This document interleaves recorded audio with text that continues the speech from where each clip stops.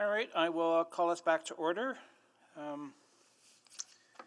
Maybe I'll start quickly with the roll call, and then we'll get ourselves up to speed on what's happening. So, Councillor Walters? Morning, everybody. Councillor Banga, I don't think was going to be able to make it to us today. He had a prior medical engagement, I think, that he couldn't move. So, but just to check and make sure he's not here. Nope. Councillor Hamilton? I see she's here. I'm not hearing her yet.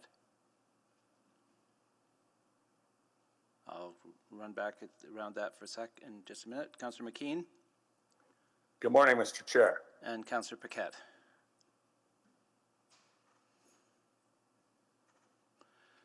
Well, there's three of us at this point, so I think that's where I'm there's here, four. Ben.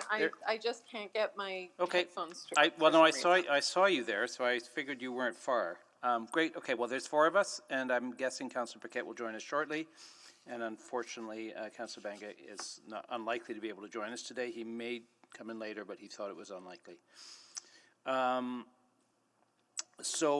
We've perhaps before we go back to where we were, which would be picking up with the Epcor items, we do have four new speakers who would like to speak on 6.9 and 6.10. On top of the four that are already approved. Does anybody have that in front of them so they can move that, and we might as well get that cleared away? If not, I can read them in. There they are on the board. Somebody else can read them in. I can move it, Mr. Chair. The Utility Committee hear from the following speakers and panels when appropriate on 6.9 Waste Services Supplemental Capital Budget Adjustment, 6.10 Multi-Unit Strategy. Sorry, that noise is a waste truck picking up my garbage on time. Number one, Randy Ferguson. Number two, Daniel Eggert. Number three, T. Burr from One Properties, and number four, G. Sing Mal, Main Street Equity Corp.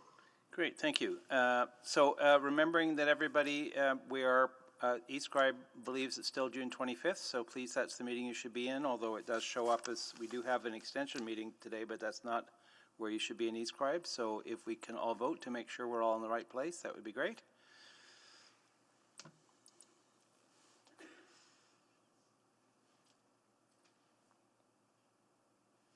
There it is. I'm a yes.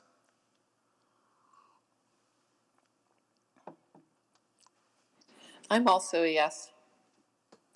Thank you. We have all the votes now. Right, display the vote, please. And that has passed. And Councillor Paquette's now with us, I'm seeing. Did I see that correctly?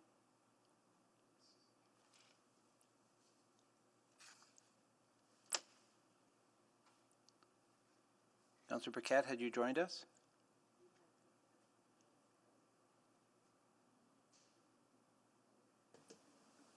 I don't see him on the list of speakers who are. Oh, okay. Sorry, I thought I saw his vote as being yes. So, all right. Well, we should probably correct that then. Good. All right. So, just maybe to for everybody listening in, we still have the Epcor item to finish. So, for those folks on the waste piece, we may get to it this morning. It's possible, but I'm guessing we have at least an hour, probably a little bit more yet on the Epcor item, and it may take up the whole morning. So I'm sorry I can't sort of say for sure when we'll be able to get to you. It's possible it won't be till after lunch. I'd be surprised if surprised and a little bit concerned if we're still doing the Epcor items after lunch, but it's possible. Please just, if you want to, feel free to monitor, and we will, my guess is later in the morning. So just to give you an idea of what our schedule looks like, we're scheduled to go till noon, and then we would take a break until 1:30, and then we're back here until we're done, or whatever comes first, or 5:30 if we run out of time, but I hope we don't, and I don't expect we will. So great. Okay, so that being said, I think, Mr. Clerk, that brings us back to where we were. Am I correct? And the next piece of business I think where we had left things is there was a motion that had been put on the table. I don't know, Mr. Clerk, you had done a tidy up on that motion. Did you want to share that right now, or? Yes, I can put that in a Google Doc and share it with all of you. Sure, it's really more just a tidy up of the restatement of it to make sure we had it worded correctly. So, and I think it was Councillor Walter's motion, so we should probably run that by him. That's correct. Yeah, point of order, Mr. Chair. Yeah, Would it absolutely. be okay to just display it on the screen here so that we can? Yeah, I you know, just we know think, what yeah, we're to dealing have it, with. better to get it cleaned up now, and I suspect there are going to be amendments to it anyway, so it may not be Yes. critical, but I thought we might as well at least start from the same place. Okay, and it appears that we will be posting that very shortly up on the screen. On the screen, perfect, there it Thank is. And posting it, yeah, but we can't, just, sorry, Ben, if I may, we can't see the whole thing. So if we could also have it in the chat, that would be good. Yeah, it's basically, I think, an actual dollar restatement of what would actually change in the bylaw. So it's in line with the motion that was made.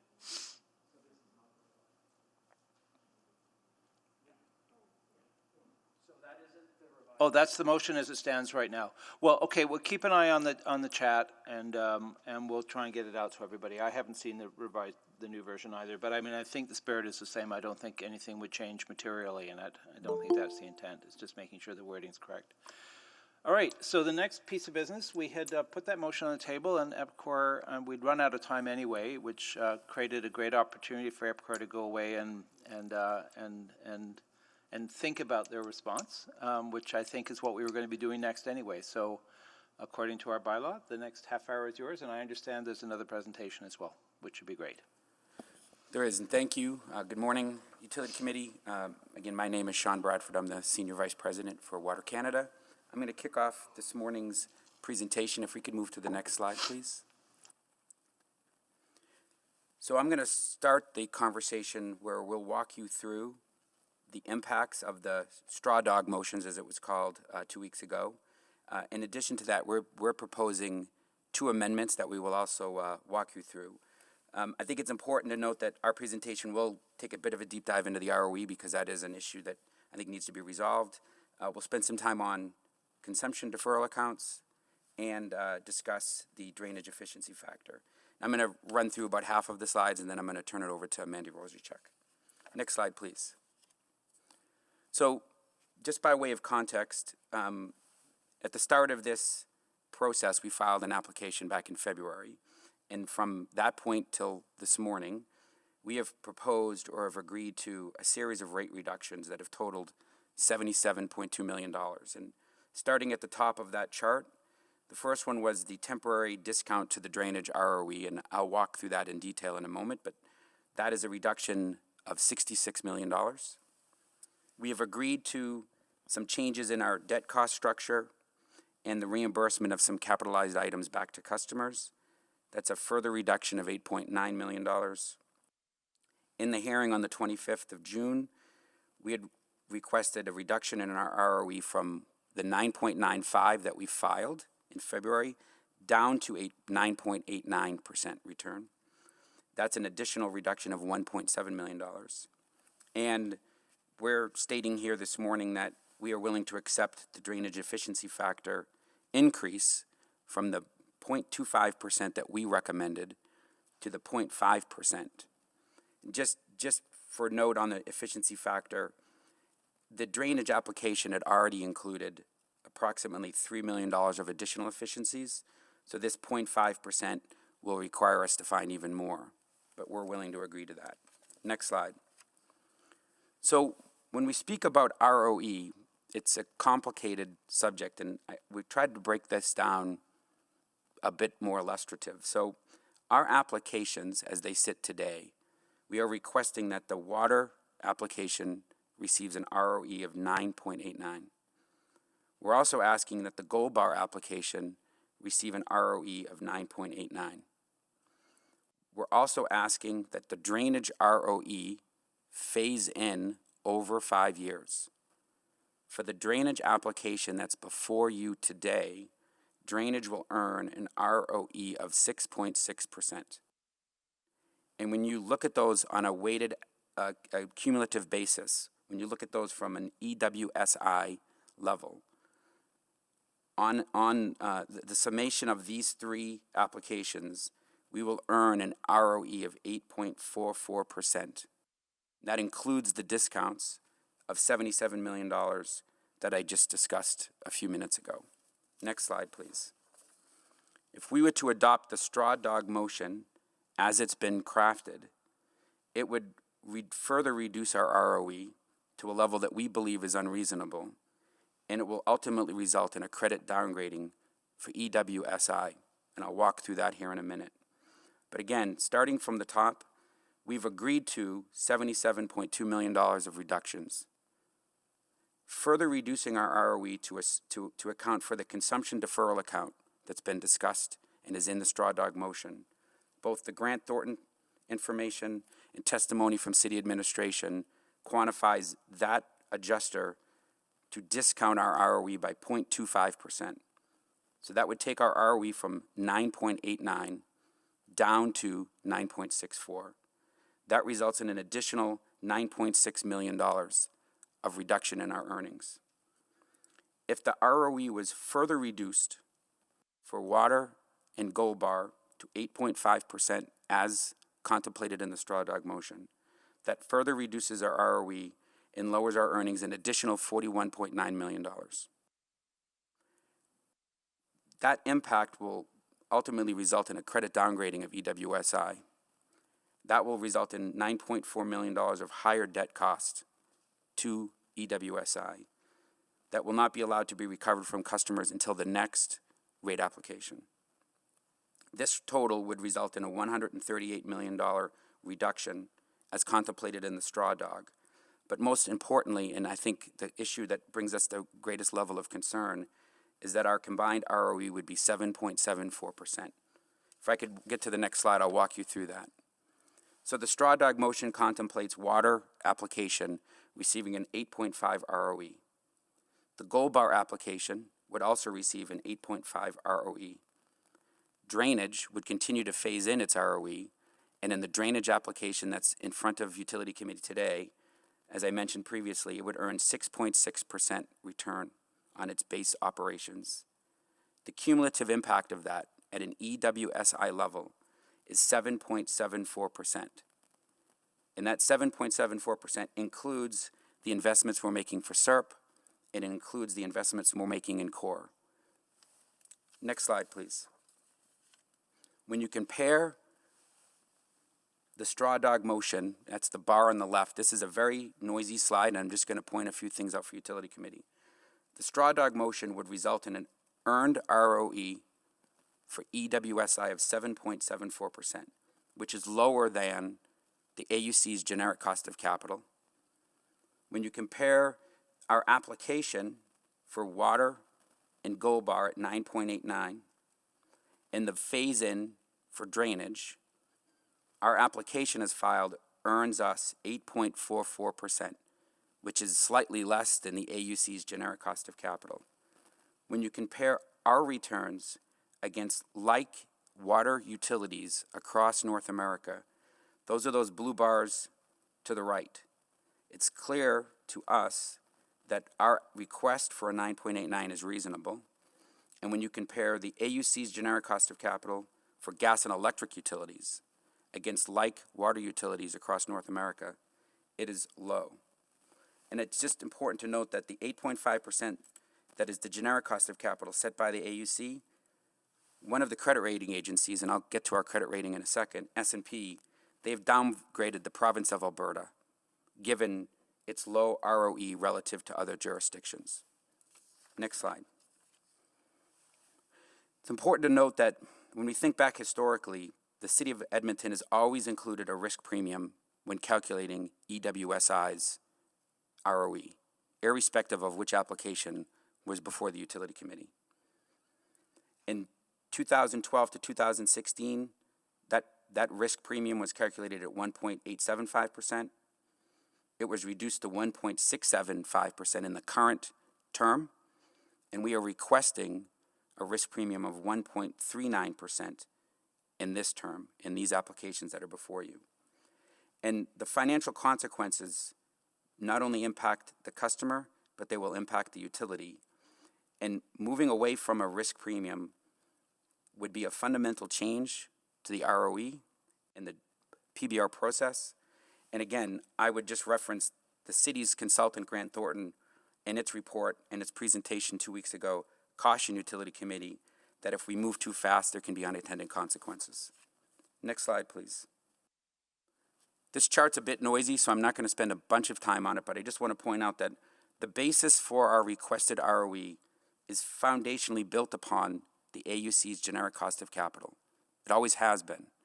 And that is set today at 8.5%. City administration and Grant Thornton had estimated that a deferral account for water consumption would impact our returns by 0.25%. That's that small bar in yellow, maybe hard to see on the screen. The remaining 1.14% of risk, in our opinion, has not been addressed as part of the AUC's generic cost of capital. Next slide, please. I'm going to walk you through a couple of those risks.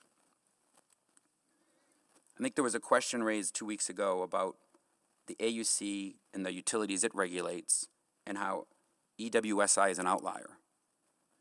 I think on foundation we would agree. It's important to note that the large electric and natural gas utilities that are regulated by the AUC produce no product. They don't produce the natural gas. They don't produce the electricity.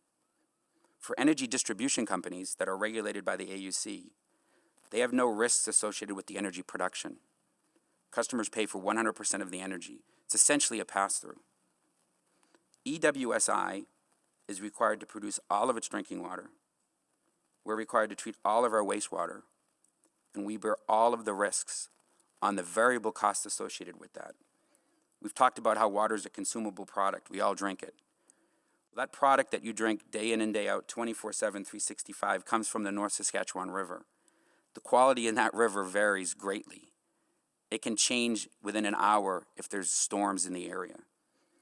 The public health regulatory requirements that are set by AEP, Environment Canada, and Health Canada do not change. They are unforgiving.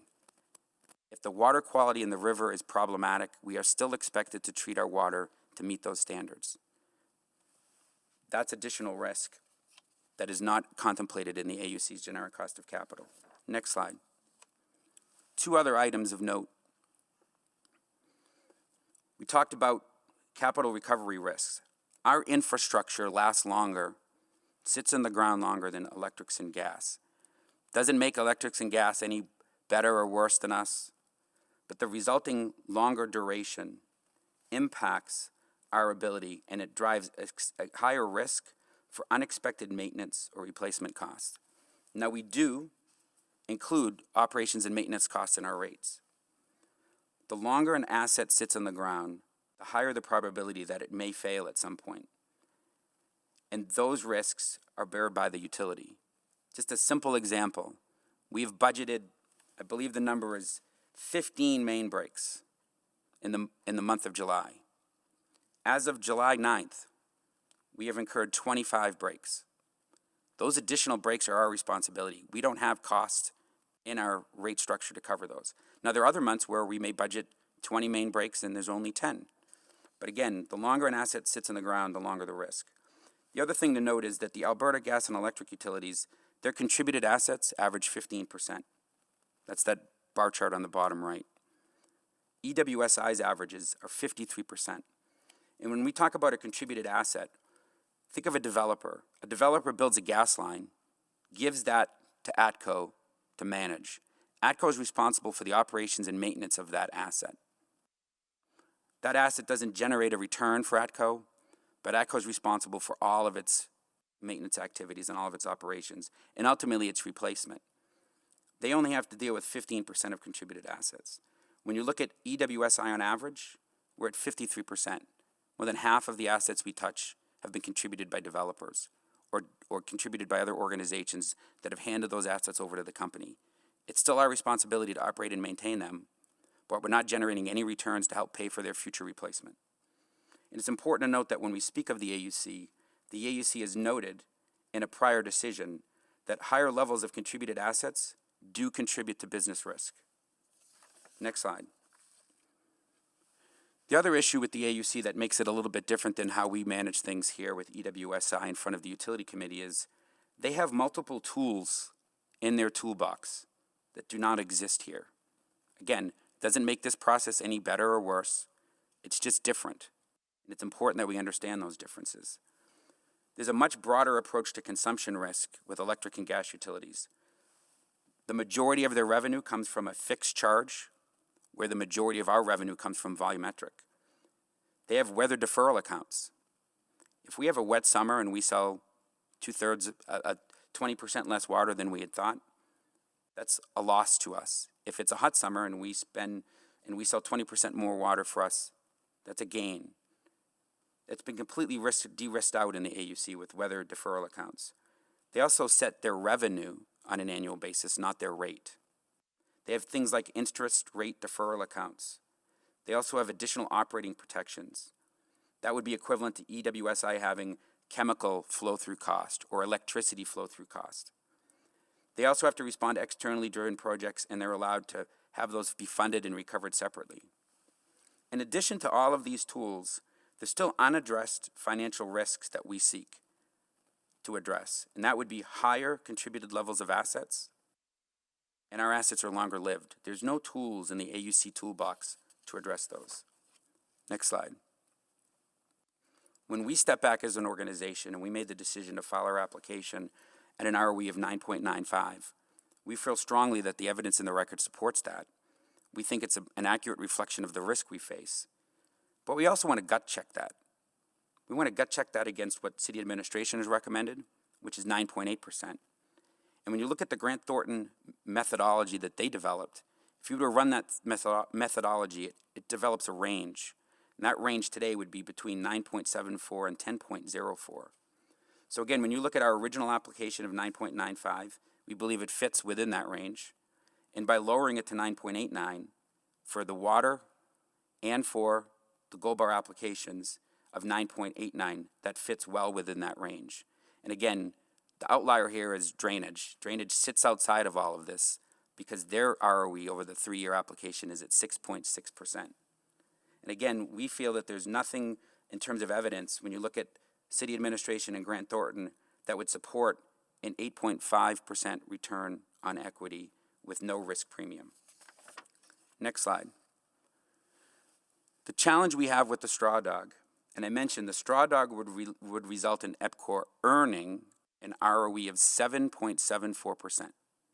And again, that's 8.5 for water as an award, 8.5 for Gold Bar, drainage at 6.6%.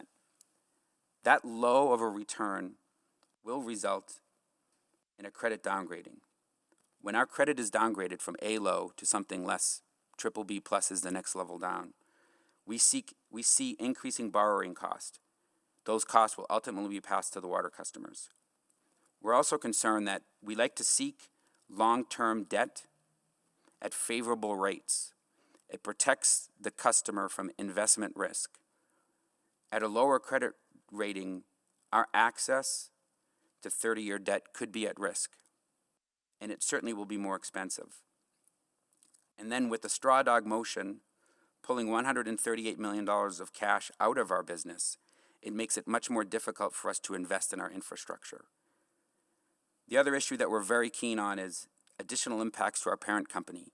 EWSI today issues the credit and issues the debt and passes that down to EWSI. If EUI's credit rating was impacted, it would cause additional challenges for the organization. Next slide. This is my last slide.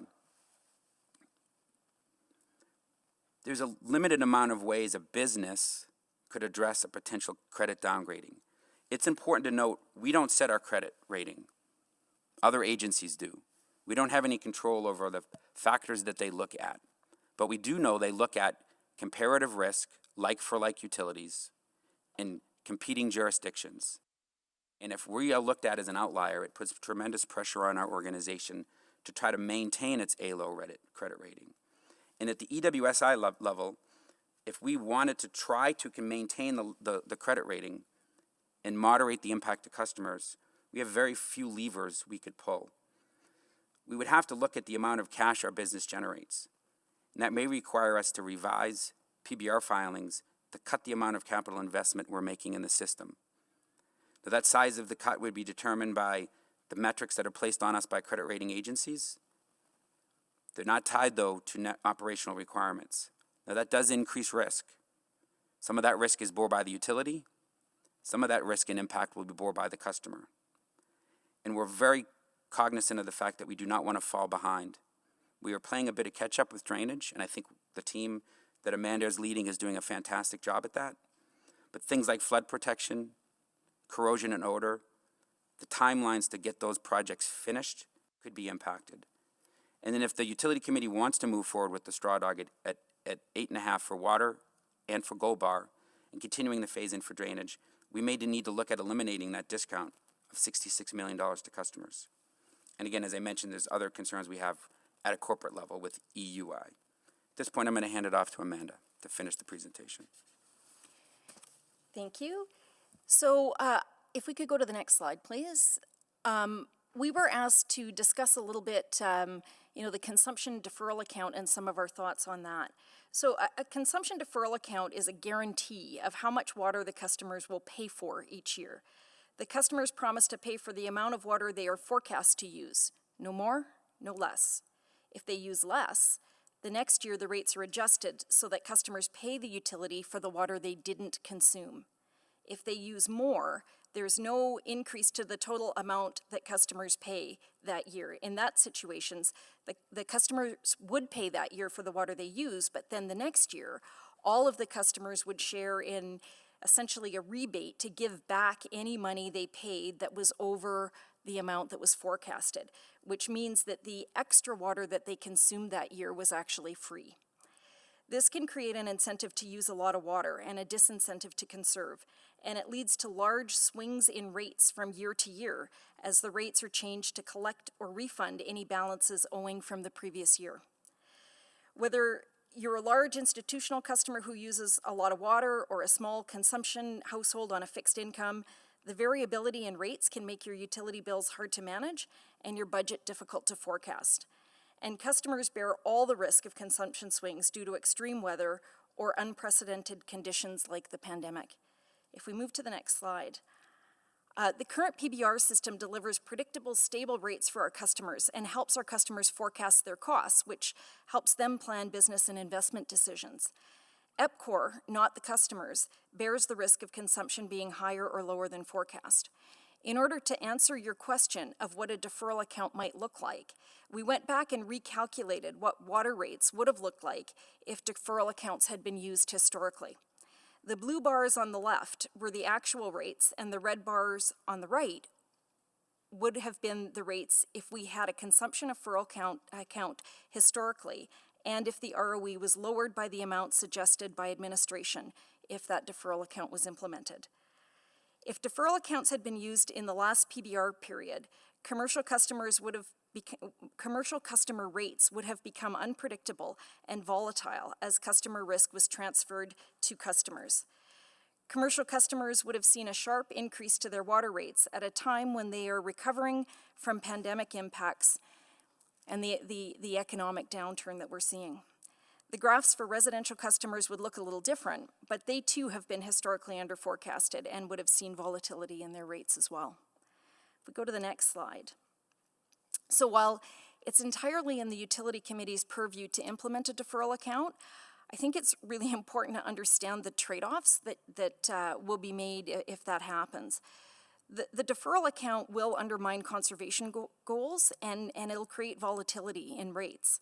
This volatility will not impact all customers equally, as low-income customers count on rate stability, and obviously large commercial and industrial customers will have the highest dollar value impact. I think it's also to remember a point that Sean referred to, and that is that while consumption deferral accounts are quite common in electricity and natural gas companies, there is quite a big difference between those companies and Epcor. For those companies, they don't produce the product they're delivering. The cost of the product itself, the natural gas or electricity, is a flow-through to customers. The deferral account applies to the pipes and the wires that deliver the product. For us, the rate also includes the product. Before implementing something like this, we would like to understand how that difference impacts the effectiveness of a consumption deferral account. If we go to the next slide, please. And finally, both the city and Epcor have a strong history of stakeholder engagement and are committed to gathering customer input prior to making changes, such as the one contemplated here. The only input we've received to date was during our PBR stakeholder engagement, in which large water customers spoke to the importance of stability and predictability in their rates. While a deferral account may be something that should be considered, Epcor does not believe that it should be implemented without input from our customers and feedback on their comfort with less predictable rates, in addition to, as I mentioned previously, sort of understanding the effectiveness of that. If we go to the next slide. So on June 25th, we spoke about the success of the PBR so far and the benefits that we believe this structure provides to customers. And we've been asked to come back today and respond to the straw dog motion. And we've just outlined some of the considerations that we think need to be taken into account. We believe that with some changes to that motion, the benefits that customers have seen to date can continue to be provided. If we go to the next slide. Utility Committee discussed a desire to look into certain factors that could be built into future PBR applications. Some of these would be to de-risk the utility. These ideas, such as a consumption deferral account, were not discussed prior to the customer stakeholder engagement that was completed for this PBR. So Epcor recommends that the consumption deferral account be removed from the motion related to this PBR, and we support a motion that reviews various mechanisms to reduce risk within the utility and conduct stakeholder consultation to gain customer input. We couldn't see a motion that had been drafted last time, so we put some wording up here, the recommended motion on this page, and it just captures the points that we thought we heard from Utility Committee on June 25th. If we go to the next slide, please. In addition to removing the deferral account from the motion, Epcor believes that the return on equity should be set to a value that falls within the range suggested by using the Grant Thornton risk premium, the values recommended by administration, and the values applied for by Epcor. On June 25th, Epcor proposed that a reduction from the applied for ROE of 9.95% down to the midpoint of the range utilizing the Grant Thornton risk premium. So we proposed that a reduction to 9.89% was appropriate.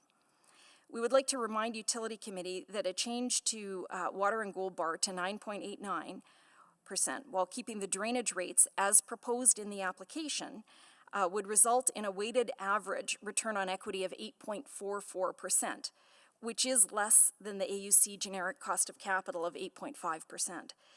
The way the motion is currently drafted, it would result in a weighted average ROE of 7.74%, which is considerably lower than the AUC generic cost of capital.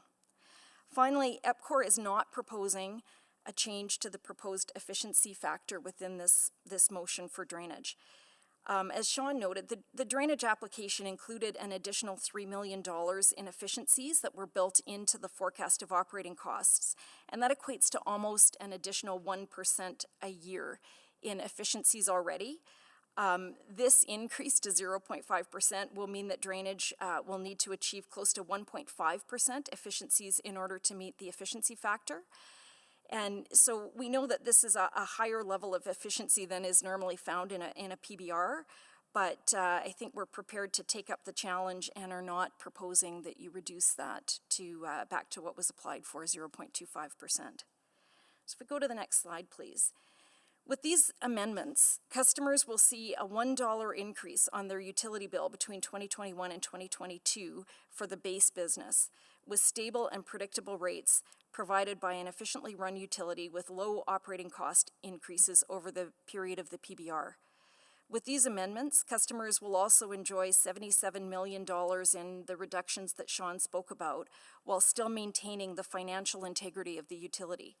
And this will allow the investment of $1.35 billion to ensure the continued reliable service that customers told us was so important to them when we conducted our stakeholder consultation.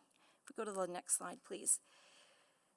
The total bill will increase by roughly 4% a month, $4 per month once the cost of funding the Stormwater Integrated Resource Plan and the Corrosion and Odor Reduction Plan are taken into account.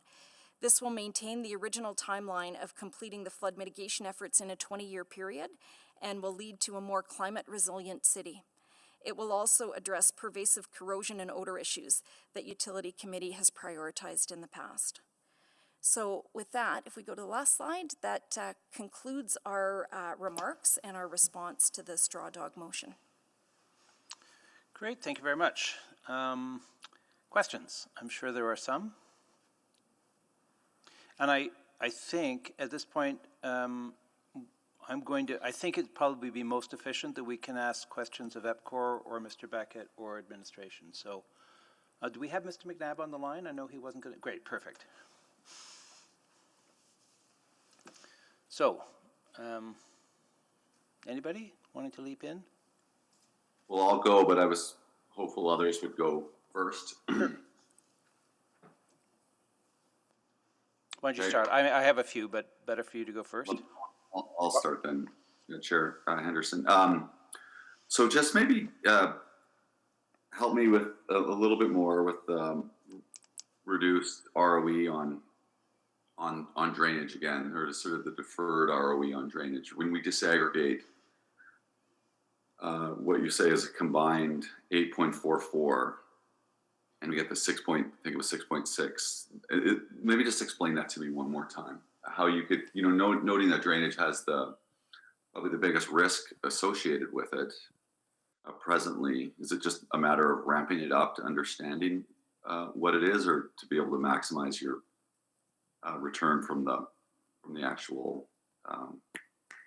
utility? Sorry. Yeah, go ahead, Sean. Thank you. Sorry, Councilor Walters. And if we want to go back to slide 4, I could, again, just for illustrative purposes, I think that kind of gets to the root of the question here.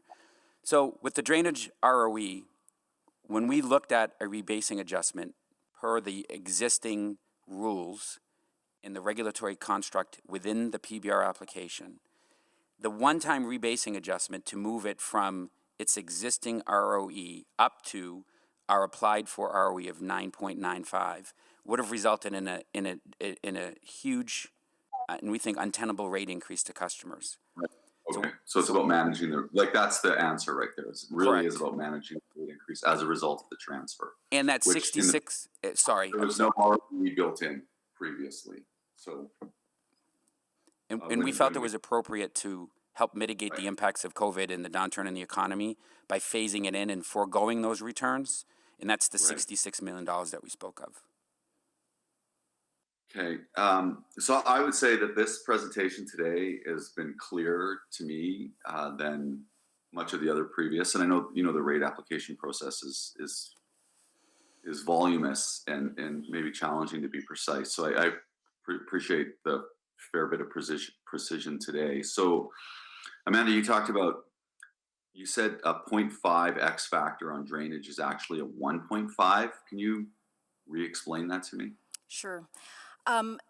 In the application, when we did a forecast of the operating costs, we actually built in over the 3-year period an additional, by the end of that 3 years, an additional $3 million in efficiency. And our operating costs are roughly $100 million a year.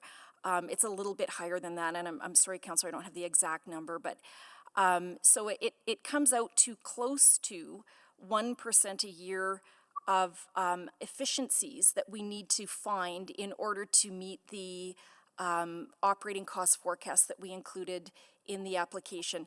Now, in hindsight, maybe we should have done that differently. Maybe we should have just forecasted the operating costs without including those efficiencies, and it may have been more transparent to have all of the efficiencies shown through the efficiency factor.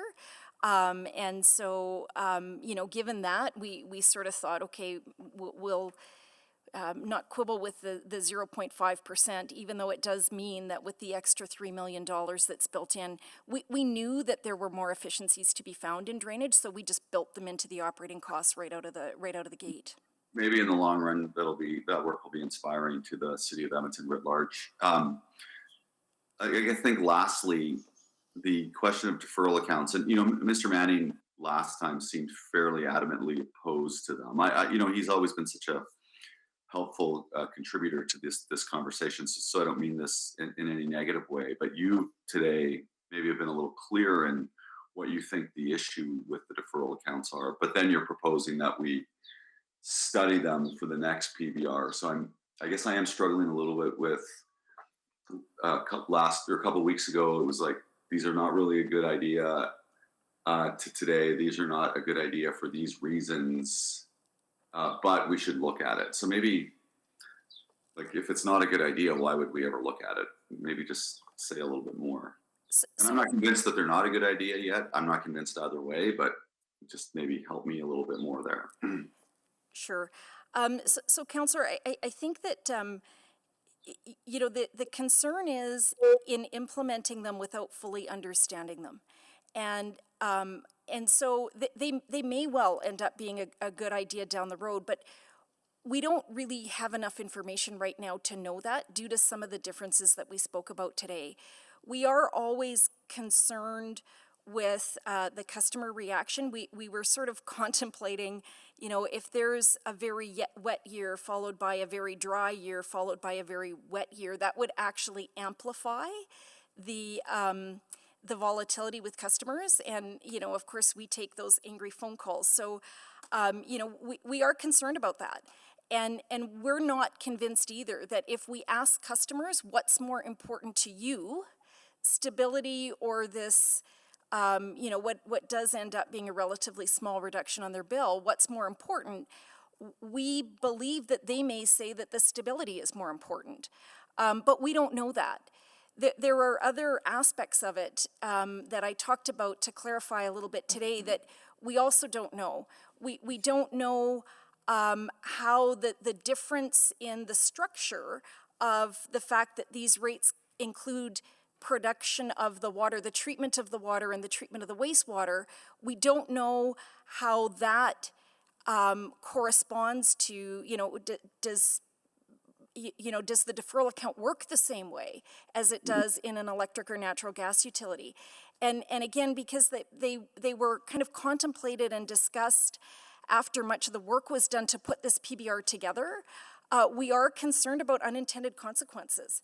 And we're concerned that we will implement something and then, as we proceed, find out that maybe it wasn't the best idea. So I think it's something where we know that there's a desire by utility committee to look at ways to de-risk the utility.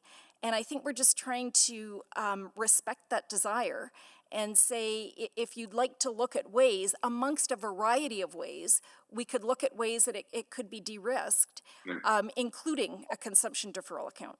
All right, I'm well out of time. Thanks, Amanda, and I'll come back on this another set of questions. And thanks. Great, thank you. I think it's Councillor McKean next. Yeah, Mr. Chair, did you say we could ask questions of? I think anybody is fair game. Okay. So I think that's the most effective and efficient way to work here. So, Mr. unless somebody disagrees with me, I think that would be in line with the bylaw. Okay, clear. Is Mr. McNabb on the call? Yes, he is. I am Councillor McKean. Yeah, thanks. I just want to get your reaction to this presentation this morning from Epcor and the suggestion that the straw dog ROE and the consumption deferral accounts would have perhaps unintended consequences to add risk to customers and even to Epcor's or ESWI's credit rating. Those sound troubling to me. I wanted to get your response. Yeah, I think with the deferral account, administration's biggest concern right now is we've got COVID. So if we punt this down the road to 3 to 4 years to study, well, hopefully the impacts of COVID are gone. So from administration's viewpoint, now's the exact time to be addressing this and deciding whether we think we need the deferral account or not to address COVID.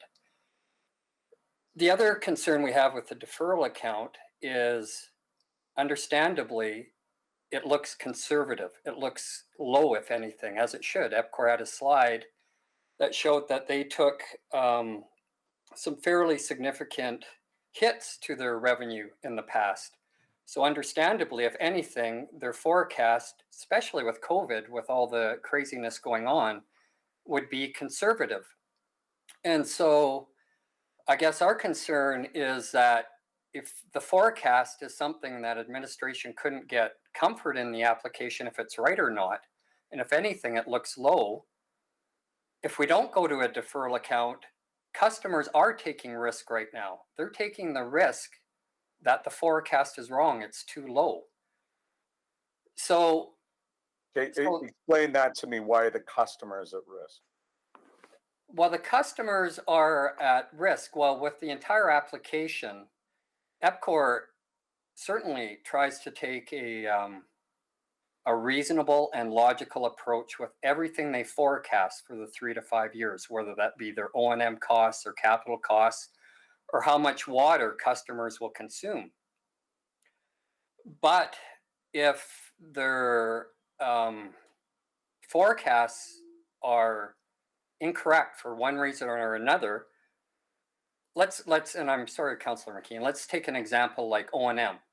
Let's assume their O&M forecast for labor was much higher than the actual staff complement they incurred. Then customers would be paying O&M costs for a very high labor force in their water rates, where in reality, their labor force may be much lower than that. So I guess the initial rates that customers are paying for are relying on the accuracy of the forecasts that Epcor has in its application. That's what we're all sort of reviewing. We're judging and evaluating, are these forecasts reasonable? And I guess administration is just raising a flag through no fault of anyone, including Epcor. You know, most of these forecasts look very reasonable, but the water consumption forecast, if anything, looks low. And so right out of the gate, if the water consumption forecast is low, then the rates in the application may be too high. And I hope that that makes some sense, Councillor. The last bit did, the O&M cost forecast was a little bit okay. Yeah. Because they forecast, so they forecast, as you said, labor costs that turn out to be actually be lower. And the implications of that is a higher ROE for Epcor, but then the next PBR addresses that? Yeah, it does. And I think I'm confusing things, and thank you for bearing with me. I think the issue with this one is, and I don't think it's really coming across, administration's concern is we've got one item in an application that we couldn't get assurance it was reasonable. So what do we do if there's, and it's an important number. What do you do, forgetting about the future, whether it goes up or down? What if what's in the application we can't get comfort is reasonable? What do we do? And that's where we said, Epcor, any thoughts? And the only thing administration could think of is, if we're not sure if a number in the application is reasonable because of COVID, what do we do? And we said, why don't we just true it up to actuals? And this way, in a way, nobody's taking a risk, if you will. We're just going to rely on the actual consumption. And I think I'm starting to talk too much. I think I'm starting to lose you a bit here, Councillor. So, don't judge my body language, which may be accurate, but I might come around again. Okay. Thank you. Well, I may keep on going on that a little bit, because it was really interesting seeing that slide that shows what would happen if we used a deferral account going forward, because it strikes me what that is indicative of is that in the past, Epcor has guessed wrong on the low side. But you've, in answers to our questions last 2 weeks ago, assured us that you've tightened up your methodology on that, so that that risk seems to me a little, if you've truly tightened up your methodology on that, then looking back when you misguessed, and this would have worked against you, probably is no longer a valid test, if that makes any sense. And I just wouldn't mind your thoughts on that, because we asked questions about that, and you assured us that you had changed your methodology on this, and I think this is Mr. McNabb's point, that you were much more confident of these numbers than what has happened in the past. So using the past picture is showing us a picture of the time when your methodology wasn't right. So thoughts about that? I think one thing I would say, Councillor, is if any of us had a crystal ball and we knew exactly what it was, we could give you the forward-looking picture. Yeah. Because the forecast does rely on a number of factors, including, the rate of economic recovery. Yep. And so in the application, we've tried to tie the rate of economic recovery to what other experts are saying, including, and Daryl can maybe jump in on this, but including the City of Edmonton's forecasts. And so we're trying to forecast that as best we can. I get it, and I understand that, which gets us back to the real point here. So you're suggesting that risk is worth 2.5% of a rate of return? No, actually, that was a number that came out of both administration and Okay, so Grant that's our Thornton's number. report. That was my question about where the number came from. So, and I couldn't remember. So I guess the interesting question for us here, and this goes back to who takes the risk and what is the risk, is quantifying that. So it would be, I don't know if we can crunch these numbers or if you have. I think it'd be really, because I think we're here standing in for the ratepayer, deciding whether or not you should take the risk or they should take the risk, without really truly understanding how much the insurance that we're buying, if you take the risk, is. So I'd be really useful to know, what that 2.5% means in terms of actually dollar figure return, and how that translates to a change in rates. On slide 5 in our deck, we had noted that if you were to reduce our ROE from 9.89 down to 9.64, Yeah. that's the 0.25, it would lower our returns by $9.6 million. I don't have the rate in terms Yeah. of the water bill for the customer or the Yeah. utility bill to the customer. But that's the other piece of the puzzle. We need to understand what that risk could mean to them, right? And I think unfortunately that's because so we're essentially, by not doing a deferral account, we're spending $9.6 million on insurance, but we don't know what the real risk is to the customer, and that's, I think, what we need to understand here. Mr. Beckett, do you have any thoughts on this? No, I think you've captured that pretty well. And Mr. McNabb, do any of us have that number of understanding what that risk would be to the customer? Yeah, we've asked our team that's watching this online if they can try to take a quick I calculation. I think, quite frankly, I understand in some ways it's better to go off in the future, but we don't have that option right now. And essentially, our decision here is whether to buy insurance for our ratepayers or not. And I think that decision sits with us. And that's why I've not been sure about this deferral account all the way along, because I'm not sure I have an answer to that question of, what risk I'm prepared to take on the ratepayer's behalf. Yep. So at a high level, it's approximately a 30-cent per month reduction in residential customers' bills.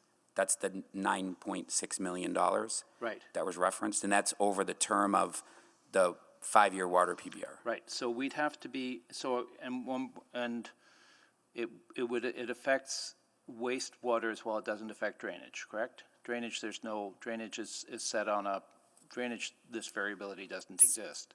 No, drainage does, but there's sanitary and storm. That's It when I affects say drainage, I mean storm, sorry. Yeah. Correct. Yeah. Sorry, that's how we used to distinguish when they were ours. So let's say, it's probably, 30 cents per customer is just the water bill on a average residential use. A very high quick calculation, yes. but 30 cents per month. So call it $3.50 a year. So we would have to be off, and we'd have to assume that, I mean, obviously it plays out and the stakes are higher for our larger users. But we would have to be off by, so we'd be saving 30 cents on so that'd be a 30-cent increase that may or may not, that they may end up seeing. So just think it through. So we'd have to see, the deferral account would have, in a worst-case scenario, we'd have to go beyond 30 cents increased bill if we had a low water year. And you could have a situation where there's a winning category like residential, where they use more water. Yep. And in the same year, a losing user group Yep, like yep. commercial, where they don't use as much more water. yeah. So we start to pick the winners and losers. It's not a water bill for all Epcor customers. It's subcategories, residential, multi-residential, commercial. Yeah, no, but if our concern is variability here, if our concern is the swings we may be looking at, we'd have to be looking at, and so so I guess the next question is, sorry, I'm just trying to think out loud and work this through. What kind of swing in water usage would we need to see? How big would that shift be to create a 30% hit, a 30-cent hit? Right? How much would we have to be off for people to lose on the 30-cent end? I'm guessing it's pretty significant. We're looking at that now. You'll need Yeah. to just give us a minute. Who knows? Oh, sorry. I'm seriously out of time. Maybe while you guys are working on that, I can come back round. Is there anybody else? Well, Or somebody are you want to gonna pick keep up going where on I that left same- off? Are you going to keep going on that same line of question? Well, they're crunching numbers, so we don't have it right now. But I would when they have the numbers. We're at a dead end until we get some numbers back. Yeah, my questions are related to this too. Then So maybe let me why don't ask. you keep on going then? Yeah, Mr. Beckett. So understanding what the risk is, being precise about what it actually is to the customer or to the utility, who should take it, and how we mitigate it. These are the sort of general questions that we're trying to understand here. Am I? That sounds a bit rudimentary at this stage, I realize, but I want to make sure I'm very clear about what we're going to do. So maybe I'm going to ask you this, Mr. Beckett, help us through, from your perspective, your philosophy, this question. Can you add more to it, I guess is what I'm saying. Could you just repeat the question again? Yeah, sorry. I'm struggling with, we're trying to understand what the risk is, who should take the risk, how we mitigate the risk. I feel like I need a little more help in understanding, or I guess your reaction to Epcor's slides around the ramifications of the deferral account in the presentation. Maybe I'll ask it that way. So what are your reactions to that slide that talked about if we were to do the deferral accounts as is in the motion, those things would happen? So your reaction to that. Okay, I did have some issues with a couple of the items in their presentation around the deferral account. The first one had to do with the concept that customers would be incented to use more water during a year when the deferral account cap was going to be in effect. And I don't think that's right. When I turn on my sprinkler system today, I know what rate I'm paying, and I'm going to pay that rate. I'm going to pay it. It's going to be taken out of my bank account. That money is gone. Now, I might get some of that back in the future through reduced rates in subsequent years, but that's not part of my thinking. I just don't see that is a reasonable conclusion on their part. In their example about the deferral account with the commercial customers, I wasn't clear whether or not they had included the collar, the $500,000 plus or minus. The calculation on impact, sorry, I don't mean to interrupt. Yes, it does. Okay. So for me, there were a few other things about their presentation that I could talk about if that would be helpful. Well, before you do that, the notion of sort of deferring this idea of deferral accounts to study it and understand exactly what we're going to be using them, or exactly how they're going to be used and what the impact will be, versus Mr. McNabb's reaction to that. I wouldn't mind you weighing in on that specifically. Well,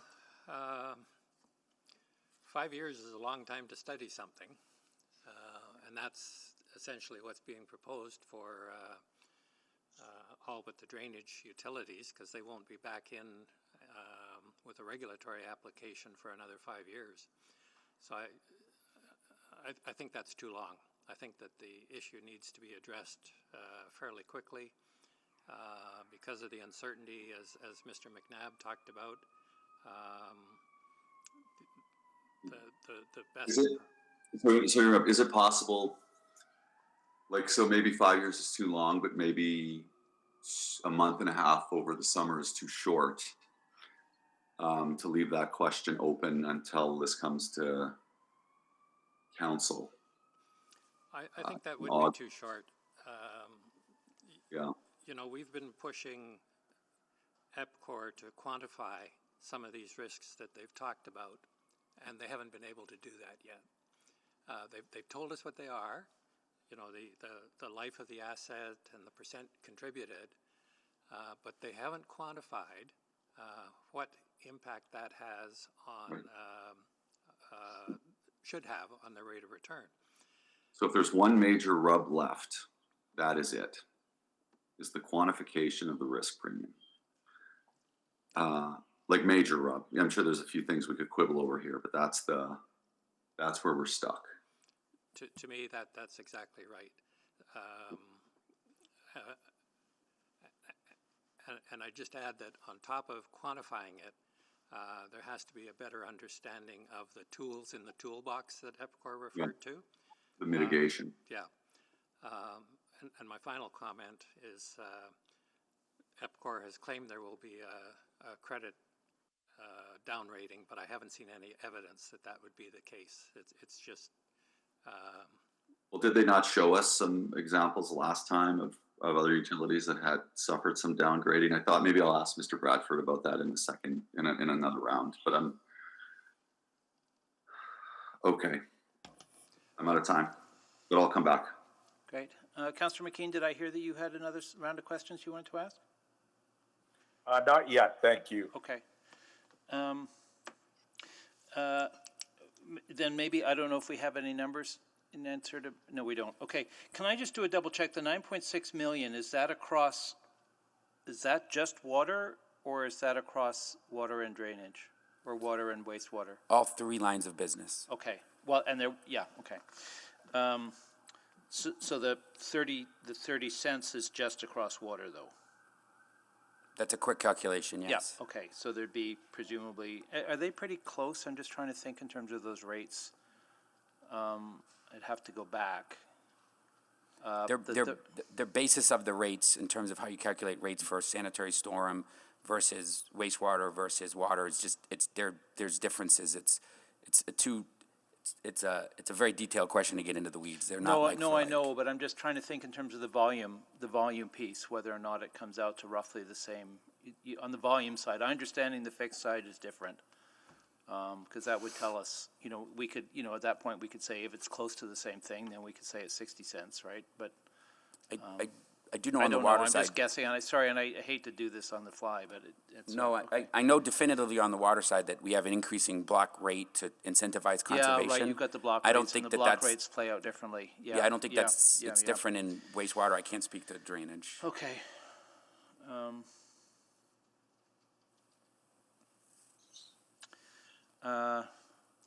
Because I, you know, I do... the other advantage right now is, you know, that we have some advantage here, and I wanted to ask another question. Let me come at this another way, because in terms of and you know, we were able to talk a little bit offline about this. So in terms of the ROI, I understand that we're dealing with 3 different PBRs here, and we have to have bylaws that will accommodate that. But I'm also looking to the future, and you know, trying to imagine this conversation down the road. So saying that we have, you know, an effective rate of ROI of 8.44 here. At the same time, that may be true now, but 3 years from now or 4 years from now, that's not true. And I'm wondering in this motion, if that's the case, if this motion actually talks about a collective rate of return of 8.5 rather than across the board for each utility 8.5, then at least it creates a different starting place for 3 years from now or 4 years from now. And I just wouldn't, Mr. Beckett, or I don't even know if that's, I mean, I realize it translates into it's going to translate into our bylaws in a very different kind of way. But, you know, if this was reworded to say that it's not 8.5 across all three of them, but a collective rate of return, because I'm really struck by the fact and that that Epcor is thinking of this as one utility, and yet we're trying to set it with three different, as if it's three. I mean, we're doing PBRs for all three, and I think that's part of the tension. And that applies as well to the fact that the capital investment is being moved back, and you know that the money that they can put into capital investment is being moved back and forth between the three of them from their end of things. I don't know. I've asked Epcor that question. I haven't had a chance to ask either our administration or Mr. Beckett about that. Thoughts? Well, my recommendation to you would be to keep separate rates of return for the different businesses. If you want to end up with the result of 8.5%, then you should just work it backwards through water and wastewater treatment. Right. So that blended number that they gave you ends up being 8.5%. Right, which is essentially the situation right now. What I'm wondering is what that looks like when we're sitting here 3 or 4 years from now, though, because 3 or 4 years from now, it's not going to look like that anymore. And you know, it just really, you know, we have this discussion all over again. That's all. You're going to be here 3 years from now? No. But I feel for them. All right. So the answer is, I mean, I recognize we can't, you know, in effect, we can't do that. In effect, the effect is on the PBR is that it goes in the way it is right now. I'm wondering if the motion can capture it in a different kind of way. But, okay. Anyway, we have tons more people on the board, so I will go to them. I'm really just killing time until we get some numbers. Councillor Walters. Councillor McKean's still in the second round. Oh, sorry, Councillor McKean. Yeah, and I think I only have one question right now. The deferral accounts, Epcor's submission is the deferral accounts will create volatility in rates, as I understand their submission. And therefore, it is incumbent upon us or them to go out to customers to get their feedback on the deferral accounts and what they could mean. So let's say that took a good year to get to commercial and residential customers. My question is sort of technical, but and maybe this is a rookie question, and if it is, I apologize, but could the PBR be amended in a year's time to add deferral accounts? I don't know who could answer that. Could I jump in? Do you mind, Councillor McKean? It's Ms. Barry McNabb again. You know, there's a lot of great points being raised here as I listen to this. First, with the chair trying to quantify and Councillor Walters trying to quantify just how much could earnings go up or down depending on consumption. And that's one thing we also were indirectly talking with Epcor. If we're just uncomfortable with your consumption forecast, just how much is the risk? If the dollars aren't that big, fine. But it seems like the dollars could swing quite a bit. So we're uncomfortable with this. And so besides a deferral account, we also threw out, well, what if we update your forecast annually? And by updating your forecast annually, yes, I know that's more work. So we have to amend rates and you submit a filing saying, this is our forecast for the upcoming year, what we think consumption will be. And so then based on your updated forecast, we'll adjust rates for that year. But the reason administration, again, trying to find a middle ground like that, is now we've got 1 year of the impacts of COVID behind us. So your forecast for the upcoming year hopefully would be a little more accurate. And then you'd update that forecast again another year down the road. So I wouldn't mind maybe Epcor suggestions or thoughts on that being a middle ground. And so if we're uncomfortable with their forecast now, maybe we could do something like that, is until we've studied and contemplated the deferral accounts, maybe we just take your forecast for 1 year for the year 2022. And if we haven't reached a conclusion on deferral accounts a year later, then can you update your forecast for customer rates a year down the road? So, and before you, I think Epcor, I would like to hear from Epcor, but I just want to know, and I don't know who has the answer, but if it's technically possible or feasible a year from now to make, I guess, what would be a fairly major amendment to the PBR and saying, okay, let's add in these deferral accounts and also what you're suggesting, Barry. So is it technically possible? Is it, Mr. Beckett, do you know if it's legal and possible to do this? I think it is. I think you as the regulator can call the regulated utility in front of you at any time. Okay. I would caution against leaving it extremely open-ended, though, because you kill the incentive for the utility to find efficiencies if they don't know whether or not they're going to be able to keep those efficiencies. The issue that we seem to be dealing with here is that there's a risk around consumption. Yep. There's a risk around operation and maintenance of the facility. There's a risk around the capital investment that's actually going to be required. And there's a risk around debt costs.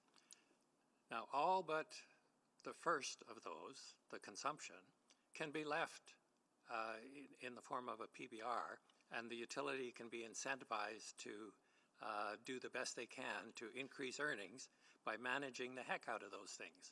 The issue that we seem to be struggling with is, can they do the same with the consumption risk? And we really haven't seen any evidence one way or another that they can, other than their comments that they've done a better job this year in forecasting consumption. But to answer your question, yes, I think you can call them back anytime. Thank you very much. Okay. Councillor Walters. So to follow up on that excellent question, that would be, I don't know if technically it's an amendment or an adjustment of, like, I wonder what the technical term is for us to do that at that point, say arbitrarily it's 12 months out. But maybe from Epcor's perspective, just a response to that Q&A that you just heard. Like, study it for a year, not for 5 years. Yeah, we would be back in front of you in 3 years with an application for gold bar and drainage that do include volumetric rates. Yeah, 3, but so even still. There would be, yeah, it's not 5. But I guess the challenge we would see in this is the adjuster mechanism as currently proposed would true up our consumption forecast to actuals on an annual basis. What we would essentially be doing with this new discussion is we would be resetting our rates on an annual basis.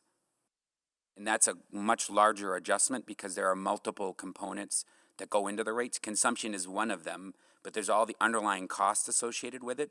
So I think we would just want to think that through if we were to come back in on an annual basis and reforecast, because our forecasted consumption drives revenue in the form of rates. And if you go at it in that direction, I think you're opening up the box a bit more than if you just look at consumption and true that up to actuals on an annual basis. And again, as Amanda mentioned, this might not be a bad idea. I do think we want to run some of these traps to ground to make sure that we're not all missing something collectively. And I do have a little bit of information on the risk transference in terms of dollars, so I can speak to that in a few minutes, Councillor. Sure. So I suppose, how I'm feeling, and I know this is not about my feelings, but how I'm feeling at the moment is that we're sort of mediating. Good thing Councillor Henderson has a mediation background between two perspectives here. So this is the challenge, and it feels like there's Epcor's position, and then there's our administration, and Mr. Beckett's perspective. And I think what Councillor McKean has come up with, and had I come up with it too, it's not necessarily sophisticated in this from a technical regulatory perspective. We're just feels like we're trying to split the difference here between two competing expert perspectives. So I think we need to continue. We need to get some help with that, and whether it's in year one of the PBR or year two, and it allows the time for the next council, obviously, or the next committee to understand what exactly it is you're running to ground, as Mr. Bradford says, that may be worth all now collectively coming together on putting something to amend that straw dog to that effect. So I'll leave that for you. On Mr. Bradford, on the, or Amanda, either the Sean or Amanda, on the quantification of the risk. So the challenge I'm having there too is it's still we're still in a bit of an arbitrary space, right? Like we're not completely sure exactly how to quantify it. So subsequently, the ROE feels a bit arbitrary. We have what admin's saying, what Grant Thornton says, what Mr. Beckett says, what AUC does, what Epcor is proposing. So I think at this point, I'm worried that we're going to be arbitrary in whatever we amend in this straw dog motion as it relates to ROE too. So I guess Mr.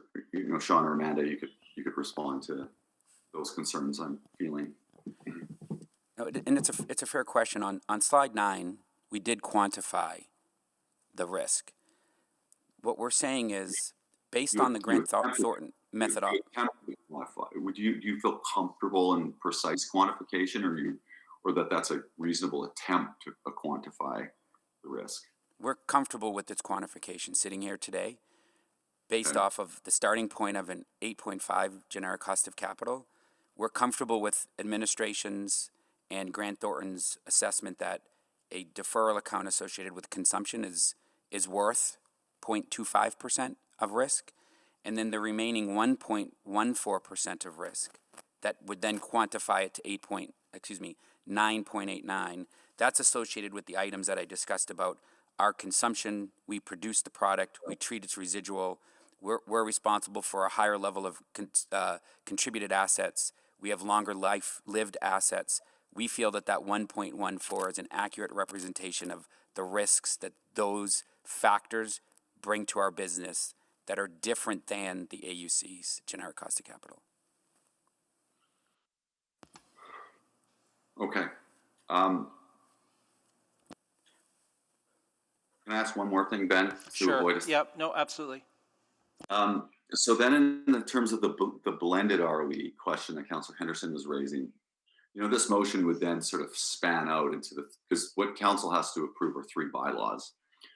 I just want to understand how this motion, because right now you're asking for a blended 8.4 for ROE. This says 8.5, but what you're taking us to mean and what we mean is that it would be 8.5 on water and wastewater and still a 6.6 on drainage. So a blended 7.44 is what this actually is in the motion that we have in front of us. Yeah, it is complicated, and the challenge that we have here is when we think about credit risk, it's at the EWSI level, which is all 3 lines of business. But the applications that are before you today, we're requesting a 9.89 ROE for water. Well, I understand that, and I just want to make sure that we're clear, like everybody on committee is clear that what the 8.5 is in front of us is actually 7.44. Even though it's not specifically, it's not articulated thusly, and that we have to deal with these really in terms of what council has to approve is 3 bylaws with ROE associated with each. Your credit rating is across all lines of business. That's a different thing. Yeah, We just have to be mindful of all that. yeah, and the straw dog, just to be clear to the utility committee, the straw dog amendment contemplated an 8.5 awarded ROE for water, an 8.5 awarded ROE for Gold Bar, and an awarded ROE of drainage of 9.95. But by phasing it in over 5 years, we would earn 6.6% in the first 3 years. So our proposal, again, I don't want to over confuse this, but our proposal is a 9.89 for water, a 9.89 for Gold Bar, and the drainage utility would be awarded a 9.95, but with a phase-in of that rate. That's our request, not a requirement, of a phase-in of that rate, which would earn us 6.6. And when you take the 9.89, the 9.89, and the 6.6 on a consolidated basis, we would earn 8.44. There's a nuance in there, and it's. I know it's complicated, but that's what you would be approving if you approved the amendments that we've modified that are in front of Utility Committee today. Earned versus awarded is different. Thank you. Councilor, I just have to step away for 2 minutes, so I might have to catch up on what you asked. Forgive me. Sure. Well, we'll see if we can get some numbers back. It sounds like they're ready. So we still have quorum, I think, if Councilor Walters steps away. Yeah, we do. There's three of us. Councilor Paquette has also joined. Oh, great. Yeah. Perfect. Thank you. Sorry, Thank you, Aaron. I don't know where the communication fell, but I'm here. Great. Good to have you.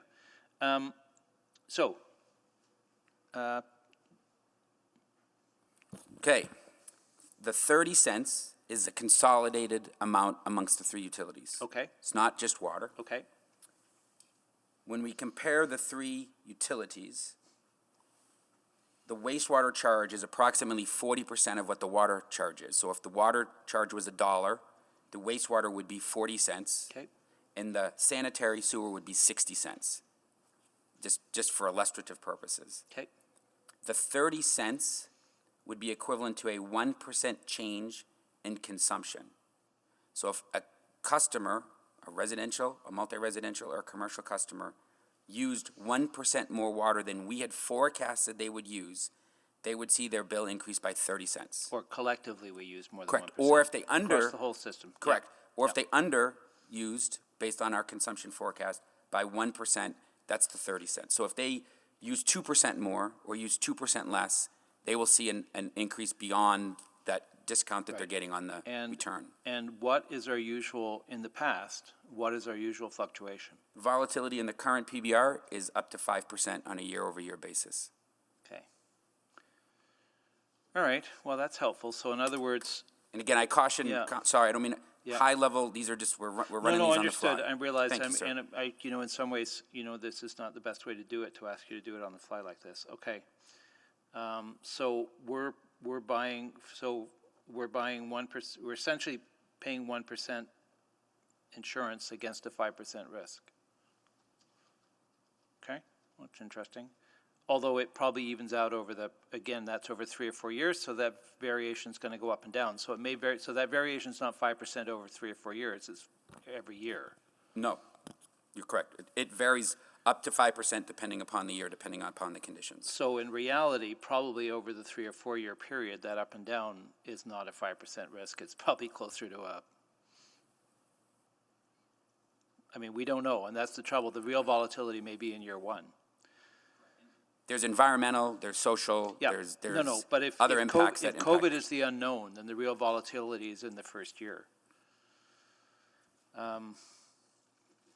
Okay, Mr. Beckett, thoughts about that?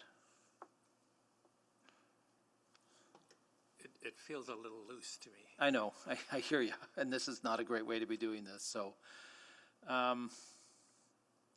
I'm interested, I guess I want to follow up a little bit on the other suggestion, because I don't think anybody's suggesting here that if we adjust the projections in year two, if you're back here next year saying, here are our new projections, that we would be really looking to adjust anything beyond our projections on usage. So I'm puzzled why that would trigger that large a rethink. The consumption forecast that we're projecting sales of our product. Then we have to run those through our various models to generate the necessary revenue based off of the current rates that have been approved. Right. It's a much larger adjustment than if you just were to simply true up a consumption forecast. Say we assumed you would use 10,000 units and you only use 9,000 units. We You would actually then have a adjust hard the dollar rate going figure. forward. You're not having to look and see how that plays forward. Everything else would run through because it's a revenue calculation. Right. The other suggestion, you could also put the puts and takes of this deferral in a deferral account and true it up in the next rate application. So just hold it. Don't make an annual adjustment. Hold it for the 3-year terms for Gold Bar, for the 3-year terms for drainage, and the 5-year term for water, and then figure out the proper regulatory treatment at the next PBR. Next time. And that takes away your risk. Well, it doesn't, because that risk is going to carry forward, and there's additional cost about deferring things. Yeah. But if we're concerned about year-over-year impacts, you could put it basically in a bank account. Yeah. And let it sit there, and it's our goal is that it's zero, that we stick our landing on consumption. That's the goal here, is that there is no adjustment to be made. And if you're wrong on the wrong side, you can draw down on that account in year two, for instance, right? Well, If it builds up in year one, you can draw it down in year two if the projections go the other way or off in the other direction. You would just leave it in a deferral account, and you would adjust it, you would address it in the next regulatory filing. But it would be cumulative, right? So if Could be, right? yes. And cumulative means it could be drawn down as well as up, which does take your risk away. Could. Again, it depends on how this is crafted, Yeah. right? And again, this is on the fly. We haven't thought this through and modeled it, but you could look at doing something like that as well. Well, I confess I'm beginning to get to the point here, understanding, that part of this is we're in an odd position, an odd time right now, that, that if we can all agree on that 0.25, then I'm inclined to look at a 9.54 with some version of a deferral account. For the short term, if only, right, to get us through it. I think if Mr. McNabb, I think that's where, and Mr. Beckett, I think that's where you're suggesting, given the current volatilities, is probably the best where we can serve our ratepayers with the best interest here. Is that a fair statement? Well, it sounds like you're prepared to approve just next year's rate. You're not approving a PBR if that's the case. Yeah, and that's mine. No, I'm not suggesting that, because I don't want to go back. I think, I understand, and which is why I'm talking about the deferral account. Some version of the deferral account with a 9.54 rate of return, which is taking the 0.25 off. The math would be 9.64. 9.89 minus 0.25. Oh, sorry, my mistake. Carried a one when I shouldn't have. Thank you. 9.64. And then, it sounds like a little work would have to be done on how the deferral account would work, or there's a number of mechanisms we could use here. Mr. Beckett, your hesitation with using the idea that Mr. McNabb is putting forward is we'd be back to doing one year, we wouldn't be doing a PBR anymore. We'd be doing, every year we'd be doing a rate set. No, you could approve a PBR and make the consumption a flow-through component that's adjusted every year. That's a perfectly legitimate PBR. So that instead of simply basing next year's rates on this year's rates times the formula, you also make an adjustment to the consumption to better reflect the uncertainty around trying to forecast consumption over a longer period of time. So that's a legitimate, and it retains most of the benefits of a PBR. And it would mean, and we could, and if we're concerned about volatility in the first couple of years, it wouldn't have to be for every year of the PBR either, I presume. No, you could design it so that you have to meet a certain threshold before you go back and adjust the consumption. Okay. All right. Can I just, I'm serious out of time here. Great. Anybody else?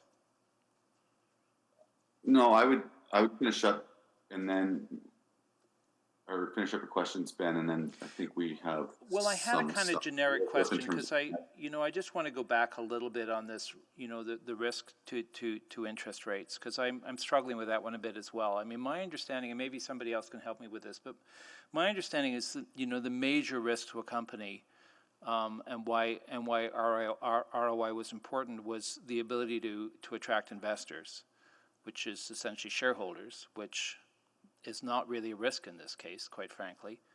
I mean, there's a risk to I understand there's a risk to our payout, but I'm really just struggling with the idea that, with that as a danger. And I don't know if somebody else can, especially because the debt is being carried by Epcor, which is a much bigger company than just this piece, and I don't know what portion this piece is. So I'm struggling a little bit with that as a significant risk here. Yeah, thoughts? So when a credit rating agency evaluates a company, and in this case it's EWSI, they look at one of the things they look at is, it's called FFO to debt.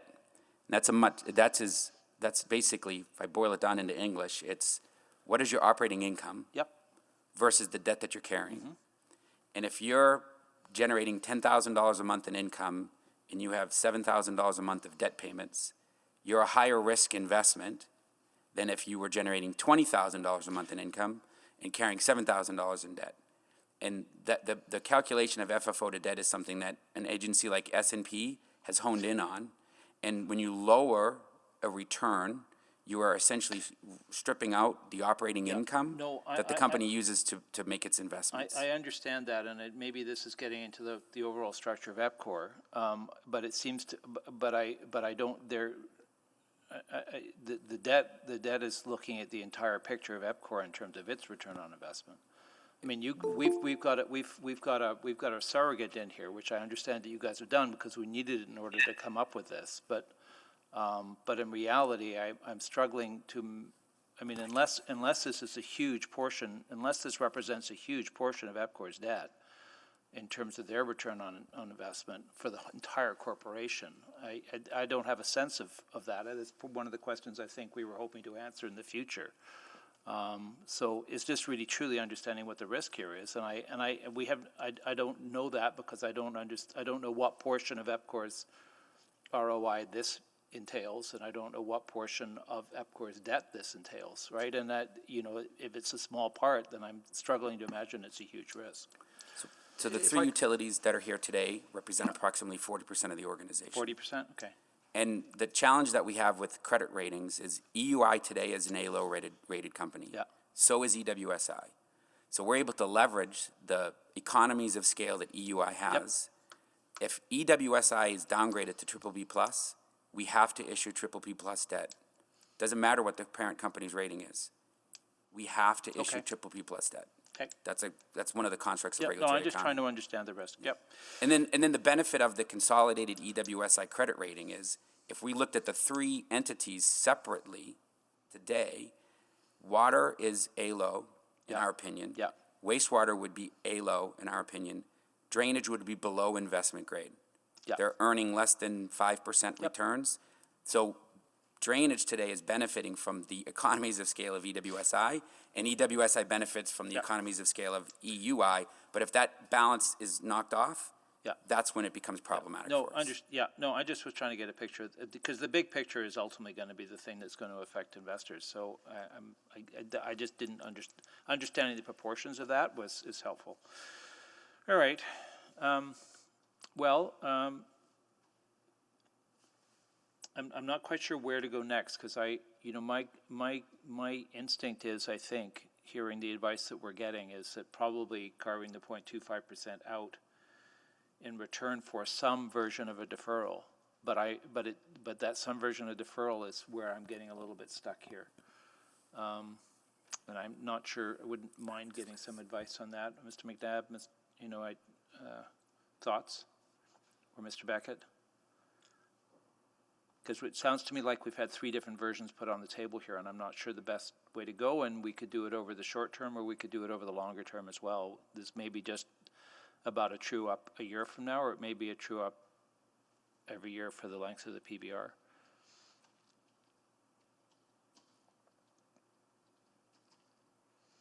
Mr. Beckett's looking uncomfortable. Well, I was hoping Mr. McNabb would jump in first. I can jump in. The reason I'm being hesitant waiting for Mr. Beckett, I know the ROE is, we've just said the 0.25. I really like personally where this is going. I think we've really clarified the issues, and I think we're close. So I again, administration and Grant Thornton quantified 0.25. And again, that's not an exact number, but that was in part based on something ATCO Gas had quantified in a regulatory decision for their weather deferral. So there is a little bit of basis for it. And I do like this idea of we're feeling uneasy with the consumption forecast, and together we're just trying to figure out how to take baby steps. So how do we, if we can't go to a full deferral over 5 years, maybe that's too far to go, what can we do just in the next year or so as we continue to study this? So I really like the direction it's going, Councillor Henderson. I just wish I had a great answer on what to do. Personally, I kind of like, okay, you've got a forecast for 5 years. Let's go with your forecast of consumption for the first year. Even though we're uneasy whether it's accurate or not, sure, let's go for 1 year.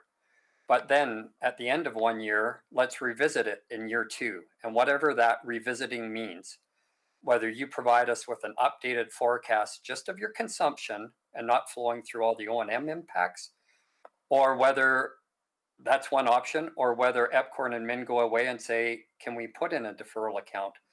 That's where I don't really have an answer. So I wish I could be more helpful. So you're suggesting, I'm out of, Councillor Walters, why don't you go next? I've been talking for too long here. So one option here then is like we can recognize or reconcile that we may not get this completely precise today, because we can make some amendments to the straw dog, leave open a couple questions to be worked on. So it's not like the full motion that Ms. Rosechek had provided earlier jammed into a month, but to look at that kind of 1 year, 2 year flow through deferral option that we're discussing,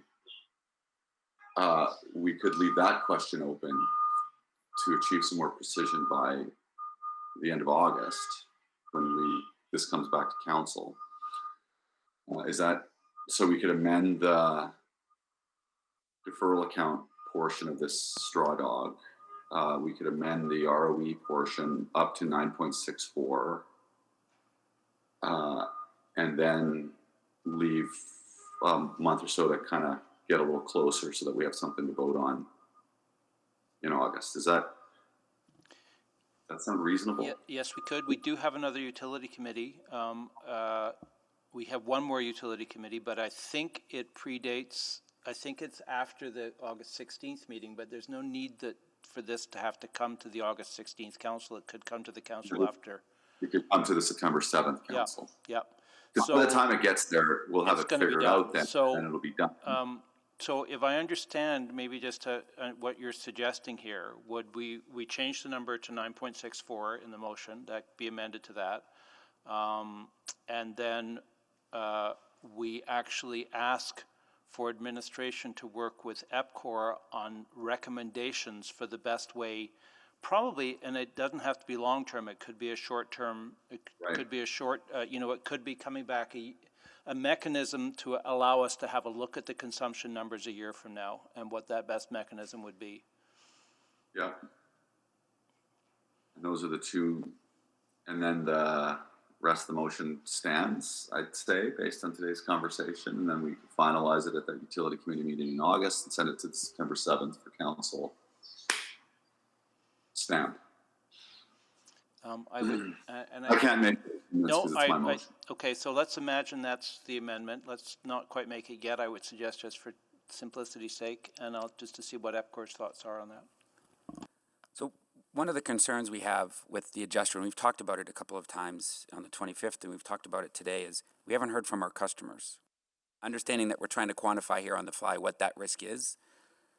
The thought that we had, that I just kind of talked about a few minutes ago, is if we look at our 5-year consumption forecast, have a mechanism, the end of the 5-year term for water, and it would be a 3-year term for gold bar and for drainage, we then true up that consumption to actuals as part of a rebasing adjustment. So if customers use less water than we thought and they owed more money year over year, they wouldn't pay it until the next rebasing adjustment. If they used more water than we thought, they wouldn't get the benefit, though, until the next rebasing adjustment. But that takes the volatility out of their rates between now and the end of the PBR term. It gives us the opportunity to work with administration and hear from customers. Sorry. So this is the debate that we're going to continue to have for the rest of the day. Is, this is the space the gap we're trying to fill here between the conflicting expert advice we're getting here as regulators from you, the utility, and from our own administrative support and from our advisors. So I understand that's your concern. I guess what we're saying is that we have another month then for you to, shore up that argument and or work with our administration to provide us an alternative, a shorter term alternative. So I think Councillor Henderson's question to you is, those amendments today move the ROE from 8.5 to 9.64, and then number 3 gets replaced with maybe a different clause that asks you to do a little bit more work on what you're describing and what Mr.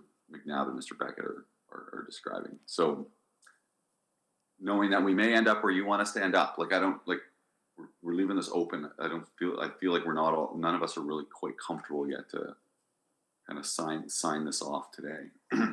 So, Councillor Walters, we don't know the logistics of the timing of this versus readings at council and how many council meetings you have left. I don't think we are in the best position to actually comment on whether or not logistically that timeline is feasible. Well, we have the utility committee meeting at the end of August, so maybe the clerks can help here. Utility committee meeting is August 25th. And 2 council meetings after that. Okay. And there's a council meeting where we can do 3 readings at that council meeting. And is there sufficient time between the utility committee and the council meeting for materials to be submitted? Well, it was going to be. If we come on the 30th, when is the next council meeting? Yeah, I don't, and 7th of September. What are the rules about how far in advance this has to be submitted to council? Are there any? I think we're okay there. I think, and I think it's a fair assumption that the work, council's counting on us to do this work. I don't expect there to be huge debate at council. I mean, legally they have the right to say no, but if they cared that much, they'd be here. Because I think as long as the logistics work, we're happy to work with administration and come up with a recommendation. Yeah. I think maybe just to Councillor Walters, if you don't mind, just as me jumping as chair, I think that would be, I think that's safer than us trying to figure something out here on the fly. I think we have a principle here of what we're trying to achieve. We're saying we're prepared to take the risk in return for 2.5%. What the best mechanism for that risk to be taken is something that we can spend the next month thinking through. That's what I'm hearing.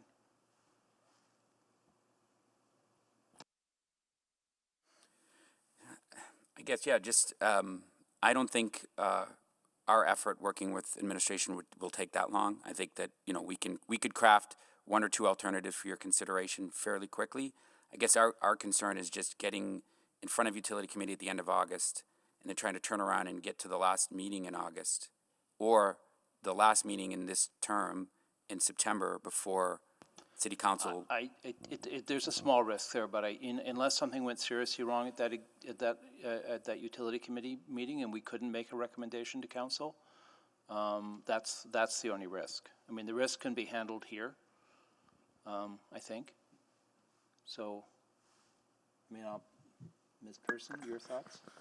I echo, I think we can come, some of the solutions that have been proposed by Epcor today on that deferral account around the full true-up after are, I think we can probably work quite closely to get something. And the only reason for the extra month is because we're not here for the next month. I mean, we could even, if we really thought it was important, we could probably add an earlier Utility Committee meeting if we really were concerned about time and try and sneak a meeting in before August 16th Council. But I think the risks are low. But I did ask this a question at Agenda Review because I thought this might happen, and I think at Agenda Review we were fairly comfortable that we have enough council meetings so we can deal with this.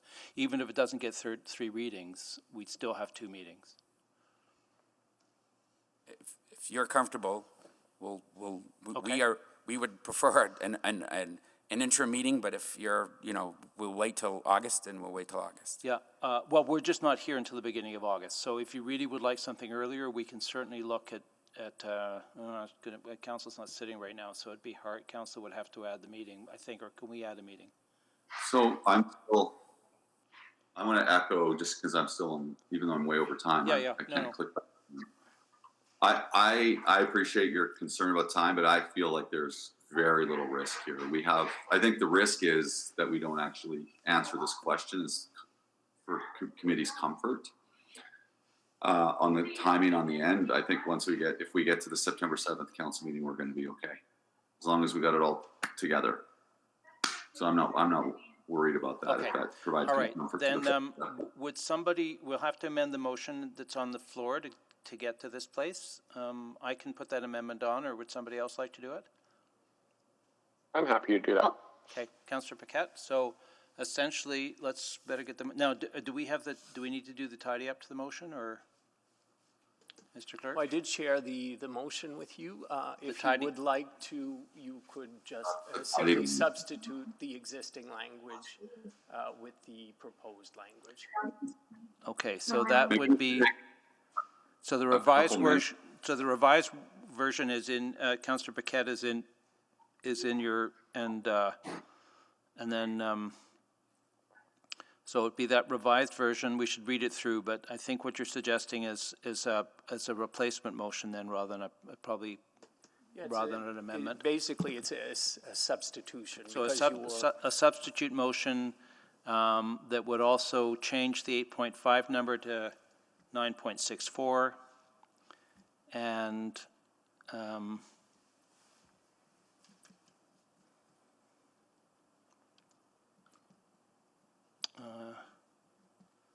And number 3. and number Number 2. so probably that needs to be changed to Epcor and administration return to committee with the most appropriate version of it, if we say deferral account or similar mechanism. Yes, similar mechanisms, right? Good language. And that would replace number 2, Councillor Paquette. Is that the motion you're making? Yes, it is. All right. Any further thoughts on this? from anybody, administration, Epcor, members of the committee? All right. Can we get a 2-minute break to make sure the Sure, wording in number to make two sure it's worded, yeah, that would be good, and then we'll just take a short break to make sure,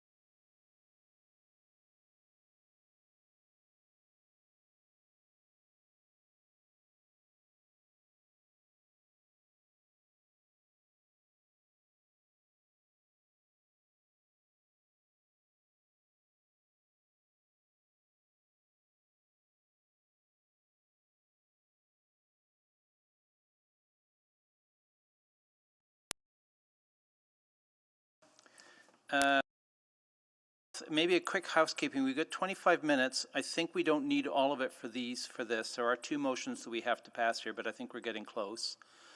Mr. Seabrook is suggesting, so that we can let our speakers go off and have a reasonable lunch, that maybe we could do the in private, if we get to waste, do it first, and then pick up with all the waste items after lunch. Does that make sense to everybody? Because I don't think we're going to be able to get the entire waste piece. We can get it started, but we won't be able to get it finished, obviously. So any thoughts about that? If somebody... Not hearing anybody. I suppose... Sorry, Ben, are you suggesting I was coming back a bit late. Did you suggest we just put the waste stuff over till 1:30? Well, we're thinking we might be able to get started on something, so we could either do the presentation, or we can move the in private up and do it if we have some time first. And that either way.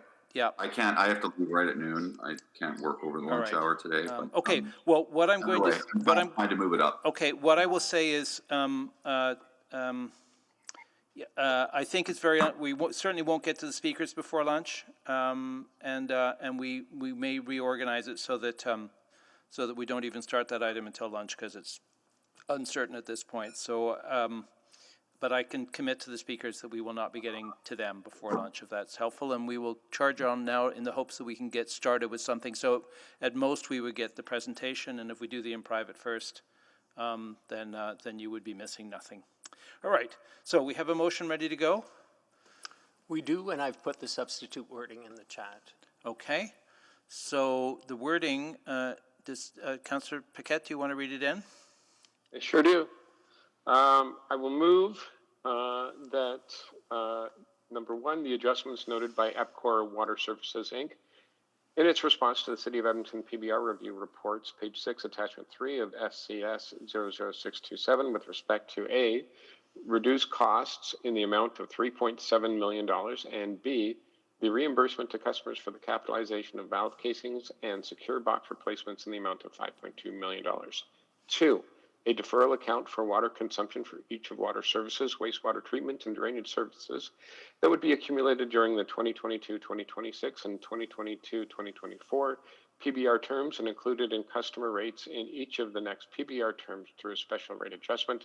3, a return on equity for water services for 2022-2026 and for wastewater treatment for 2022-2024 of 9.89% be reduced to 9.64% as a reflection of the risk reduction of the consumption deferral account with no change to the requested return on equity for drainage services contained in the rates application. 4, an efficiency factor for drainage services for the 2022-2024 performance-based rates term of 0.50%.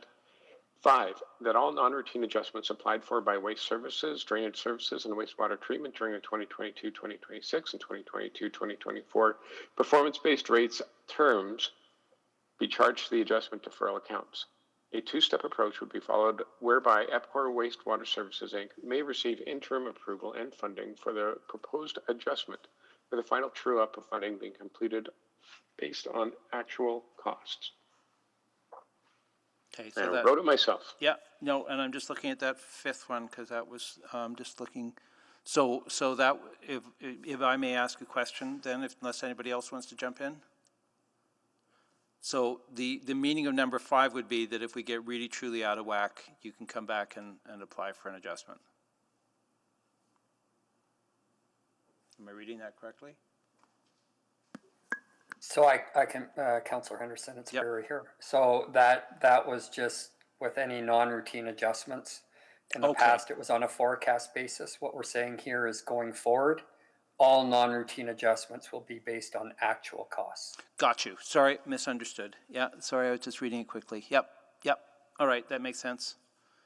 And that we would use deferral accounts to assure that. Okay, sorry, that was in the motion before, and I had forgotten, my mistake. All right. Any questions or concerns about this as a motion? It's on the table. Hearing none, I think we can actually vote. Mr. Chair, if we could vote on the amendment first to the motion that's on the floor, or if it's friendly. I think this is a motion by replacement. I thought it's what we were voting on. It's a replacement motion. Yeah, but it said you're amending the language that is there now. Okay, my understanding was we were replacing the whole motion, so, and- but that's and fine. we Sure, are, but- let's vote on the amendment. Thank you. The amendment which essentially replaces the original motion with this one. Please vote, which is actually Councillor Paquette's motion.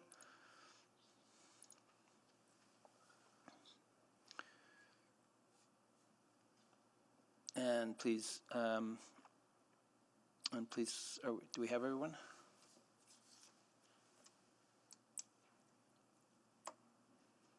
Yes, we do.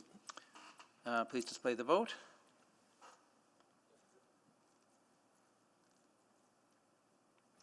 And that has passed. Thankfully, that has passed. Actually,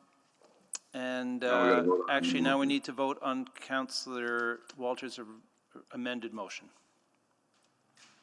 So please vote. Or motion as amended. No big speeches. If you would like to, would you, just, Thanks everybody for helping us, for the great work. Lots of work. That's all I'll say. Thank you. Now I'm voting. I'm a yes.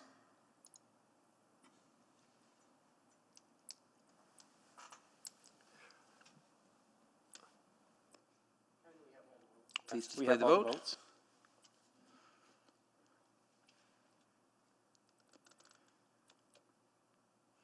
And that has passed unanimously. Great.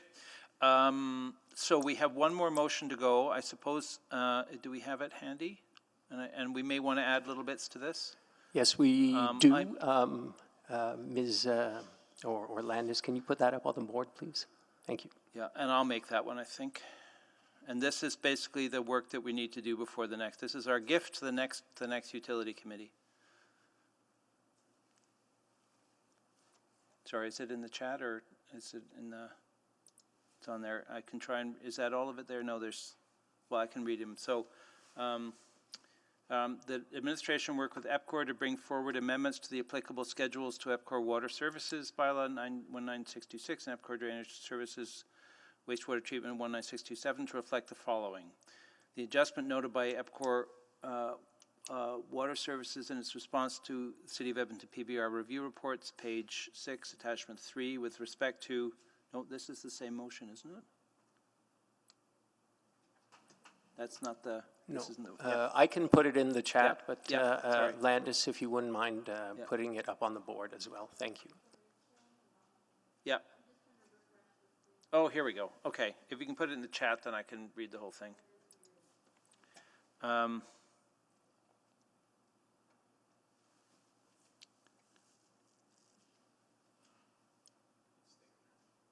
Is it there now?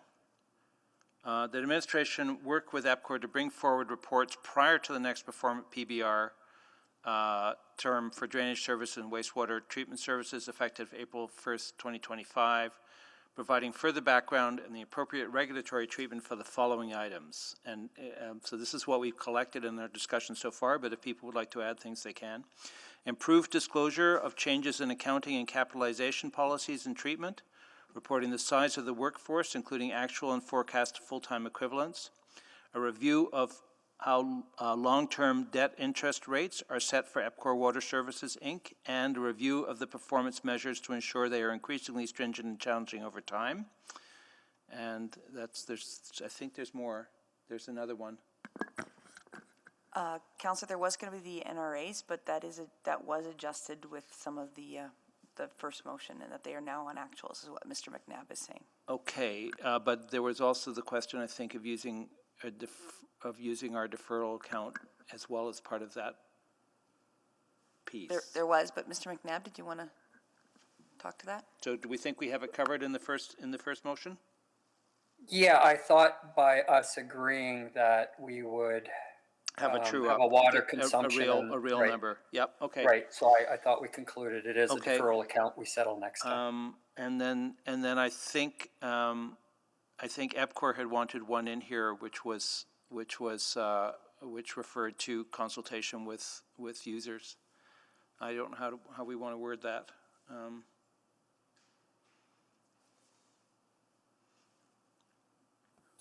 Council, we could also just commit to doing it. Yeah, because We I don't think. need to be, we'll commit publicly that we'll get customer feedback on the whole concept around risk and transferring risk from the utility. Right, and I think there's a larger discussion about ongoing need for deferral accounts on usership that needs to happen. I'm inclined to put it into the motion, only because, this is 3 years from now, 4 years from now. So I don't know if we can word something, quickly on that. It would be something like, a review of the use of deferral accounts. Counselor, if you wanted to use the words defer, or adjustment mechanism? Or I was going to say, or similar mechanisms. Yeah. Yep, or similar mechanisms to deal with variations in usage. Does that cover it?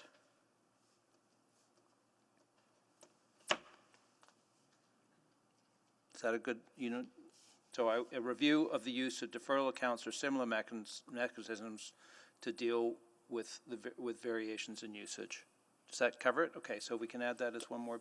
Am I missing something, or does that sound good to all? Counselor, would you like us to just look at variations in usage, or would you like us to look at adjustment mechanisms available to de-risk the utility? Would you like it broader, or would you like it just to deal with consumption? Well, I think we've covered the other ones. I think we have some questions, the other, I would take advice from administration on that. Would you like it broader? I think we've mostly been talking about usage here. I think we're asking for your report back on the interest rate piece. And I'm not sure there's much we can, I think that the two other major ones you have, which are regulatory and, are probably not something that is easy to, Okay, for us to do. So, I don't know. Mr. Beckett, thoughts on that? No, I've really got nothing to add to that. Yeah. So I think usage seems to be the one that we really need to work on here. So, Mr. McNabb, any thoughts?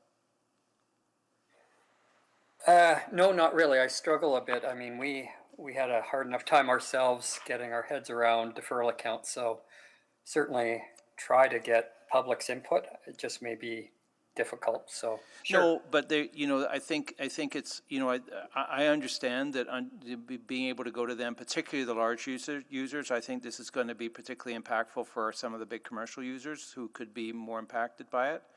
That there's the trade-off for them between knowing and saving is, which is really what it comes to, and potentially saving is something they may want to weigh in on. Sure, no, fair point. So there it is, review with customers on, sorry, it wasn't just review with customers. It's a review, it's just, I think Epcor may decide to do it with customers. I think that's their choice. It's a review of so it's a review of the deferral accounts and other mechanisms or similar mechanisms to deal with variations in usage. And I think it's Epcor, it's for Epcor to decide that they want to talk to the customers about it. Mr. Beaudry, yeah.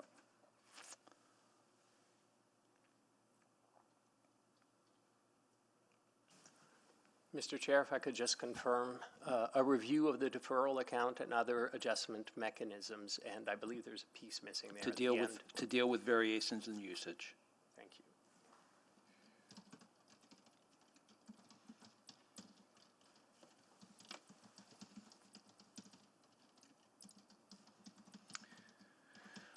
All right, anything else, committee, that you feel that we're missing, that you think if we were still here 5 years from now or 3 years from now, we'd like to know? Great, okay, well, I have made that motion then. Any discussion?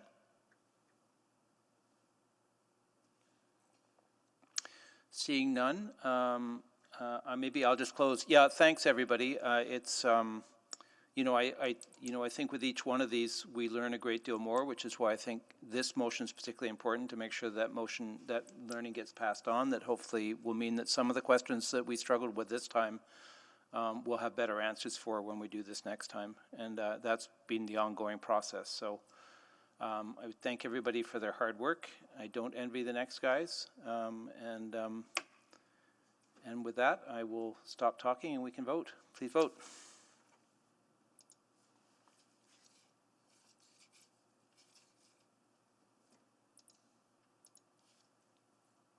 I'm a yes.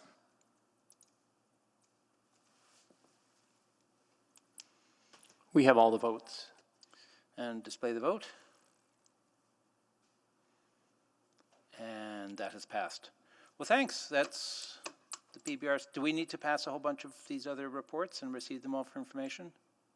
We probably do. I think the single motion that you've passed is sufficient. Okay. Receiving for information doesn't include any direction, so there's really no need for No. So, yeah, because these were all linked together, right? So we passed the other two motions were already done. Okay, good. All right, then we are done with all the Epcor items, and we're on to talk about solid waste. Just a question, Ben. How long is the presentation, or it was selected by Councillor Paquette? Does he need a presentation? I have to leave about 5 minutes early. Well, so I'm wondering, we've really only got 7 minutes left, so I'm thinking maybe we should pick up with waste after lunch.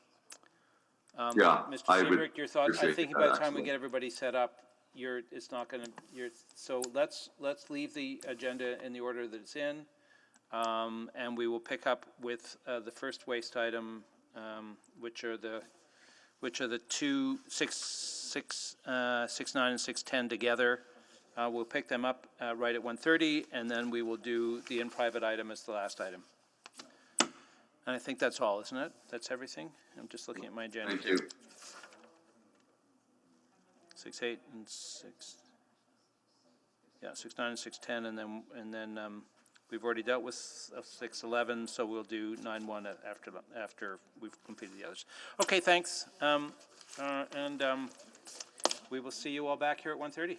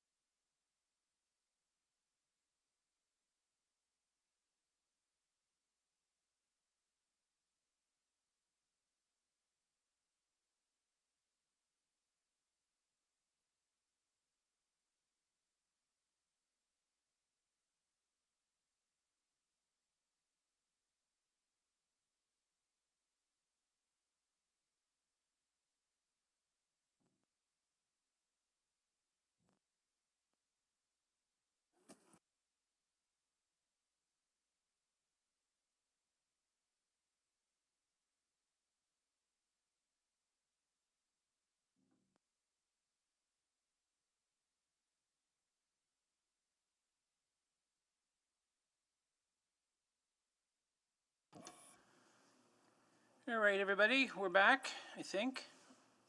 Yep, my watch says we're back.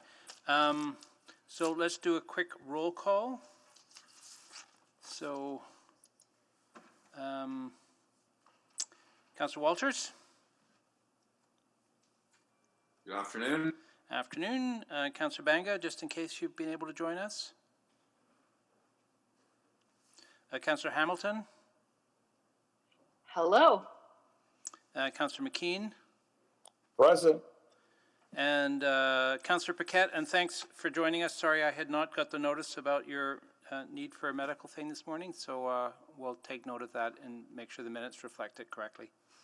Oh, thank you, and good afternoon. Good, all right, so that's everybody. So we are now on to item 6.9 and 6.10, which we opted to hear together. So I think probably we should start with an administrative report, and then we will go to our speakers, and we will proceed from there. So, Mr. Seabrick? Thank you, Mr. Chairperson. We do have a presentation. We'll just get that queued up.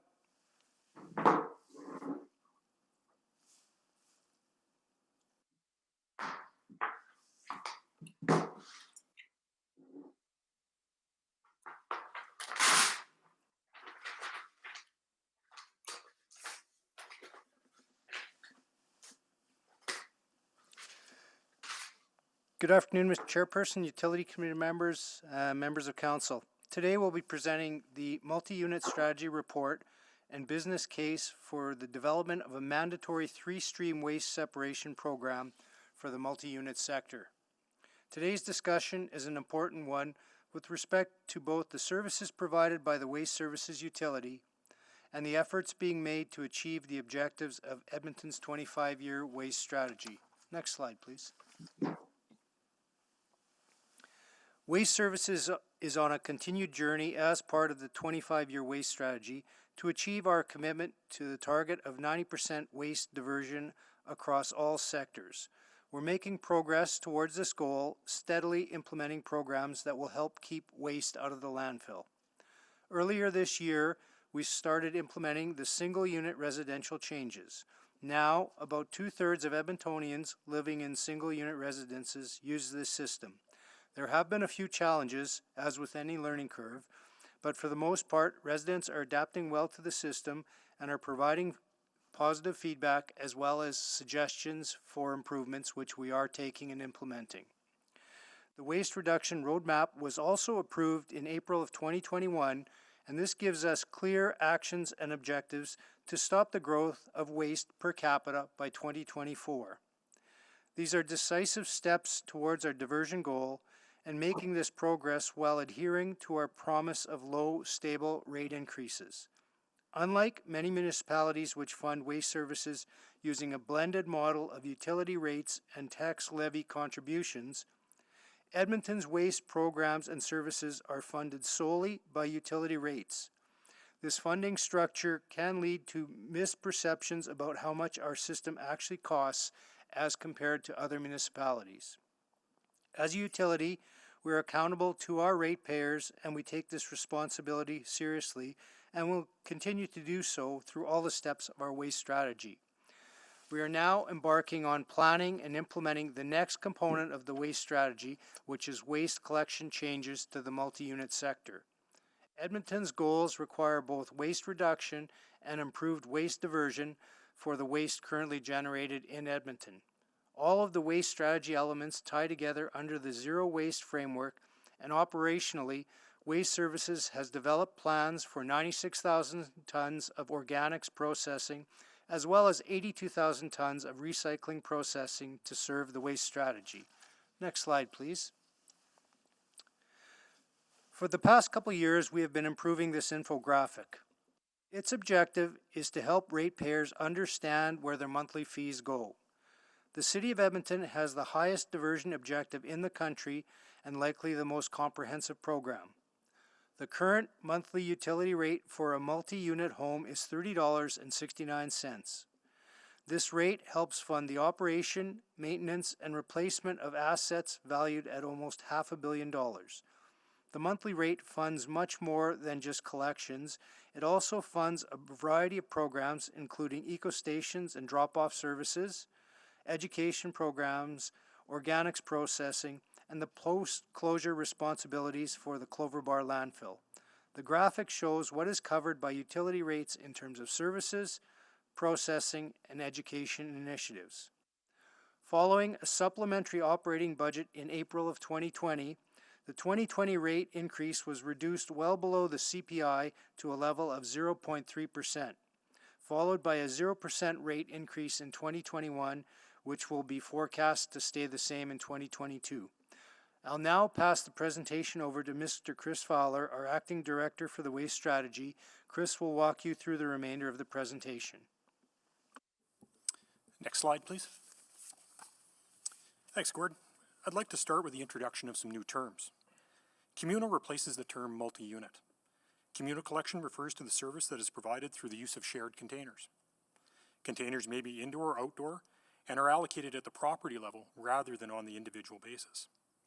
Co-location is the practice of equal and convenient access to disposal points for residents.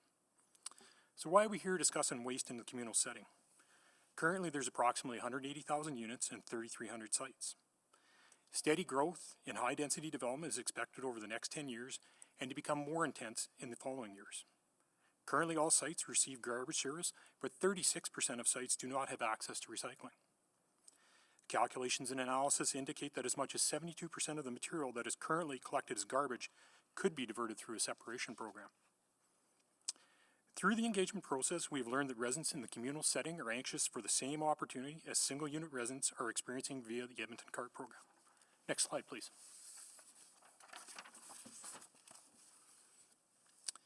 We'd like to acknowledge the recent past. Diversion in the communal sector has labored over the past 2 years at 14 and 9%. This is largely owing to the negative impacts of the COVID-19 pandemic and the closure of the Edmonton composting facility. Strategically, Waste Services is adding to the current organics and processing capacity. This leads to recommending that communal residents in Edmonton sort their waste into 3 streams: food scraps, recycling, and garbage, beginning in 2023. This change is projected to increase the forecasted communal program diversion rate upon program maturity by 8%. The report also proposes communal collection diversion rate methodology to measure progress. The proposed program is part of the 25-year waste strategy and is critical to the city's ability to achieve the goals and commitments of the strategy, city plan, Connect Edmonton, corporate business plan, and the revised community energy transition strategy. Next slide, please.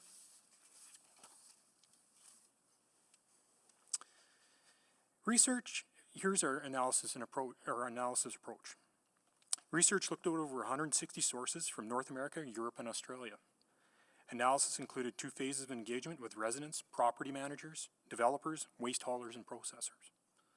After the initial research, we moved into a phase of analysis and engagement. In the first round of engagement in October and November of 2020, we heard from residents that they needed supports to increase participation, convenience, food scrap pails, and ongoing education. From property managers, we heard the need for a strong customer service relationship. From developers and property managers, we heard the need for developer standards for new properties to be established and enforced to ensure that waste is incorporated into building designs and to make co-location of collection containers possible.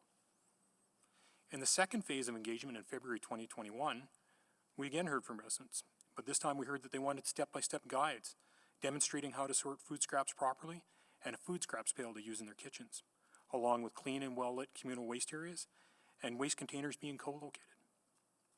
For managers, we heard that they wanted co-location and one-on-one supports to find solutions to space concerns.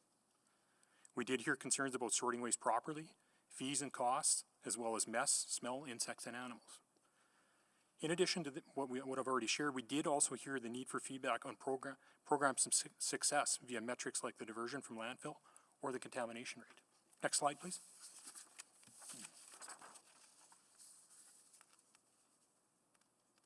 Thank you. Considering operational, financial, and strategic impacts along with feedback from engagement, both mandatory and voluntary co-location and chute closure became the basis of the final alternatives. Alternative 2 is the recommended approach: voluntary chute closure and mandatory co-location. The keys to the program include extensive education and outreach programs during and after implementation, a regular program review to ensure objectives are being achieved, and the council will advocate for landfill disposal bans at the provincial level for organics and recyclable material. Enforceable development standards, which are referenced by the zoning and waste bylaw. The developer standards come with the commitment to work with stakeholders to better understand and assess the impact on usable space, ensuring improved responsiveness to the needs and constraints of complex developments, including mixed-use sites, where innovative design approaches and flexibility are required to achieve serviceability and program outcomes while also achieving city building outcomes. Next slide, please. Alternative 2 is proposed as it was the highest scoring alternative considering cost, risks, social impacts, public preference, and environmental impact. Next slide, please.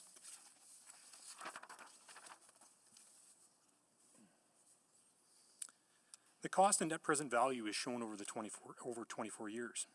It includes $29.2 million in capital, $91 billion in operating and maintenance,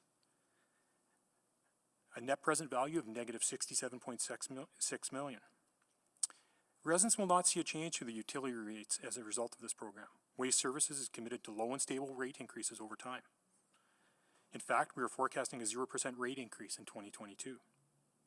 By including communal collection service in the regulated utility, the city can provide this enhanced service without significant rate impacts. If the program is approved, Waste Services requests that a new capital profile be approved, which includes $5.9 million to fund the communal collection program requirements for 2022. This will be transferred from within existing approved budget. Next slide, please.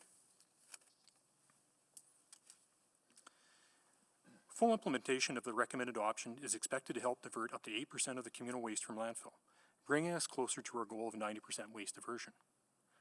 The projected status quo of 76% diversion from landfill includes the availability of Waste Systems' current programs and facilities, along with planned facility enhancements and investments in additional processing capacity. An added 8% diversion from landfill is the target at program maturity and depends on sufficient processing capacity. Program maturity refers to the time when resident behavior change has adjusted to the level where contamination rates drop to lower levels, volume limits are enforced, and source separation is adhered to. These will be achieved by sustained education, targeted outreach, consistent enforcement, and the nurturing of good behavior. Program maturity for the curbside and communal programs will be reached at different times. Next slide, please. The implementation for the communal collection program is far more complex than the single unit implementation, as container locations and sizes may vary per the type of building. Each communal site is unique. The timeline shown is for the recommended alternative. In 2022, Waste Services would be back to present a bylaw to support the proposed changes. We would begin property assessments, and then container selection notification would be conducted, allowing time for modification. In 2023, phased delivery of containers would begin, along with education and outreach. By the end of 2027, implementation is expected to be complete. Next slide, please.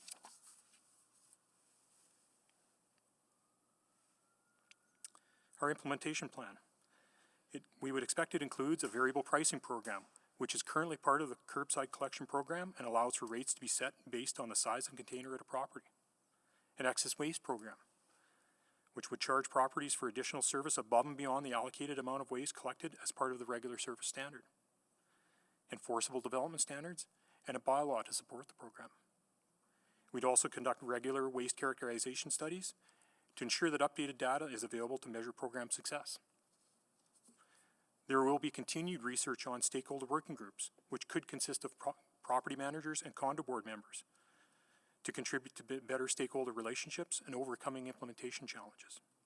We'd also take a look at illegal dumping, as this was identified by stakeholders as one of the primary concerns for properties with communal collection. And this could lead to recommendations and discussion of a future program.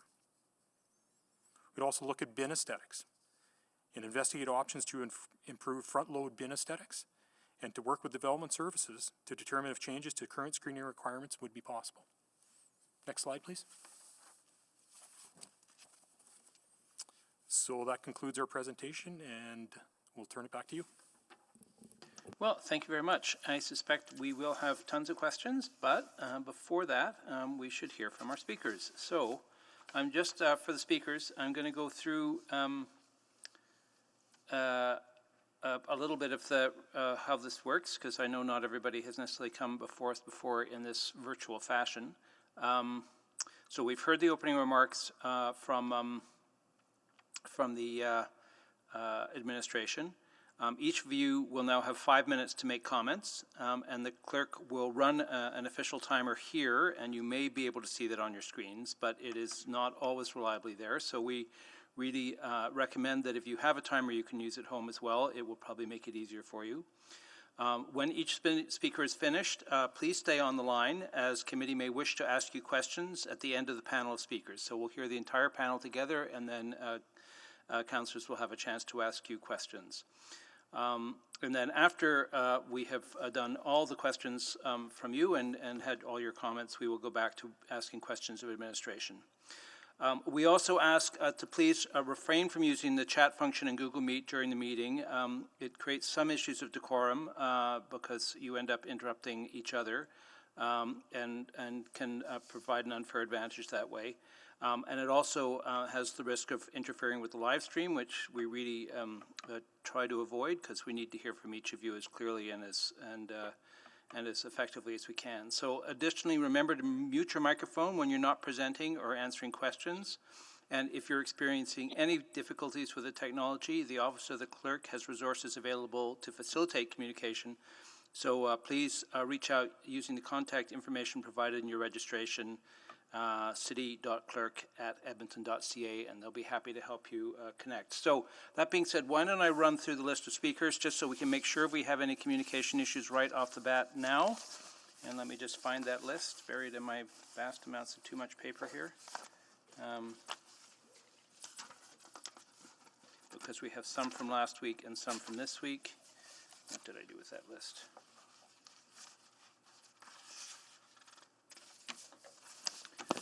I know it exists here somewhere. Do you have another one? Great, thanks. From last week, we have Donna Monkhouse. I know you've done this before, but checking that you're there and we can hear you. I am here. Perfect. I understand that Christopher Batdorf is no longer wishing to speak. Is that correct? That's correct. Great. We have Cam Hantiuk from Alberta Waste Management Association. Correct. Chris Labossiere, I think I saw Chris. I saw you online there. Can we hear you? Yeah, I'm here. Randy Ferguson. Here, Mr. Chair. Great. Daniel Eggert. Good afternoon, Mr. Chair. Thomas Burr from One Properties. Hi, Councillor Henderson. Perfect. Thank you. And Gagan Singh Bal from Main Street Equity Corp. Yes, I'm here. Great. That should be everybody. So, and that's the list we'll hear you in. So hopefully you took note of who went before you. So we will be starting with Ms. Monkhouse. That would be me. So thank you, good afternoon, everybody, and thank you once again for allowing Arla to present. I hope you were all able to review the information I sent you on June 3rd. The documents submitted at that time were City of the Edmonton documents, and the ask was to provide clarity for the movement of where the money goes. As a part of the utility, we are unclear how you could just move millions of dollars collected from one area to another. It appears that you were already treating this as a tax base and not a utility. Our business of running a multi-unit rental seems to be hard to understand that it is a business, that these people are invested and saved and built their portfolios. These people vote and pay taxes in the city. They build more units so we can continue to grow as a city. Why can't we make our own decisions and help the city meet the 25-year waste strategy? In 2007, the 90% diversion was projected to be achieved by 2012, and yet today we are still only at 9%. The monopoly is clearly not working, and it's time to change the model. Multi-unit could hire and start new programs immediately, like ICI customers are currently doing. This will help the diversion strategy and will give us a fair price and allow us to make decisions on what we have and when it is picked up. Not to forget that the city will meet diversion goals quicker and reduce costs. We are paying more than our fair share now for 3 streams, but we only get 2 streams of service, waste, recycling, and no organics. Simply classify us as ICI. We can then take advantage of private sector efficiency and savings while supporting environmental initiatives. I would thank you for including our industry in the engagement sessions. The same issues continue to be brought up by many, and yet the city seems to have no solution to many of these problems. As with the mask bylaw, will we be enforcer or an informer, not an enforcer? How is that going to work? Who will monitor the program? Who will be fined if the tenants don't comply? Where do the bins go? What kind of bins? Will we get a say on where they go and what they are? If these bins are not easy to access, who will move them to the correct pickup areas? Many of our buildings do not have on-site managers, and hiring people to move containers is just another added cost for us. What about the containers the tenants get? Will they be good enough to keep the cockroaches out? This is a terrible problem for the multi-unit industry. We already pay excessive amounts of money to control the pests within our buildings and units. Cost is a big question. What is that going to be after all this is implemented? As the city has stated, the challenge is unlike the single unit. It is not a one-size-fits-all. With reference to the business analysis, I have to say firstly that it was hard not to notice that 13 managers signed off on a 94-page document. In the first line of the executive summary, it states that the city collection program currently collects two streams only, garbage and recycling. Why were we continually told that there is organic separation happening?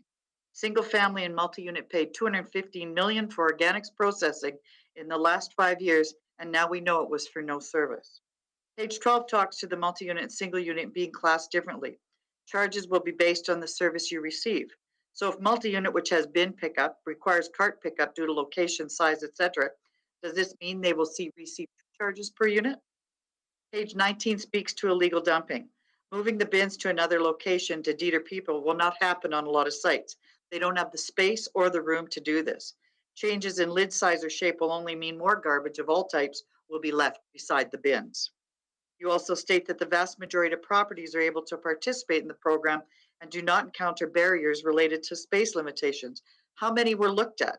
There are 3,300 waste sites, but only 2,100 recycle sites, largely due to space limitations. Add organics and you will need tailored solutions to different properties. Currently, we are mandatorily paying for this optional service. At least with private sector contracts, we will pay for the service received. A total of 52 residents were engaged in the research project. 52 is not a fair number considering the number of tenants that live in our buildings. There are over 180,000 units in this city, not including the condominiums. All the solutions state that increased resources are going to be necessary. At what cost to the multi-unit owners? The decision to proceed without knowing what the multi-unit is projected to be paying is not only unfair, but a poor decision. If the city spends any more money until there's clarity and understanding what is expected and the costs involved, it could be a detriment to our industry. As this is a multi-million-dollar decision that could have negative effects on an industry that has been reeling throughout the pandemic, can this utility committee delay this decision until a proper business analysis can be done to include multi-unit as part of the ICI sector? Regulate the outcome, not how or who provides the service. Thank you. Thank you. Next, we have Mr. Handiak. Yeah, thank you, Chair.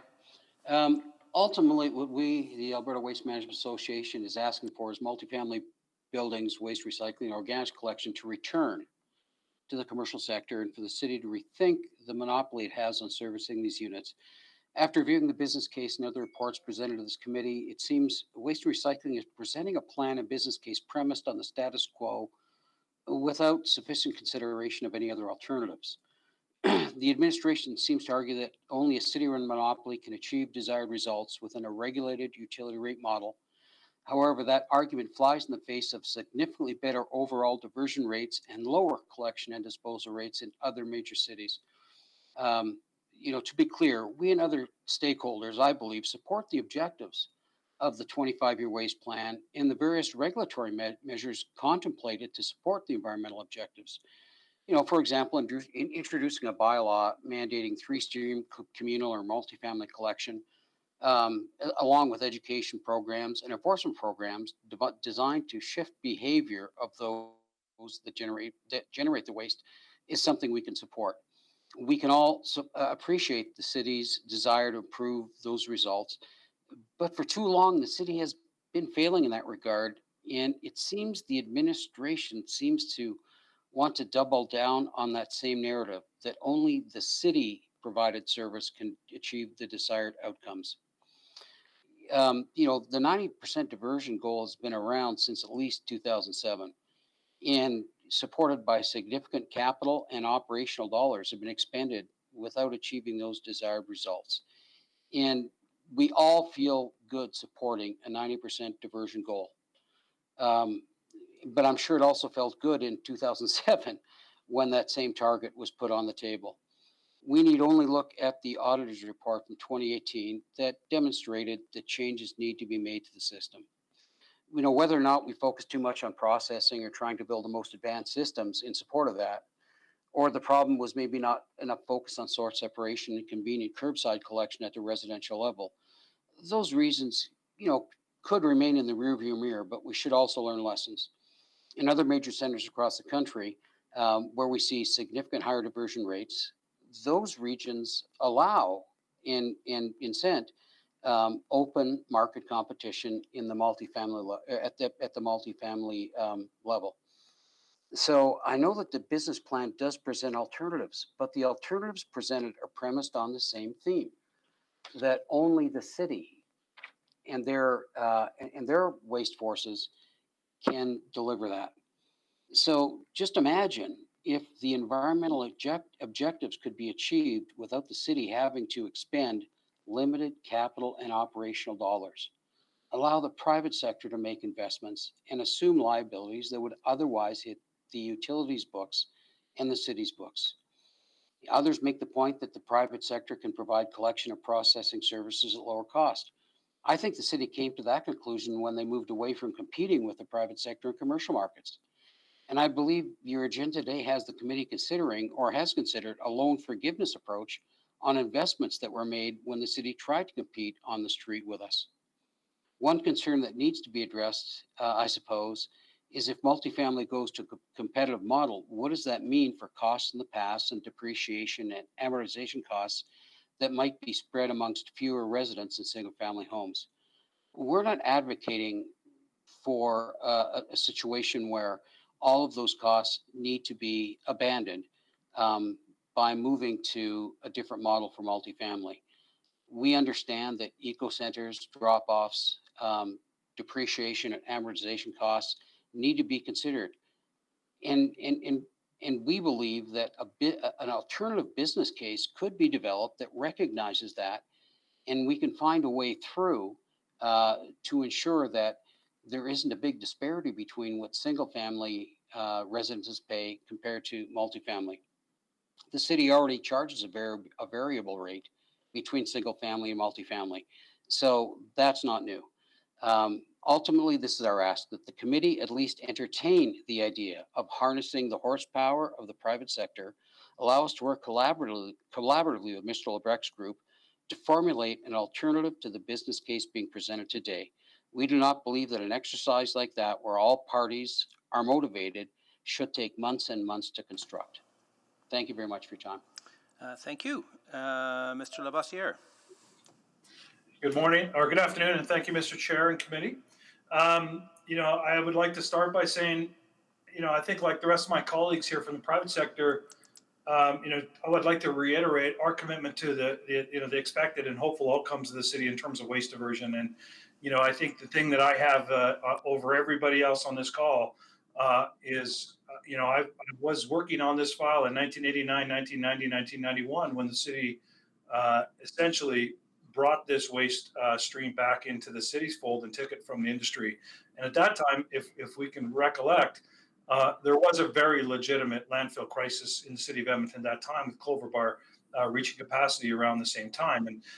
And the world's changed significantly since then. I mean, first of all, the reality is we certainly are not in a landfill crisis. In fact, we have more permitted waste airspace in this market than we can use in 200 years. And that's not a good thing. And we don't, and nor are we suggesting that the alternative to the programs the city is proposing is to continue to increase how much gets landfilled. I think the reality is, though, is we want to talk about how we think the private sector can deliver on better diversion outcomes.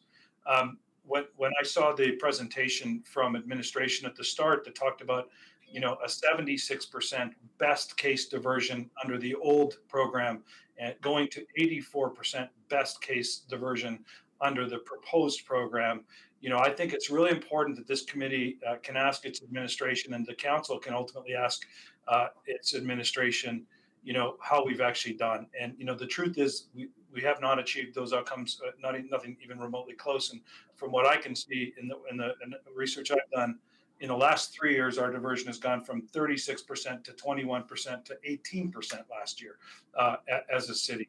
And that is an extraordinary failure relative to the rest of the country, and certainly if you put it in context to what we spend. The other thing that's changed dramatically since the early 90s is industry has changed. Industry has responded to the social and frankly business case around recycling diversion capacity, single stream recycling, and organics. And those are all things that industry can provide today: organics and recycling, collection, and even processing. And so I think we're in a very different time, and I'd like to ask the committee to think about that from that perspective. And the other thing that I think that I would like to make sure I emphasize is that simply contracting more of the current multifamily or communal waste stream to the private sector is not the solution. It doesn't give choice to the generators. It doesn't allow for small companies to provide custom boutique solutions where we're prepared to risk so much capital versus multinationals that may be prepared to take other types of risks. And to be completely honest, the contracts and the nature of the contracts have really driven away a lot of potential competition.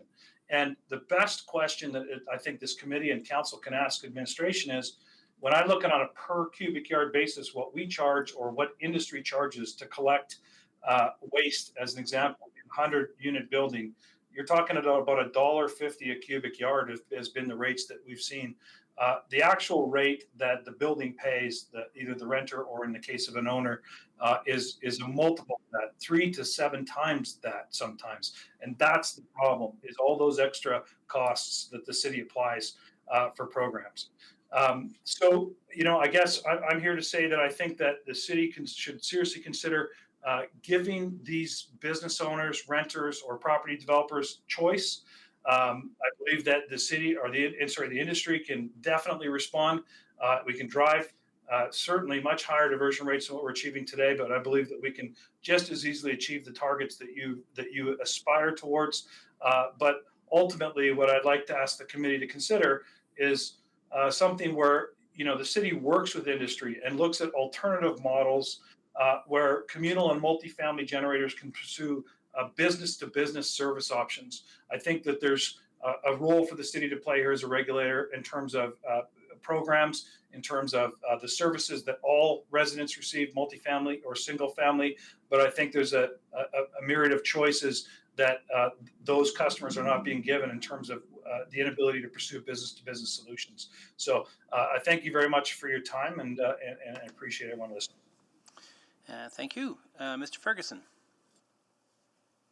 Good afternoon, Mr. Chair and committee, and thank you for your time today.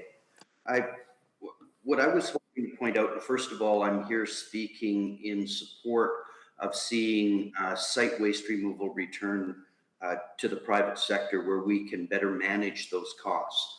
I think there's some unintended consequences to the model currently, and that speak to why that model is failing for the long term, and besides cost. And so generally on cost, our removal costs in Edmonton compared to mid-sized markets is approximately 30% higher than it is elsewhere. That 30% in order of magnitude is about $11 per unit per month.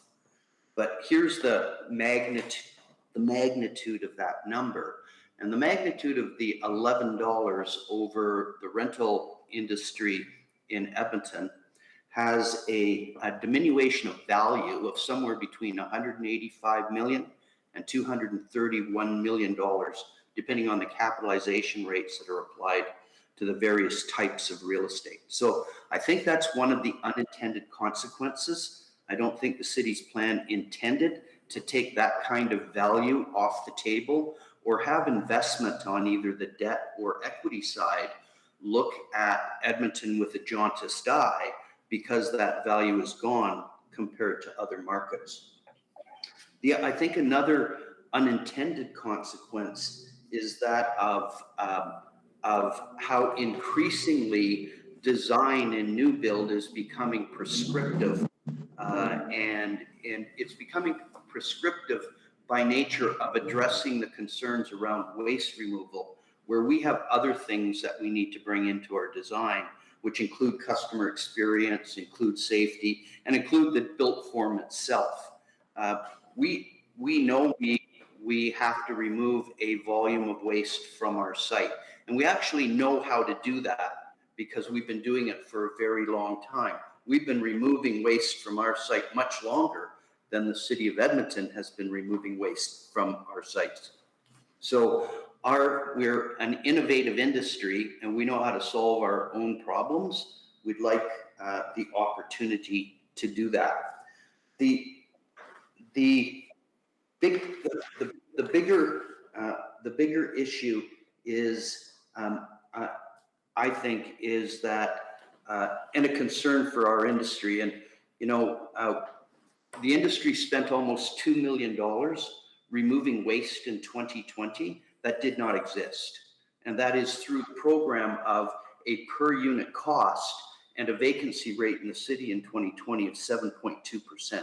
So for a year, we paid for waste removal in 5,000 units that did not generate any waste. That's not an efficient model on any basis. That being in the hands of the private sector, we know how to bring efficiencies into play when there's an ebb and flow in the economic condition in the market. And the model that is built now does not facilitate that on any basis. The last point that I want to make, and I think it's really important, and that is that I don't think anyone in the industry is going to object or say we shouldn't be using three streams of removal. We all support that. We know that has to happen. We want to be part of the solution. What we're asking is, tell us what it is you want done and when. Don't tell us how to do it. We'll figure that out. And in industry, with our collective minds, we can probably figure out a lot better than a small group of people can just telling us how to do it. So that's my summary. Thank you. Thank you. Mr. Eggert. Thank you, Mr. Chair, members of the committee.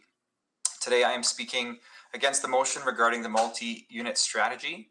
Before speaking about the reasons of opposition, the things I do support of the strategy are the regulatory role of the city that it can play when it comes to environmental targets, as well as service levels for residents. And that is probably the extent to which the city should be involved in this industry. I also support the general shift towards the three-stream source separation. I think that's really positive. So I'm grateful for that. The reason for my opposition is principally because we've yet to see a compelling business case for why the city of Edmonton should be directly in the delivery of waste management services. The track record over the past 15 years, at least, on the landfill diversion rates has raised questions about the city operations ability to effectively run this business and to run it in a way that's environmentally responsible. The three main reasons why the city of Edmonton should divest itself of its delivery of waste management services are: number one, the private sector can deliver it cheaper, and I've heard by as much as 50%. Number two, private competitive delivery either saves residents money or it enables more residential multifamily development, which is a win either way the city looks at it, given the opportunities for more affordable housing and density targets. And number three, divestment reduces both capital and operational expenditures for the city corporation, which, ceteris paribus, should in the medium term put downward pressure on property taxes. I applaud City Council and administration for starting to discuss whether or not it needs to be in 74 different lines of business, and divesting of waste management delivery would be a step in the right direction. Given Council's current timing for the waste services supplemental capital budget and multi-use strategy on the Utilities Committee agenda, this would be the appropriate time to start shifting our approach on this important topic, and would be viewed as a win for both this committee of council and residents alike. Thank you very much. Thank you, Mr. Burr. Thank you, Mr. Chair and committee members. So One Properties, we operate in various markets in Eastern and Western Canada, and we're a developer, we're an owner, and we're an operator. So my perspective is with all those things in mind. My message is quite similar to some of the other speakers. We certainly do not object to the 25-year waste management plan in principle, and I think the need to set the appropriate regulations and targets is absolutely laudable, and we're very supportive. We're strong investors in sustainable development and building operations. Like the other speakers, we prefer a market-driven solution to the operations. We operate in markets where that is, we do contract waste management privately, and we are seeing, even in this past year where work from home has increased waste at the building, we're still seeing removal costs 40 to 50% lower than the flat rate charge that is in Edmonton. The other thing with that, I think an unintended consequence of a flat rate charge is that there's little incentive to actually drive efficiencies and reduction in waste compared to a regime where you're paying by volume. So that's something I'd like the committee to bear in mind.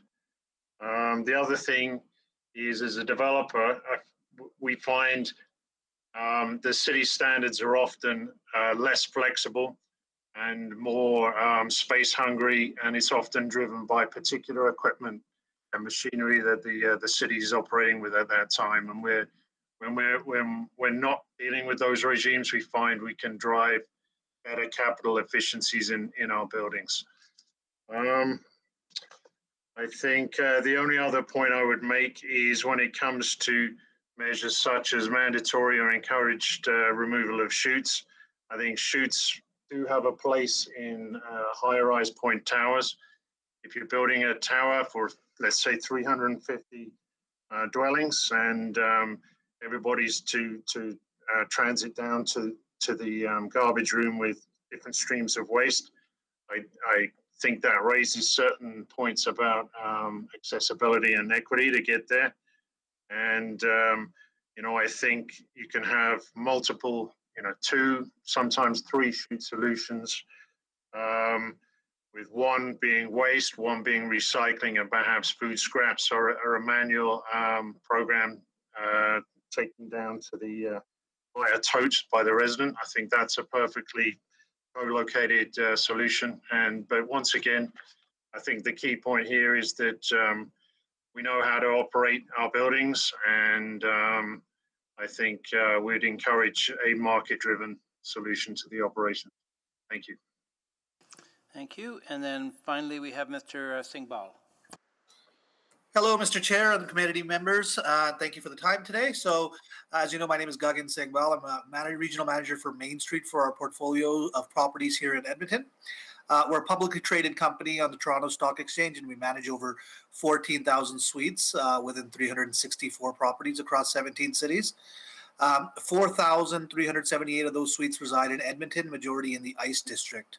And recently on June 15th, 2021, we acquired Newton Place, which is located at 8515 112 Street. It's a high-rise consisting of 323 suites and 6 retail units. It's currently was owned and operated by the University of Alberta. So we had contacted the City of Edmonton and Epcor on June 10th via multiple attempts to inquire if the city serviced and or if the property was eligible for waste recycling collection services. We were told by a number of city representatives that this property did not receive City of Edmonton waste recycling collection services, nor were they eligible. So due to this, we contacted the existing waste recycling service provider and signed a new 3-year service agreement, maintaining the same previous service levels and equipment. The agreement was signed on June 14th for approximately $6 per unit. We were then advised via text on June 17th that they made an error, and in fact, this property should be on City of Edmonton waste recycling collection programs. We were told that once the property transitioned from the U of A ICI, which is exempt from the city's waste collection, it was recategorized as multifamily property. The point of this information is not in the error of the misinformation from the city of employees, but the alarming awareness in the costs of the city program compared to the private sector. We operate in BC, Alberta, Saskatchewan, and Manitoba, and although some municipalities offer some waste or recycling services, they're all competitive to local private hauler rates. So as you're aware, the current City of Edmonton cost for waste recycling service is $30.69 per unit per month. At 323 residential units, Main Street would be paying the City of Edmonton $9,912 per month, which is over $8,000 per month or $100,000 per year, 6 times the current market costs. Comparing private sector market rates against the number of units Main Street manages across Edmonton, the 4,378, Main Street is paying approximately $1.6 million annually to the city, whereas if we were provided the option to retain the services of private haulers, we would be paying an annual rate of about $266,000. So we continuously hear the city's elected officials speak to the need for affordable housing. These elevated costs directly contribute to the rental and affordability rates, as costs are considered when we establish rental rates. So we're looking for is an explanation or a justification on why we're paying over $1.3 million annually for waste collection services above local rates. And as a significant property owner and taxpayer, we're requesting the City of Edmonton to amend current bylaws and permit us and like entities to opportunity to either contract directly the waste recycling organic services for both cost efficiencies or for the city to reassess the inflated rates being charged. Thank you. Thank you. And I think that's all the speakers. So questions from members of the committee. Councillor McKean. Thank you, Mr. Chair. So I'm going to go to Mr. Labossiere first because Mr. Hantiuk sort of recognized there's these programs that are outside of collection. So the household hazardous waste collection or depots, the education programs, that sort of thing. Would there be a way, do you see that if we were to go with your proposal, that there would be a way to still share it for the multifamily to share in those costs? Yeah, I mean, if you're asking me, do I philosophically, first of all, I believe that they should. So clearly, those are all amenities, not just things like eco stations and recycling depots, but the education required around diversion, and in some cases, major investments in infrastructure like co-composter technology or the refuse fuel RDF plant. Those are decisions that rightly or wrongly the industry can provide that kinds of capacity, but there's a certain point where that investment is so significant for a community and it benefits the entire community, multifamily and single family. And I think that's ultimately what I believe should happen here. Is I believe that there's a role for the city to act as regulator, and there's probably a cost to residents, single family, multifamily alike, to pay for some of those community amenities and services. But I can tell you that, and I think the last presenter did an extraordinary job in showing the difference between the cost for collection, and I'm talking about 3-stream collection, and the difference between what is charged. And that's the thing that the committee should be focusing on and questioning, is how much of that is really adding value. And so I don't know if I've answered your question directly, Councillor McKean, but I do feel there's a role for both a regulator to charge for those things where we all pay, but also the ability for generators to pursue business-to-business solutions. Yeah, no, it's interesting because we'd be taught, it was my concern was throwing the baby out with the bathwater in a way, and there would be these sort of shared cost items that are important for education and environmental outcomes. So, Donna, did you want to comment on that, on whether the people that you represent would be willing? Because I think that's been one of the issues as a fairly relatively new person to this committee, was hearing you say, we want to opt out. And that to me meant we want to opt out of everything. And so please give me your thoughts.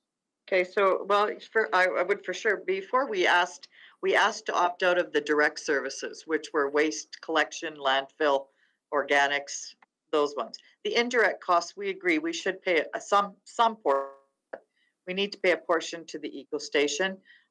We didn't have service, by the way. We paid to go to the eco station before 2021. So we were paying for eco station fees, yet the multifamily was already paying that cost again to the city in their waste bill. So that was one, but we do agree that there will be some costs that we would have to incur. So what I might be hearing here is that what as a group, what you'd like is to work with administration on a new model. And we'll ask administration whether that is possible. The only other thing, and Chris, I'm going to go back to you because I think you're in this industry. I've been on a condo board, and I know how challenging it can be to get really good information when you're on a humble condo board. So there's so many buildings out there. How would the private sector, it's fairly easy if you're just opting into or you have to be in a city system. It's sort of Bob's your uncle. You're in there, nothing to think about, nothing to worry about. But if you're on an individual condo board looking after your condo, how is it going to work, do you think, so that that building gets equitable, fair service from the private sector? Well, first of all, I think there's a role for the city to prescribe the type of service the resident receives. So, assuming we're just talking about three-stream collection, but the reality is the current system actually deters, kind of what you're looking for. The reality is the number of companies that are willing to bid on multifamily contracted work today is significantly hampered because of the restrictions. As an example, I cannot use a truck to pick up multifamily and also use that same truck to pick up commercial. And so I have to make a business decision. Am I going to commit capital? So Area 12, which was just recently awarded on a 2-year contract, I got to look at almost a $2.5–3 million capital investment of my capital, and I can only use those trucks to pick up those containers. And not just that, but quite literally, the city will tell me what day I'm going to pick them up, what order I have to pick them up on any given day. So it's so whereas if, as an example, local waste, we're arguably, in terms of commercial collectors, we're probably the 4th or 5th largest provider in the city. We're certainly one of the smallest, but there are 30 waste companies in the city. There's probably a half a dozen that provide commercial front load collection. Now all of a sudden you have all of those companies that can compete for the size of opportunities they want to go after. Some of them might be certain areas of the city. Some of them might be boutique services, high end in terms of recycling and other solutions. And for a company like us, now if I can integrate my solid waste collection, commercial routes that exist already, I can decide to add apartment dwellings because I'm driving down the same alleys as it stands. So the truth is, I think what's actually happening today is disincentivizing the vast majority of industry to go after these opportunities. Whereas all of a sudden you'd have 6 to 10 companies that could immediately provide front load service. And the other thing I'll just say, because I know there's a consideration for stranded assets and the investment made, when the city got out of the ICI business, which I will say they haven't 100% gotten out of, but when they do, they sold those containers back to industry. And in the case of the Edmonton Public School Boards, put their business out for bid. And one of the things in that bid package was asking for industry to quote to buy those assets from the city, and that's exactly what happened. So, I mean, I think there's actually an alarming number of companies that want to provide this service, but under the current, you actually have less competition today than you would if I could go after 100 bins or 1,000 bins. As far as capacity, I mean, I can tell you there are 3 multi-billion-dollar companies in Edmonton that provide this service. There's 4 or 5 of us that are in that kind of 7-8 figure range in terms of revenue. You'll have more than enough companies with more than enough capital to provide the service. Thank you very much. I'm over time. Thanks, Mr. Chairman. Councillor Walters. Thank you.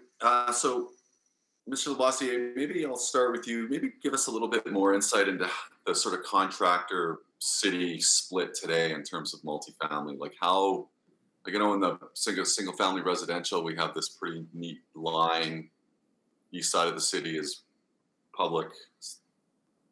West side of the city is contracted collections. How does the split work today? How would you describe it in multifamily today? I'm probably not the best person to answer questions. As I understand it, it's roughly half the city again is performed by city-owned trucks and workers, and the other half is through the form of contract that I kind of just described.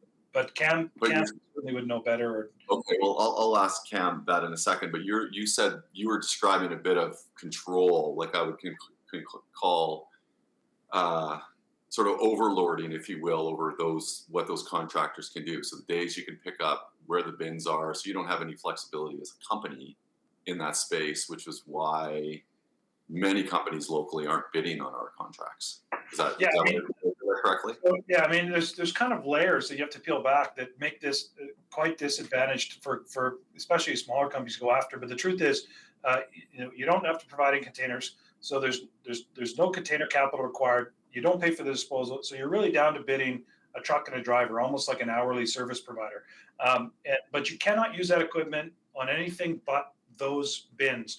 And you literally get in the bid package, here's the 1,000 containers. You have to pick these ones up on Monday, these ones on Tuesday, all the way down to supervisors are like, I mean, this is not anecdotal. Like literally supervisors putting rocks in the pockets of the bins. And if that bin wasn't picked up in order 22 versus order 5, there's a penalty, and there's a lot of penalties. So what happens is there's so much animosity between administration and the contractors that goes back 30 years.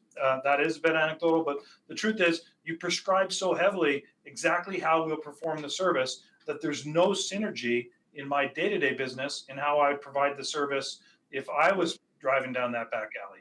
And of course, we're the smallest provider in the commercial collection. Waste management might be the largest, or GFL or whomever. So the truth is there's so many disincentives that you eventually go, well, am I going to bid on a 2-year contract or a 4-year contract? I got to tie up $2.5 million of the capital. And all I'm basically getting is a return on my truck investment and my driver time. Just before I run out of time, I'll have a second round for Mr. Hantiuk and some others. But one of the pushbacks we always get when we talk about more contracted out services is from QB30, frankly, and labor. Is it true that there's no unionized private sector waste companies? Are they all fully non-union, or is there? No, I'm pretty sure I'm aware of 2 majors that are unionized. Certainly it wouldn't be true unless something's changed since I ran those businesses. But they're certainly, I'm sure, still certified and unionized companies. But again, I think Mr. Hantiuk can definitely. Okay, I'll ask him that as well. The other thing is everyone seems pretty committed to the overall objectives in the 25-year waste strategy around our diversion targets and around the 3-stream. If we were to move to more a regulated model that was operated exclusively by private sector companies, how do we ensure is there robust data sharing or accountability so we actually know as a city that private sector companies are diverting those waste streams? Say a little bit about that. If I was running the city, and thank God I'm not, I would insist that if you're developing a project or you own a building of a certain number of doors, that you submit a waste management plan, and your waste management plan includes exactly how you're going to accommodate these intended outcomes, and then you provide a report on an annual basis or whatever, and industry will organize to provide those solutions for multifamily. It will. We have to do that on the commercial ICI side. The pressure we're under to provide commercial ICI diversion is very high. So I think you have to tie it in some way to. How do you account to your clients then that you're actually diverting it from landfill? Well, we report that. Like we have lead targets that we have to do on the construction, ICI, and commercial. We report back on a regular basis. It's part of what businesses have to do to win business. So even to win the business, you have to agree to those frameworks, that data sharing, that information sharing. Yes, yeah. But again, the mistake, and I recognize time here, but like as an example, the organics ban the city of Calgary tried to implement was putting all the penalties and emphasis on the collector. I think you have to put that on the generator to ensure that they have a plan and they have a way to do that. But industry will provide a solution. Like an organics extended producer sort of thing. Similar, yeah. Yeah. Okay, I'll need a second round with this panel, Councillor or Chair Henderson. Thanks. Yeah, maybe I'll not seeing anybody else. So, I actually, that was one of my questions, Mr. Leboisier, because, I know that, and because you've been part of those meetings, I've been in there with you, that we're trying to figure out how to get to get a system where we can come up, and it's regulation, it's a different use of the word regulation, where we can regulate and ensure that ICI is separated. But we're not there yet by any means, and I know that the City of Calgary, who looked like they'd figured it out, have not done well as they'd hoped. So adding more of the waste stream to that we're not quite sure how we could enforce the separation, I think would be part of my concern here, and I just wouldn't mind your thoughts on that. I mean, it's one thing to say we're going to do it, it's one thing to make sure it's separated when you pick it up. But knowing what actually happens to the waste and being able to track that is a challenge that I'm not sure we're on top of yet. All I can say is that if we look at the last 20 to 25 years of outcomes under the current regime, and where we are today, and nobody wants to go back down that road, which is why we're sitting here talking now. If I lost the Costco bid to a competitor because we couldn't deliver the diversion outcomes that Costco expects, under a number of reasons. One is pure waste and cost in terms of dollars, but the other is the social responsibility that Costco has to their customers. I can tell you that there's ways to do it for sure. I would use an SIC code, bylaw that says if you have this type of SIC code and your waste costs are this much, then you need to submit a waste management plan to get a business permit. Yeah, and I know that work is ongoing, and it's the next piece of work. I'm not sure we're on top of it yet, which is why I just wanted to explore that with you a little bit. I think we need to go there in the ICI sector. I think we're well along in the discussions. I haven't heard solutions yet, so. And we're 3 or 4 years in.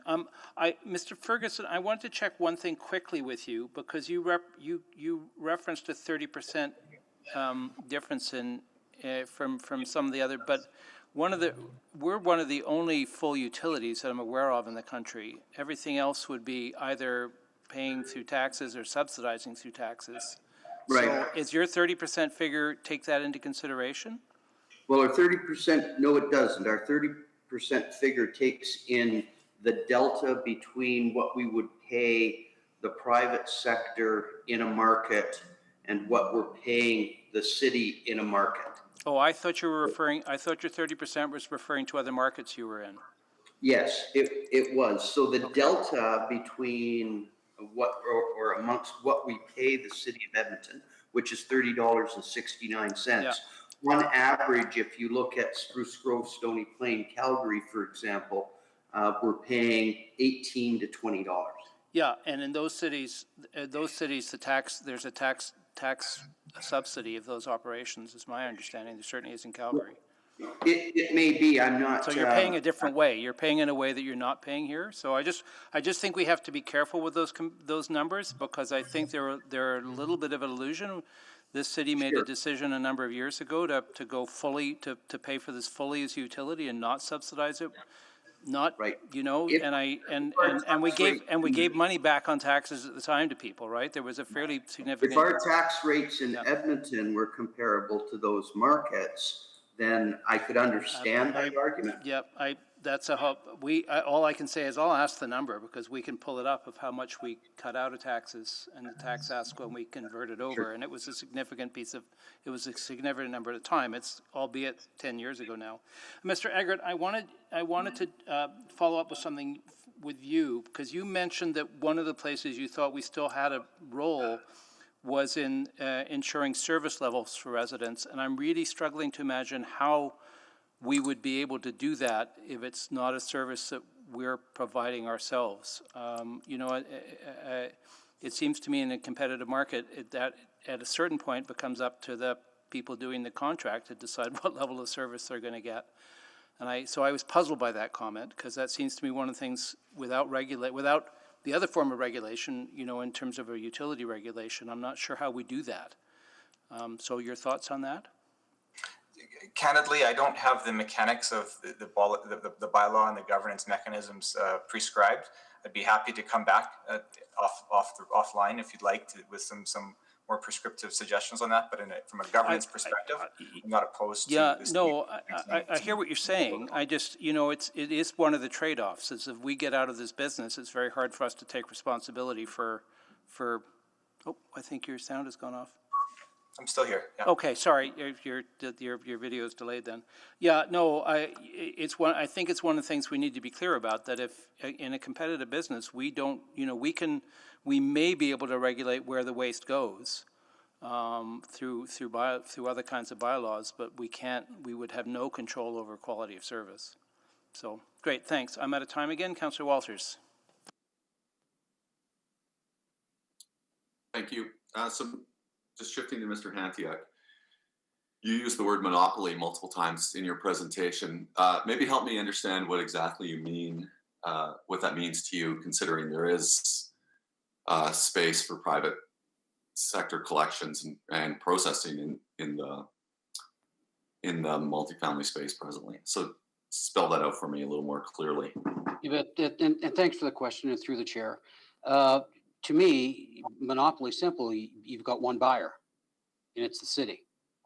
Right. So, you've got monopoly in terms of buyer, you've got monopoly in terms of seller. In this instance, you've got monopoly in terms of buyer. And it's simply, you cannot get multifamily service from in a business to business perspective unless you go through the city of Edmonton. That's it. And so we have monopoly on the feedstock, is what you mean? No, you have monopoly on collection, you have monopoly on processing, you have monopoly on transfer through the whole chain. Right. In our business, we call TT&D, transfer, transport, and disposal.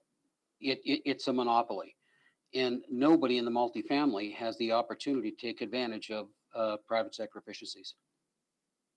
So even though the private sector is involved, you're saying the monopoly is just, we control everything that you can do. So there's no flexibility in your own business practices to take hold. Correct. Okay. So, and certainly, and the city does contract out some multifamily to the private sector. And at a utilities committee meeting, not the last one, but I think the one before, the question was posed by Mr. Lebrecq, saying, well, we already contract out, let's just call it half of multifamily. So how is it the private sector gives lower rates to potential customers than we get when we contract? Well, it's because you've introduced an additional layer of bureaucracy. Let business to business manage their affairs. So then let me go to this. So if there was a circumstance where, you say you want to operate, you want us to direct the environmental outcomes, which presumably means that we would maintain some control over directing where the feedstock, how it gets processed and where it goes. And then presumably that would mean that we're still setting rates within a regulated utility-like model. Who would then be so this is what you're asking for. I'm just trying to get clear about what you're asking for is that an alternative model be developed where I could liken it to what we just dealt with this morning. We have, it's a private company, it's a municipally owned corporation where Epcor is in charge of the sort of management, execution, operations of our water, wastewater, stormwater, and drinking water. And then we set the outcomes and the rates based on how they're going to run the business. So how would that, and maybe that's the wrong example, but how would that equate if we were to go to a fully privatized private service delivery model in multifamily where we maintain some level of regulation over the outcomes and the feedstock? Well, actually, Councillor, honestly, that's a great question. The difference is in our industry, you're going to have 20 people competing day to day, week to week, month to month. Additionally, when it comes to, in terms of processing or the collection, what we're saying is the city could and probably should maintain the role as regulator of outcome. So if the city is going to regulate outcome on the waste generators. From our industry, we simply service the residents of the city of Edmonton. Except when you're regulating the residents. So if you say it's got to be 3 streams, we have no problem with that whatsoever. And then if we say it's got to be 3 streams, but it has to, organics have to be processed, like it has to stay at a landfill, the 3 streams leading to diversion, that diversion framework that I was asking Mr. Labase about, that would be regulated. So that allows the city to maintain some guidance over the processing end of things, which, because once it's out of the generator's hands, it's on your trucks and being processed, that's the other end, right? So, and I think that's where the fall down has been, or the worry has been expressed, I've heard many times over the years, is that if we kind of give away the feedstock, we don't know where it's going to go. And we don't actually, and I get that we haven't been successfully diverting it. So I'm not, like, there's egg on all of our faces about that. But how do we ensure that that feedstock then gets diverted and our environmental outcomes are actually met in that kind of model that you're proposing? Councillor, that's a great question, and it actually speaks to a question that the chair referred to earlier as well. If there's going to be one big challenge to this, it's going to be measuring the outcomes. And really, that's why we'd like to be able to work with administration to pursue an alternative to what's been presented to the committee, so that we can figure out the best way to do it. Listen, some of us have scales on our trucks. We can tell you what we're picking up, by customer. But if you're picking up from an ICI customer, then you're picking up from a multifamily customer, it may require additional diligence. Or you measure that diversion by processor. So instead of worrying about 20 different competitors with a number of different pieces of equipment, you identify your processors. And your processors are responsible for reporting information either through us to you or directly to you. That's simply a challenge, and it's not a huge cost to figure it out.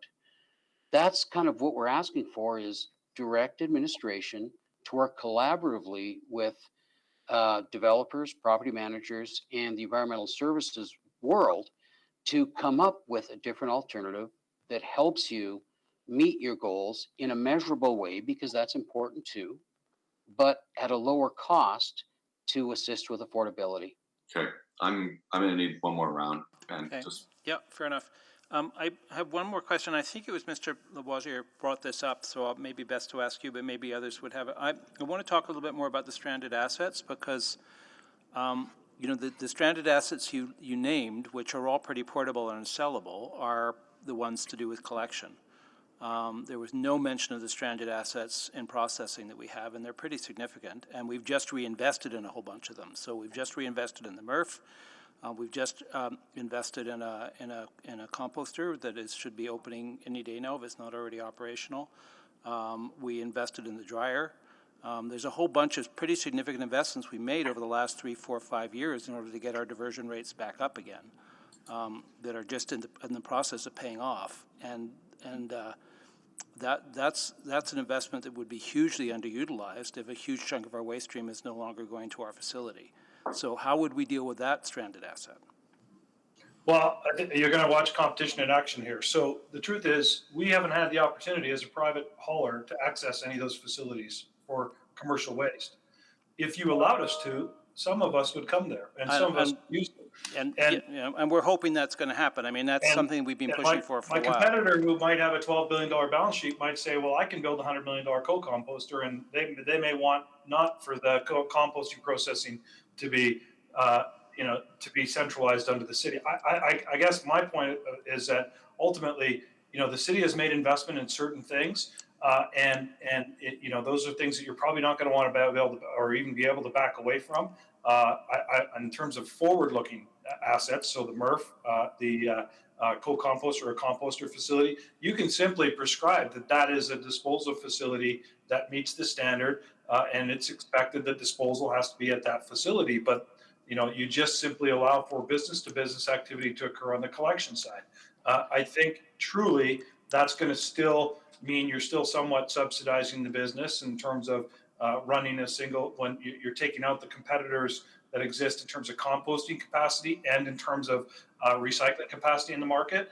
There's lots of capital for that, but I mean, I think it's really instructing administration to explore what are the benefits and balances of just saying we don't even want to be in any of these businesses. We just want to prescribe the outcomes.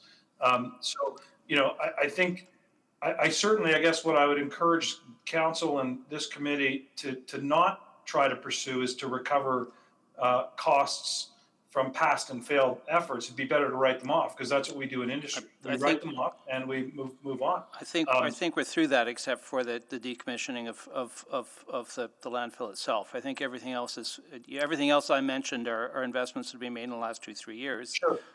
And closure, post-closure of a landfill is a normal operating expense, even in industry. So I would. No, that's why I didn't mention it. Yeah, I didn't mention it. You know, there are some other pieces of the puzzle, like the construction and demolition waste sorting. I mean, we've walked away from. I'm talking about investments that we've made very recently in dealing with the residential waste stream that are underway and are not reversible, or have just recently opened. First of all, I don't know how much capacity the single stream recycling facility has. When I ran it, it was, you know, in the tune of 40 to 50,000 tons a year, maybe 60, and it was going out the door. And your single family is going to generate at least that kind of volume. So I don't know if you've added a significant amount of capacity there, but I know that the industry has lots of single stream recycling capacity available to it. But again, a hauler like me, I'm not going to build a $12 million MRF. If you let me come in there with single stream recycling for multifamily, I'm going to be your first customer in line. Yeah. For composting, I understood that the city had awarded, 100 or 200,000 tons of capacity to industry. And I think it's best to try to, to make that system work, because the idea of investing in another coal composter and the risks that come with that to taxpayers is pretty significant. Yeah, no, and I'm not talking about decisions that haven't yet been made. No, I'm talking about the anaerobic composter that is just being commissioned right now. So, which was not an insignificant investment. So,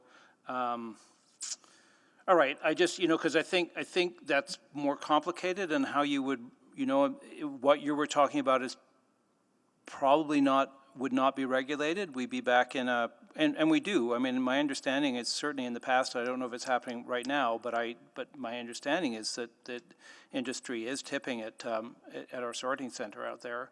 I'm not convinced it's going into those facilities at the moment. That's a different kind of issue that we need to be dealing with on another level. So, and that's part of the non-regulated side of our business, which still. Well, no, but to be clear, Councillor Henderson, I just, industry is tipping solid waste from multifamily collection into your facility because they have to. But organics. I think there's ICI being tipped out there as well. I could be wrong. I can ask questions about that. There certainly was. Okay. Yeah, no. All right. I'm out of time again, and Councillor Walters wants another round. Just quickly, I guess back to Mr. Lavoisier. You made a comment about the sort of advancement of the private sector in terms of environmental solutions, and the private sector really kind of blowing past, municipally run, government run waste systems. Maybe just give a few examples to illustrate that assertion.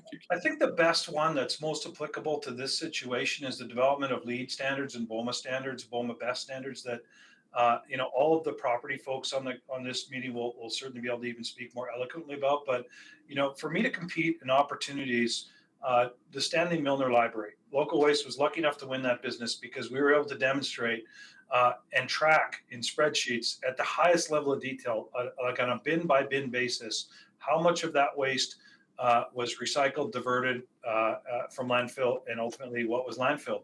And the threshold was in the 90% range to achieve LEED gold standards. And LEED is an independent body that has a whole audit framework. It obviously has a tracking mechanism. And the other thing that's fascinating is industry created all kinds of software solutions to track these things. And companies all of a sudden have to become better at putting our foot forward, because if Clark Builders or a PCL wants to win that business from the city of Edmonton, the city's already prescribed that so much, this is a LEED project and we expect these outcomes. And that's kind of where I think the role of government is. But the role of industry, if we use LEED as an example, has done an extraordinary job in responding to what builders and shareholders and even the public expects in terms of diversion. So that's a perfect example where the system keeps everybody honest, and the tracking mechanisms, the software, even the business opportunity that gets created from something like that is significant. And that's all been a very fast moving development in the last couple of years specifically, but the last 5, I'd say, where the standards are getting very high, the audit requirements are very strict, and we have to respond as an industry or we're not going to win business. Okay. Thanks, sir. Thanks to everybody for taking the time to be here. Yeah, thanks. Anybody else questions for any of our speakers? Well, thanks everybody for being here. Interesting discussion, and we'll head off to ask questions now. Well, we won't head anywhere. We will now ask questions of administration. So who would like to jump in?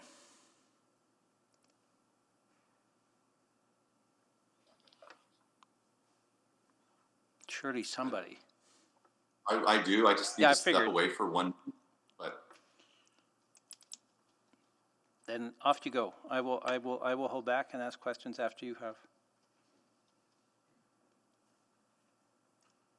Councillor Walters?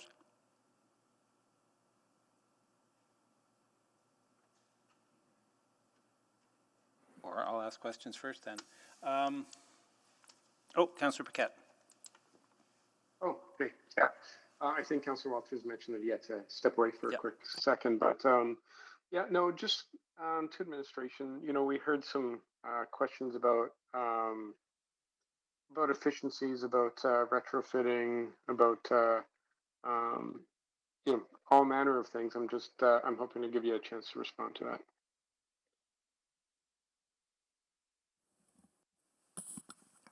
Thank you, Councillor, through you to the chair.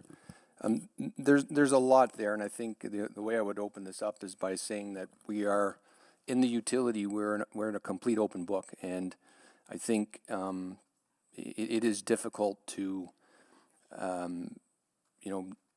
defend the $11 and the $6 and the $30. I think one of the things that we've done is in that graphic, that infographic that lays out where the costs go. It's intended to provide the feedback to understand that, we are a regulated utility. There are many, many more things that come into the running of the utility that we're fully accountable for through the utility committee to deliver in rates and revenue. So the intention of that is really to lay that out. So it's difficult really to, refute a $6 collection charge at some other city when in fact we have all of the other program responsibilities that do come with the regulated utility. I think we understand. We understand this is a question and a concern over cost. We've been, I think, relatively transparent in trying to drive costs down in the utility and some of the decisions that we made, and we fully acknowledge the 14 and 9% are not good numbers. We believe we're on the other end of that now. That was largely attributable to aeration hall having to be brought down, but we do have, built into the rate in the plans, 82,000 tons capacity in recycling. We've got 96,000 tons on organics, and that wasn't there for the last 2.5, almost 3 years. So those obviously will drive change and diversion across the sector. And the other thing is that we're fully committed, and I know there's sometimes there's some concerns over future developments, and I know that as a utility we need to be a little bit better on that. We as the waste side of things, and we've been speaking with development services here. We know that we share the interest in making developments work. We recognize our role in that. So in the end, we expect to stand shoulder to shoulder with development services on some of these more challenging mixed use sites. So other than that, I think I'm happy to respond to some other questions should they come, Mr. Chair. Okay. Yeah, thank you for that response. And Councillor Henderson referenced this, so the investments that we're making, we actually, everyone's fully aware of the challenge that we had from the old plan and system and the way that sort of broke down. And, we did a lot of work to move forward on what we're doing now. And so, I'm just wondering if you can maybe expand a little bit more on that, on the benefits that are going to be derived for all housing types and all waste pickups, if there is benefits, because from what I understood, I mean, we've been doing this for years now. To me, the case seems clear, but maybe it's not. So maybe you could shed some light on that. Sure. Thank you, Councillor. We've so we know the volumes. We understand the fractions. We've brought forward business cases on increasing processing capacity, so we're well aware of that. I think as it relates to the some of the sort of the representations that were made here today, we did provide committee report in April with some alternatives around, things that, whether how the feedstocks are managed. I think the asset value we're talking about that could be stranded is in $187 million range. So it certainly isn't insignificant in that respect. But one of the things that, and I think the business case lays this out, what distinguishes this particular sector, I'd say it's multiple times more complex than the residential sector, and the business case reflects that. And I think when you look at some of the staffing and some of the operating costs going forward, we need to, probably for half a generation, we're going to need to work with condo boards, property managers, and residents on a shift and a change. And I think, whilst, yes, you could put a bylaw out there, no refuting that. Certainly Calgary's done it. I think the reality is that if there's going to be success in time, we need to work really, really closely with the condo boards, the landlords, and the residents themselves. And I think the business case lays out a real significant effort around doing that. And I think that's certainly one of the advantages that we have. And again, we are a regulated utility. We've been fully regulated since 2009, and the decisions to move into that space certainly predated me for sure. But I think we're working very hard to drive the business and make decisions, and I like to think that from the staff and from the waste utility itself is that our past performance in the last couple of years sort of is an indication of future performance and a commitment to continue to drive costs down and value up.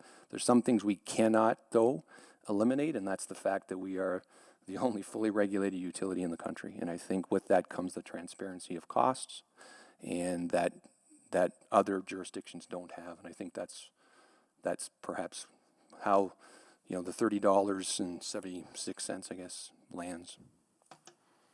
Councillor Walters.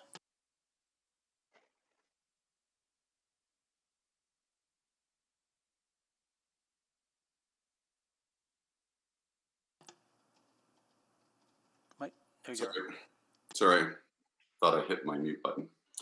So let me begin by just prefacing my questions with a couple of statements. I would never suggest that no one is working hard. I think that our staff, folks on the street, our management administration throughout believe in our goals and what we're doing. So I don't want to cast any aspersions with these questions. But I'm also, these questions come out of some frustration that, in 8 years since I've been here, we've failed to really improve our diversion targets. And in fact, they continually appear to worsen. So when we think about this new communal residential business case and what we're talking about and what the speakers provided to us, maybe Mr. Lebrecq, I'll ask you to respond to the tales of lack of flexibility that allow for the contractors to really not only lower costs, but help us improve those diversion rates, the sort of sense of control that we have over their performance. Thank you, Councillor. I think what we do is we lay out the program. In this case, the current state as it is right now is about 36% have only the one stream. But, and maybe Mr. Fowler can help me here, but our staff will work with the buildings to kind of lay out the best best approach around collections and schedules and that sort of thing, and we do that with them. So I think what we do, and I think even what the business case proposes, obviously, is that we move to 3 stream. But what's also in there is a real flexibility around containerization depending on the size of the property, and I think flexibility is a bit of an operative word here because we'll have to work very closely with them and inspect and go through all the buildings and work with them to determine what their containers would look like. But Chris? Yeah, thanks, Mike. Yeah, when we lay out service right now for the multi-unit properties, we work with the sites to figure out what works for them, container size, the service frequency. It's actually a great demonstration of how we're working with the sites with their space constraints right now.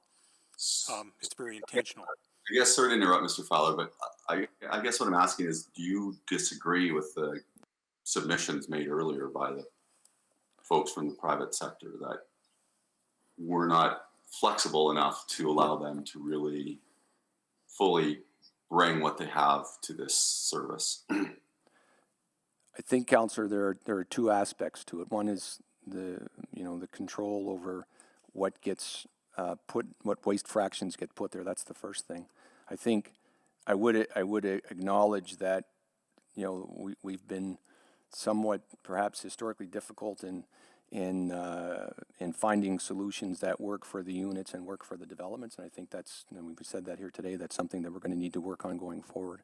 So I think at the end of the day, regardless of what outcome is driven here, or what outcome or decision is made, there has to be some space and provision for the fractions of waste, and I think there's some assumption in some cases that we have to add on to the bins that are already there, but if you go into a building, the volumes are there, we're just going to compartmentalize them different. So with respect to, there are two different issues that were raised by some of the speakers, but it's the control over the waste fractions. That's a different thing than, in my mind, than okay, well, what let me ask a question about that then. Whether it's best case or whether it's an eye on innovation in this space, we use the term climate emergency a lot these days because we're in one. This is one area of municipal control that we should be able to be doing a lot better at than we are. So are there other models that you're aware of in other cities where you have, the municipality regulates the diversion outcomes and the processing of the feedstock in a way that could avoid any considerable stranding of assets, but also allows for that more business-to-business solution flexibility in the sort of relationship with the generators, the collections, the hauling, and then ultimately to the regulated diversion strategies? Are there examples of that? And if not, why wouldn't we create a new model here that allowed for that? Councillor, there are examples of that. In fact, I worked in one for 16 years. And there are ways to do it to avoid the stranded costs. And I think I want to refer you back to the report we provided in April. One option is flow control. So as to not strand, say, the capital cost of a $50 million RDF plant or a $100 million IPTF. Control can be put in by directing that through a bylaw that the fractions that are picked up in that residential sector flow to the waste management center. However, what they would end up doing is paying the appropriate tip fee that would be put back in the bylaw. So then the tip fee generates the revenue to cover some of the stranded asset costs. So we put some information there in that report in April, but those models do exist, and they are out there, but they require a bylaw and they require certain participation. Okay, I'm out of time. Thanks. Okay. Councillor McKinnon, I'm going to jump in if that's okay, because I got a whole bunch of questions, so I'm sure I'll have more than one round. So apologies, I'll make you wait a sec. Just really quickly to clarify, this idea that somehow we've been charging for composting that we haven't. I mean, the reality is we have been picking up composting from both single use and multis for years. Until we lost the composter, we have been separating it ourselves and processing it. So that's right. It's only in the last year or two when we couldn't process it. So the change here is not that we are now saying we're going to start doing their composting separately. The change is we're now going to ask for it to be separated when we pick it up. That's correct. Right? Yeah, So, yeah. so we haven't been charging for it and not doing it. We've been doing it in a different way, correct? One of the, Mr. Chair, one of the sort of, we've had the opportunity around the expenditures around the utility over the last little while. We've had disruption in composting since the fall of 2017, actually. Yeah. And similarly, we've had limitations on recycling because of limitations of the MRF and China Green Fence. And that's one of our reinvestments, so that, Correct. and I'm guessing, to go back to another question quickly while you're there, the reinvestment that we're already underway on in the MRF, that work is underway, brings us up to capacity for all of this, correct? Correct. And some. It actually has some extra That's right. capacity. Yep. I'm struggling with this, these are no particular, I'm struggling with this idea that if we got out of this, we could guarantee any kind of level of service. I'm assuming that's the major trade-off, is that, for ICI, I mean, we may be able to regulate where it goes. We'll see if we can do that or not. But if you want to, but the level of service you get is completely a competitive process. Is that fair to say? That's right. I mean, if you kind of regulate the outcome, to use the words that have been expressed here, I think the other thing as well that shouldn't be misunderstood here is that the policy objective is very high, right? So we have a plant that is capable of making refuse-derived fuel that requires, so those sort of objectives will drive the outcome as well. And so it's the 90% and it's the commitment to that would be, in my estimation, a But challenge. even on the collection end, we know, Lord knows we know this week of all weeks, if there's missed collections, we hear about it. That's right. Sorry If about we, that. if we get out of this business, that, there's nothing we can do. We're totally out of that. If there's a missed collection, if it's done badly, if it's done wrong, all of those kind of things, we wouldn't have any kind of role in that at all anymore, correct? That's right, and I think the only question would be that how do you what sort of provisions exist in the non-regulated way to ensure that performance happens, I and know, how do you and I'm- capture data, and how do you, Yeah. and that's one of the advantages we have. We know the data, we know the performance has been poor. We've taken steps to Yeah, to and fix that. clearly the ICI sector does not expect us to play a role, which works, but I think that the general public does expect, this is a service they expect. And if we went totally out of this, we would have no way to ensure that service, correct? That would be my opinion, yes. Stranded assets we've talked about. Really quickly, and I'd asked for this number. I remember when just so we can get it and actually get that dollar figure out there, because the year that we actually shifted to a utility model, we did a fairly significant tax cut that mirrored it. Do we have that number? I'm going to read what I have from that year, Sure, if you don't mind, because I know Councillor. it's a decade ago. It's a long time ago. So, from the 2008, when this was being contemplated, the tax levy related to waste management shifting from the residential property tax bills to the waste utility fees. This shift effectively reduces the residential tax increase to 3.6%. But it was a reduction of $14 million at that point. And that's 2008 dollars. In 2008 dollars, as well as there was a rebate on, there was a one-time Dollar, right, because we had to true it up between the two use field. They were right, equivalent, so a yeah. 14 on the one time and a 14 on the ongoing tax base. Yeah, so I just think it's worth remembering that, because that was not a small piece of change, and the public has seen that on their, that they forget it, but they've seen that on their tax break ever since. That was a cut to the base, right? And that was what my team is telling me is that was an equivalent to about a 3.6% at that time. Off the base that has been every year since. That 3.6 has been off the base every year since. So that's part of the factor here we need to remember. I'm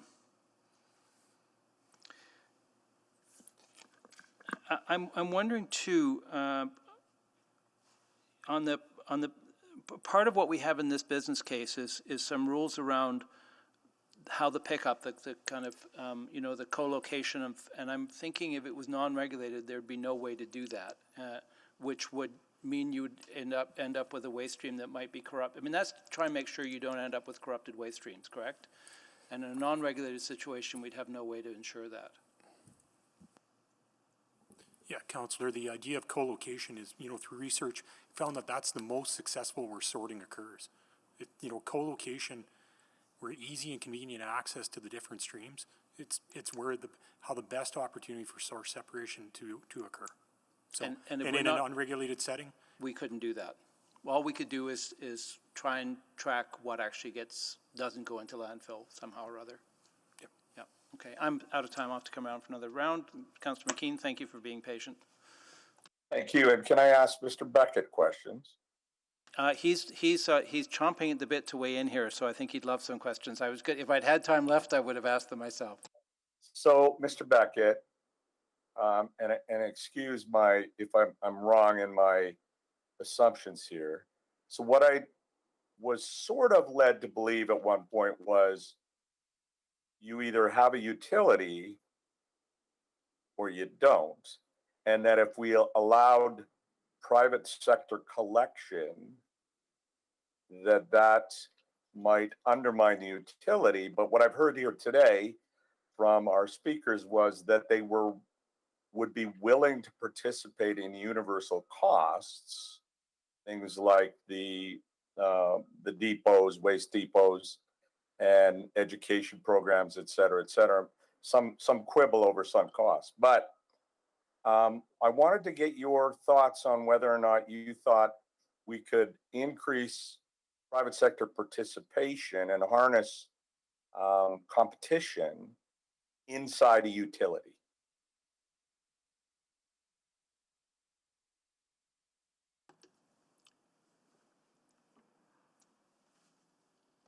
Yeah, part of the issue here is that the speakers, the operators and the waste industry speakers haven't addressed the question of whether or not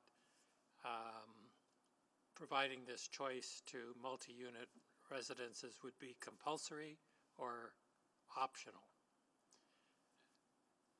We went through this when we deregulated electricity, and we looked at the alternatives of an industrial customer could opt out, and it would be a one-way street. Once they're out, they're out. Industrial customers could opt out, but then opt back in again if they found out they weren't getting as good a deal as they hoped for, or everybody was out, or everybody was in.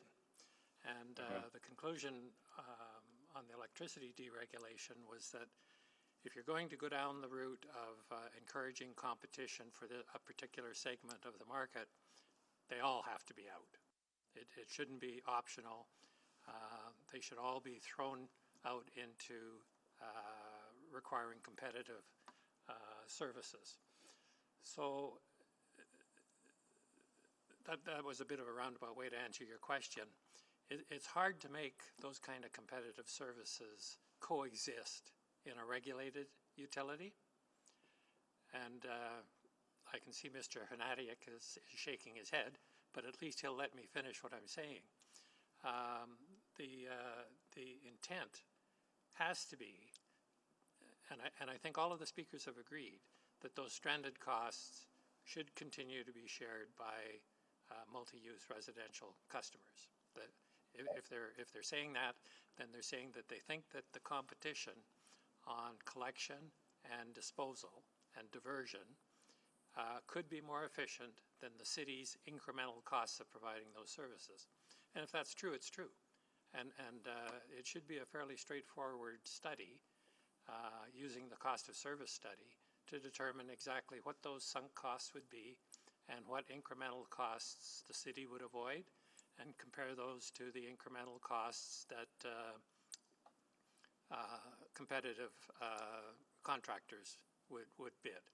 And that could be done in a cooperative fashion. You don't have to go out and do a bunch of tenders for nothing. It would be a question of a collaborative approach to figuring out the difference between the costs.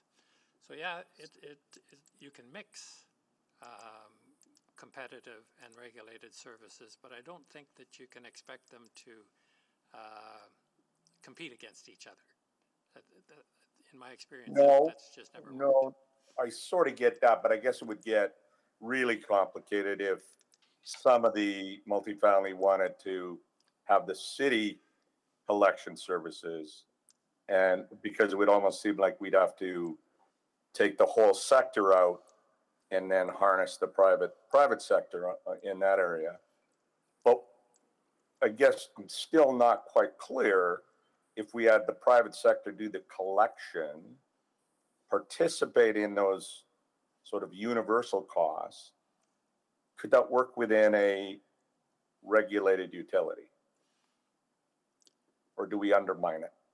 I think that, well, this is based on my experience in the electric industry. It doesn't work. Okay. You can't be fish and fowl. You know, you have to be one or the other. Okay. Thank you very much. Councillor Walters. So just to follow up there, Mr. Beckett, I suppose then your perspective of my likening it to Epcor is, because Epcor is a monopoly. There's no competition for who delivers the service, right?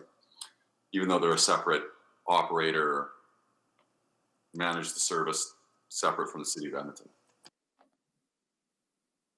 Like, so you can have, that's not a competitive model, even though the operations and the management is outside of the city control. No, that is a monopoly. That is a monopoly, yeah. Okay, so is there, maybe just to press that a little bit, because I wonder if we are regulating, the environmental outcomes, the diversion targets, which a straight line can be made from there to processing, to where how that feedstock is processed. So there's regulation on that, which then affects the rate, and we still have a protection of the public interest duty in a regulated model. You're still saying that it's unlikely that we could have multiple providers in that space, even though we're telling them what to pick up, how to pick it up, and where to take it, essentially. Not how to pick it up, but where to pick it up and where to take it. Yeah, I think the more prescriptive you are, the fewer benefits you're going to get from competition. So but I like what you said about I like what you said about protecting the public interest. I think that's somehow that has to be factored into the whole process. Right, and that's inherent to the nature of a regulated utility, for sure.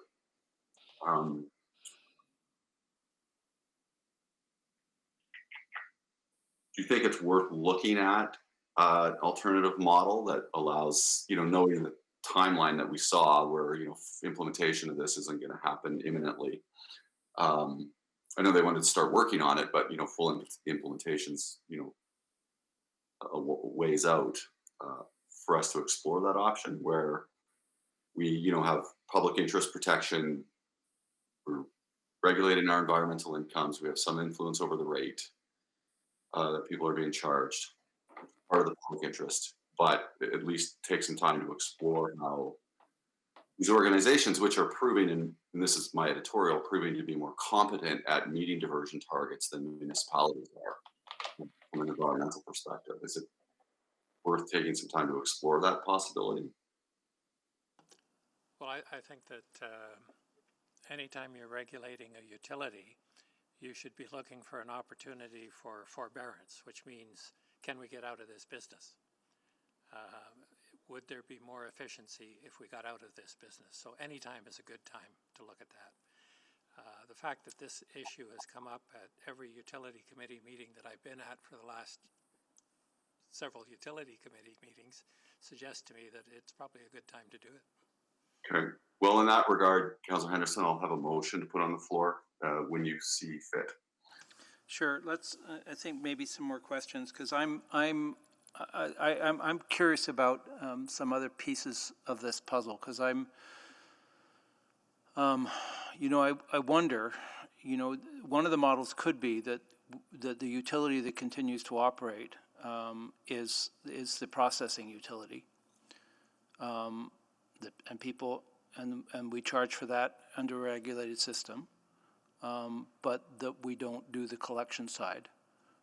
That's, you know, that's a possibility. I'm not entirely sure, but I wanted to, theoretically, that would be possible, I presume.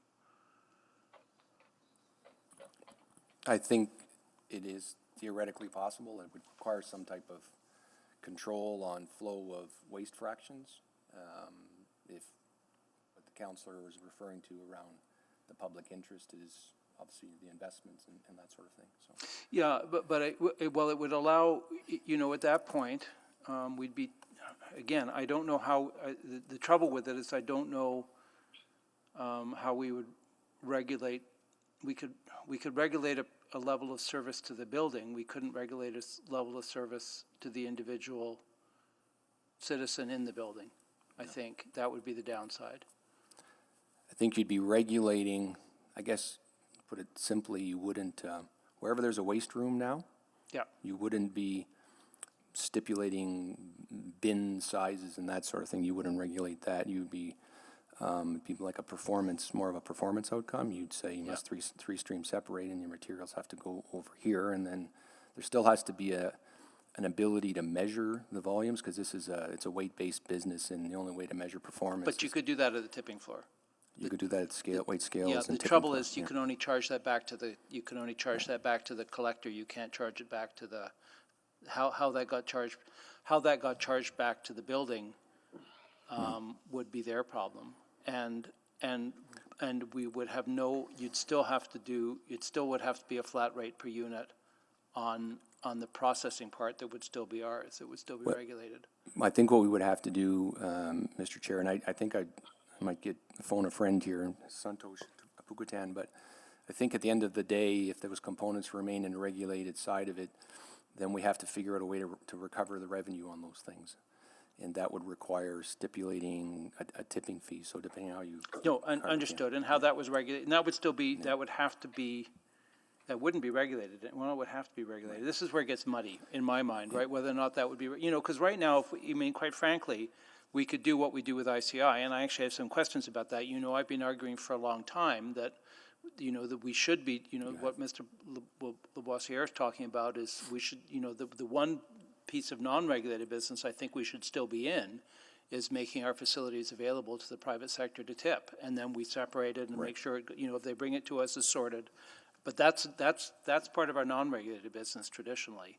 Right. And I don't think we've got out of that part of the non-regulated business. The only part of the non-regulated business we got out of was collections, correct? Yeah, that's right. We still permit collection or commercial self-haul on the one side of the only thing we haven't done, which I don't understand why we don't do, quite frankly, is allow for that to come as separated.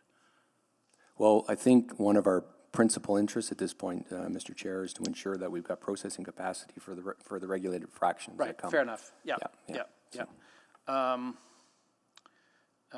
Because I guess the other thing I'm interested in is if there's another way, you know, that is a kind of performance-based system in terms of how we, you know, I think there may be a legitimate question here from a performance-based point of view to allow a little bit more creativity in how the pickup is done, even with the private haulers that are operating within the regulated system right now. And if there's ways to do that, that can also continue to guarantee level of service. And I understand there's a tension between those two things. But you know, if someone says, look, this route doesn't make sense, and we can allow those kind of adaptability into the part of the business, quite frankly, that we're contracting out right now. I think there's a legitimate question there that needs to get answered here no matter what we do.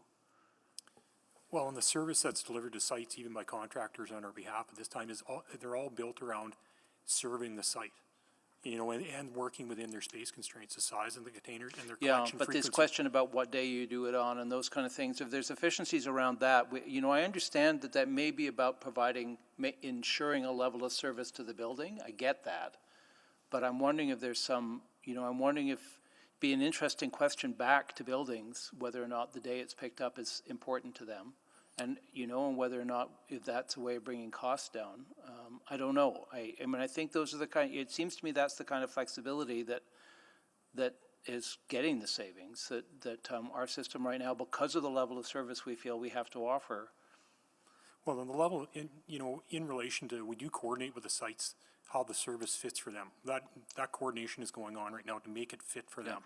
Both on the size and even on the pickup days and how it's served. So that is out there. And when we take that to our contractors and have them serve it on our behalf, it's about serving the sites, but it's meeting the site's needs in a number of different ways.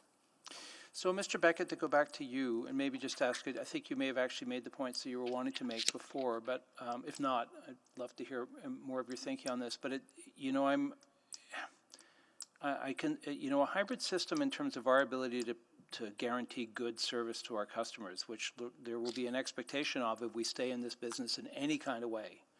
How you do a hybrid, I mean, there'd have to be something on the performance side, understanding that the performance of the building manager is different from the performance of the individual person who's going to their garbage chute and throwing in recycling because they can't be bothered to go downstairs. Do you know what and I don't know how we get to that in a hybrid system.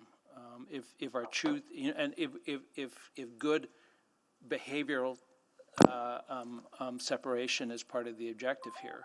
So your thinking on that? Well, my experience has been that when you do deregulate a particular aspect of a previously regulated utility business, you create more regulatory issues than you ever thought were possible. Because everywhere the non-regulated activity bumps up against the regulated activity, there's a regulatory issue. And you're going to have to work through that and deal with it. And what you've just described sounds like one of those. It's something that I really don't know the answer to. I just know that it's going to be something that would create a lot of work and take a lot of thought to get through. And you may never get to exactly where you want to be either. But I'm not an expert on the ability of the city to achieve things through bylaws or zoning or those kind of things. So I'd have to leave that to others. So probably we're either out or we're in. We're back to the one or the other. A hybrid is probably has nightmare written all over it. Okay, Councillor Paquette. Oh, thank you. Right at the tail end, you answered my questions because I was thinking that this is starting to sound like a nightmare. And I was having a very bad time with it. So thank you for that. Yeah, so Mr. Beckett, just to clarify one more time, just for my own comfort.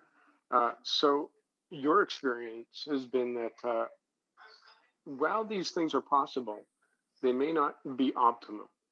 And there are complexities there that at the end of the day, in exploring some of these more complex possibilities, it may not actually be in the best interest of the public once you factor in all of the potential pitfalls and the idea of opting out and then possibly opting back in if something were to happen and people wanted to change their service once again. And you just sort of like start mangling economies of scale and operations. Am I understanding that correctly? I couldn't have said it better. Okay, thank you.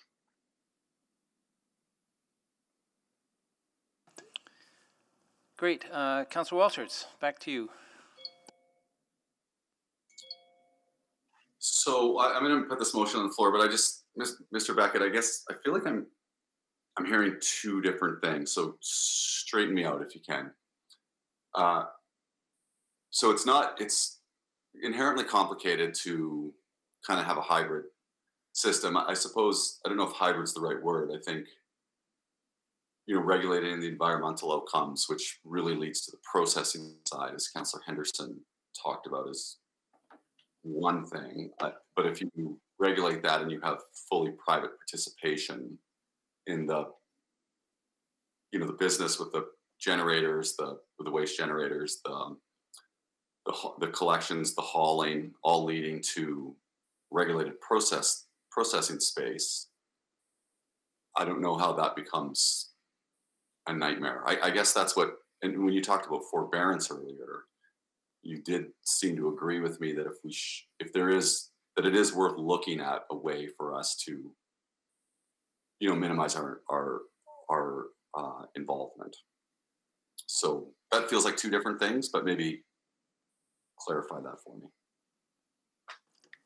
Yeah, the regulatory concept is that monopolies are the least desirable outcome, that competition is the most desirable outcome. So within a utility framework, you can have competition to provide services to the utility. For instance, Epcor, I'm sure, creates competition around the supply of chemicals for water treatment. They don't just write a blank check to a particular supplier. They shop around and they negotiate, and so that fits within a regulated environment. The city already uses that to some extent by contracting out half of its waste pickup, and so that can be done. So from that perspective, you can have competition within the utility framework, but if you extend it to things like the quality standards associated with what happens to the waste after it's been picked up, or specific customer criteria that have to be met, you're kind of coming at regulation through the back door. You know, anytime you start to legislate those things or set them down in concrete, you're really coming at utility regulation through the back door. And that's when it starts to get really complicated.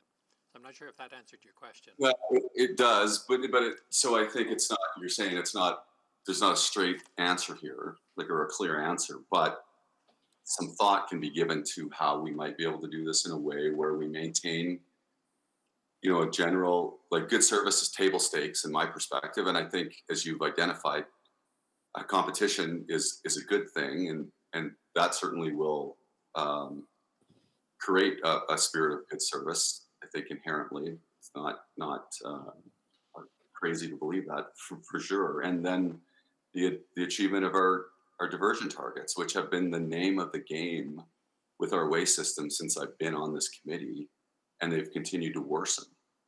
So in that regard, I can't in good conscience just approve this today without some further thought to make sure that we're utilizing, and don't want to start speaking to a motion that's not on the floor, but you know, we're not achieving one of our primary regulatory outcomes here. So is it unreasonable for me to feel unsettled and to yearn for an alternative approach?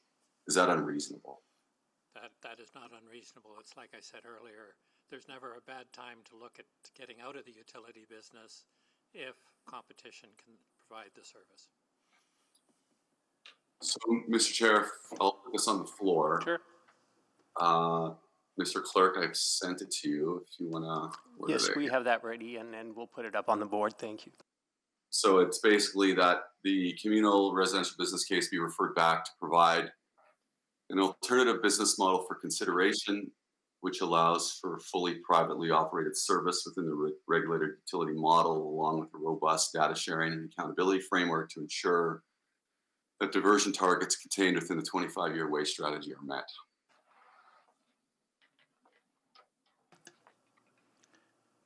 Okay, the motion's on the floor. I have some questions. My major question here is, we know that we're 2 or 3 years away from having exactly this conversation around ICI, and I'm really concerned about timelines, and I'm not averse to asking these questions, but I'm not sure. I'm wondering if we can ask these questions and still go ahead. You know, that I think there's ways to do this that don't preclude approving the roadmap you've laid out for us in terms of what we do with our multi-unit waste right now. You know, I'm wondering if we've got this backwards in terms of saying stop work on it until we sort this out. I'd prefer to say this is where we need to get to, and if we can look at other ways to get there, I would be okay with that exploration. So, Mr. Lebec, you look like you want to respond. No, I'm just saying I can't physically read the motion Oh, from okay, back here. sorry. Sorry. And I would actually, if I may, just want to ask Mr. Pucatan just to kind of weigh in on this as well. I just want to make sure the work is achievable, and I think the other thing to consider, and full, obviously well within the purview of the utility committee, but approval of the business case then allows us, to make decisions on the budget and the rate filing and that sort of thing. So I think some work can happen concurrently, Mr. Chair, but without that, then we might have to be flexible on that aspect of the business case. So I think, if I understand what's in there, I think what we would end up doing is we would go back to the report we provided you in April, and then we just tease that out a little bit more with a bit more specificity. Is that fair, Santosh? Mr. Chair, if I can maybe jump in. Mr. Beckett articulated this better than maybe I would. The utility regulation primarily exists to protect public interest. And it's somewhat unclear with the hybrid model how that would be achieved. But in regards to the motion, we can maybe take this back. It will likely require us to do a cost of service study, which will require some further time to properly inform and engage with the stakeholders.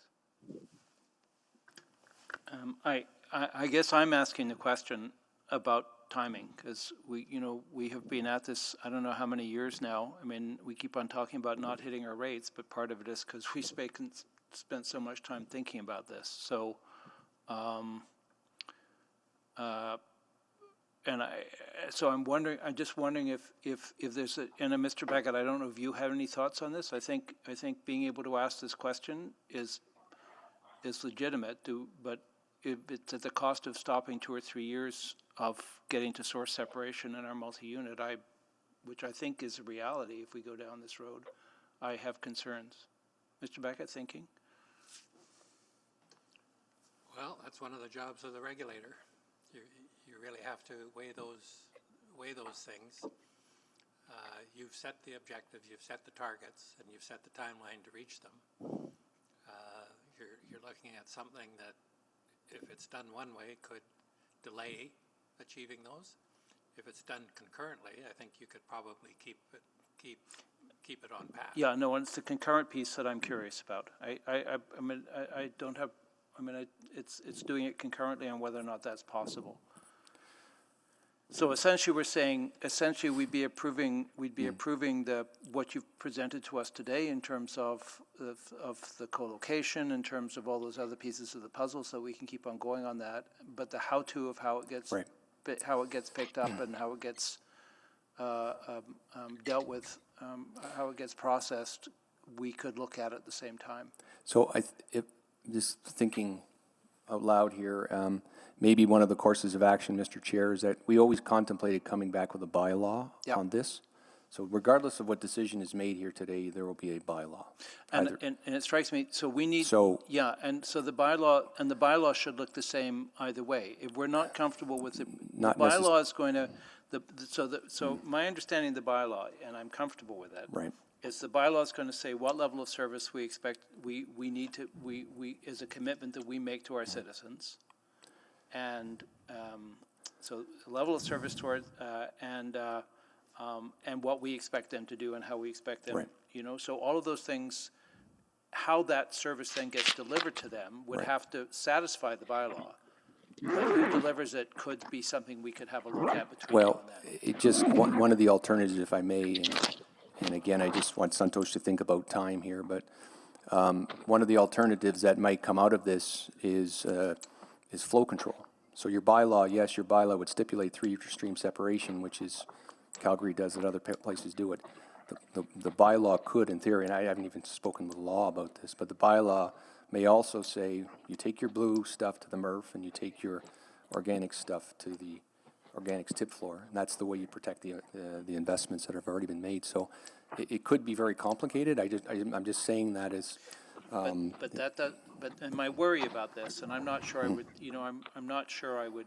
That's why I'm nervous about this to begin with. My worry about this is that we can't, one, gets much harder to mandate the co-location, to make sure that we get the behavioral piece at that end.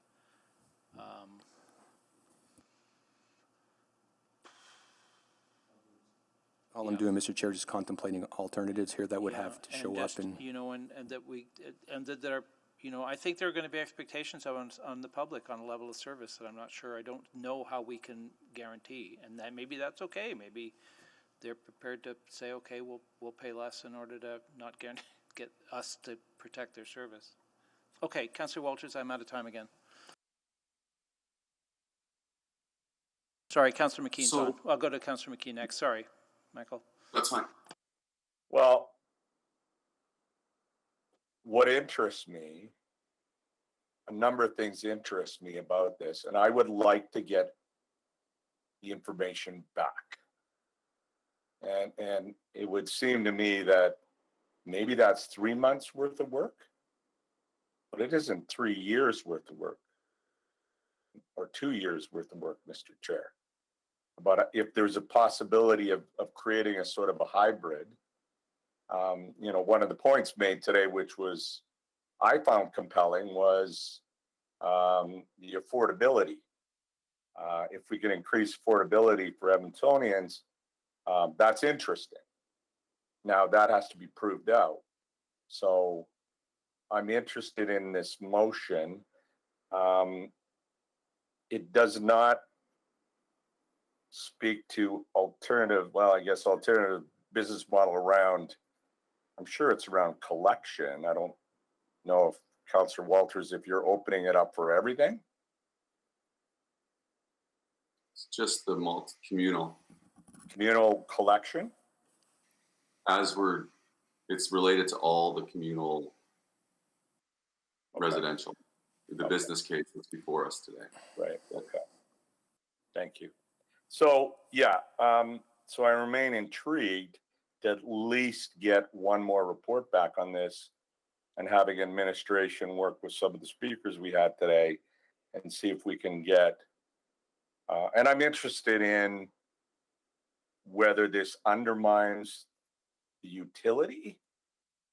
Like and what are the unintended consequences or the consequences? I can't claim to fully understand them right now, but I think the testimony we heard today was clearly intriguing about reducing some of the costs for our customers. And it would seem to me if we define a level of service that Edmontonians should be expecting, if a building isn't getting that level of service, then they need to get a new provider. But anyways, those are just a few of my thoughts at the moment. Thank you, Mr. Chair. Okay, I've got Councillor Paquette on the second round, then I'll go back to Councillor Walters, who's accidentally now showing is on the fourth, but I don't think that's true. I think he's on the third.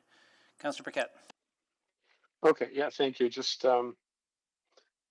reading the motion, it's interesting, but I mean, it seems to be everything that we just talked about right now, and I guess the intention then is to compile a report that will essentially sort of reiterate everything that we've already discussed, but maybe with a few more numbers and some examples from other jurisdictions, although that doesn't say in the motion. Was that sort of the idea, Councillor Walters? No, it's to provide an alternative business model to the one that's before us today. So it might be useful for me to say, provide an alternative business model and cost of service study for consideration, because that would be the devil in the details stuff. Okay. All right, Mr. Beckett. Sorry, Mr. Beckett. Maybe just a few thoughts on this, and from your experience and from your observations of utilities over the years.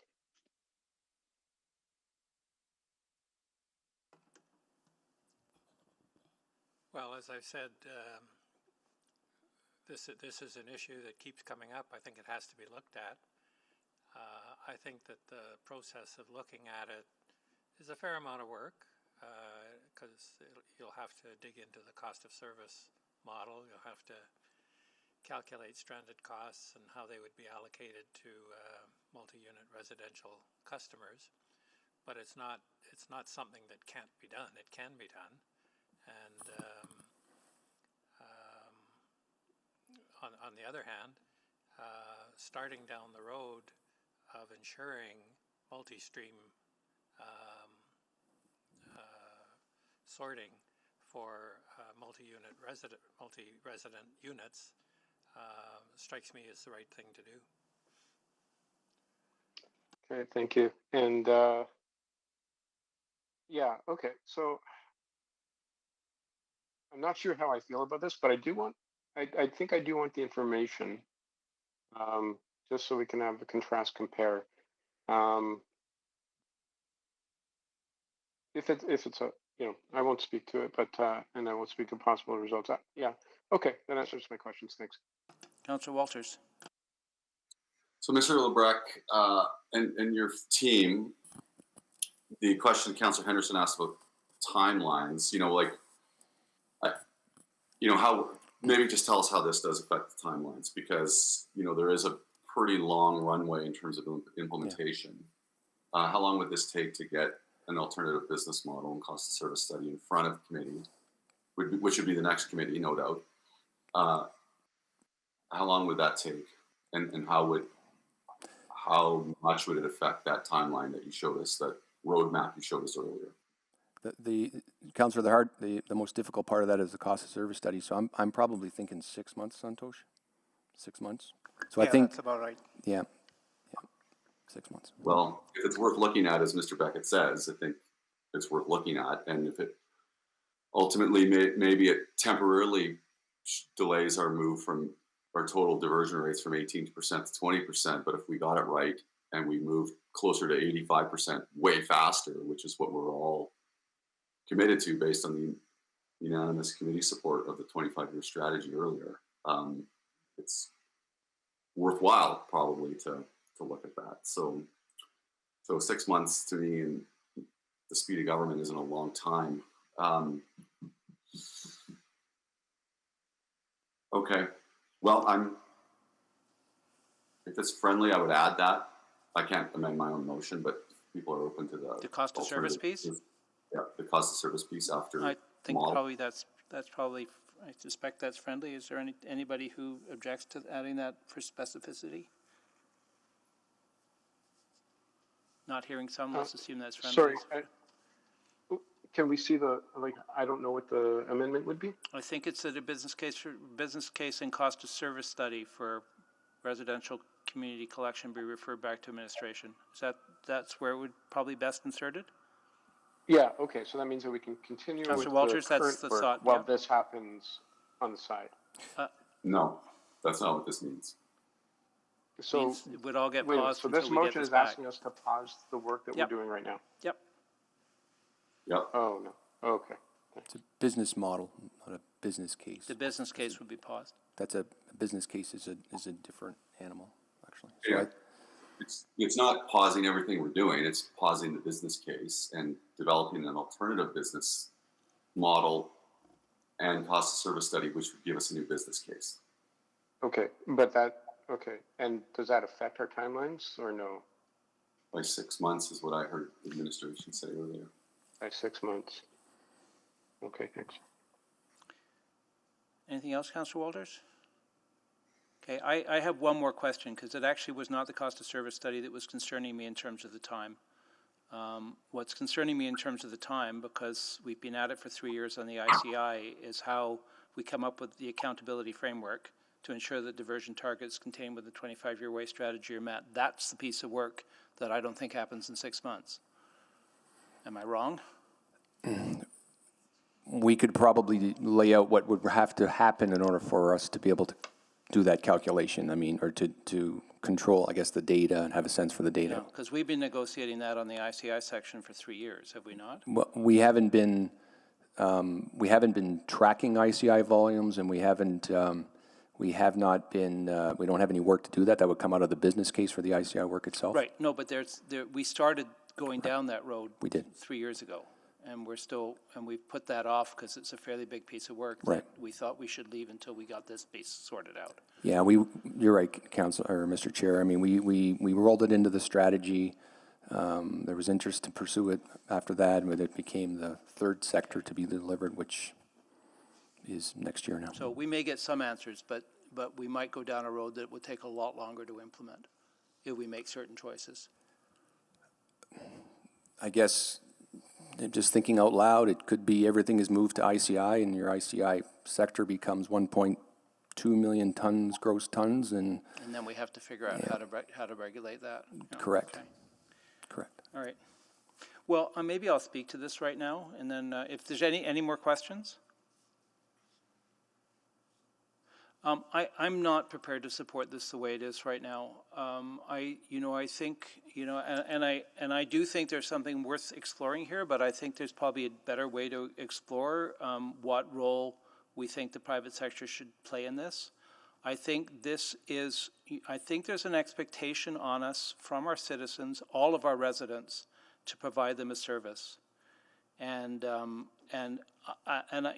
absolutely, we could get out of regulating that service entirely. I don't know if they would thank us for that.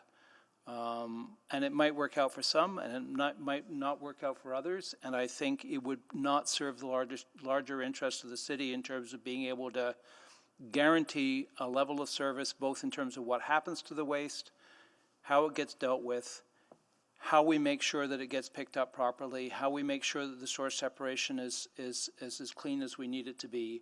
All of those kind of things, I don't see how we can. I think we're going to have a big enough, and I'm very thankful to industry on the ICI side that they recognize that we have to get there and find a way to do it. But it is a complex area with many players, and how you police all players. Some of them I think are already playing really well and doing that, and others I suspect less so. So I don't know how we get there if we move away from a regulated system, which I think is in the interests of all the citizens of the city, and also I think one of the expectations of our citizens that we take care of their garbage as a city. I think it's one of the things the city does. And yes, you could do that in the private sector, but it would, I think the Epcor situation is an interesting one. It would be a regulated private sector. I don't see a way to do that I don't see a way to guarantee those things in a truly competitive system. I think ICI is a little bit different because that truly is business to business. And I think for some of the larger operators in the multi-unit residential sector, it is truly business to business. But in a lot of cases, it isn't. It's individuals to business. And I don't know how we protect because we need to protect everybody's interests here, which is why this either has to be all in or all out. There was no way to opt in or opt out because at that point, those that are harder to serve, those that are more challenging to serve, to make sure that they get the same level of service as everybody else, are going to get thrown to the wolves. I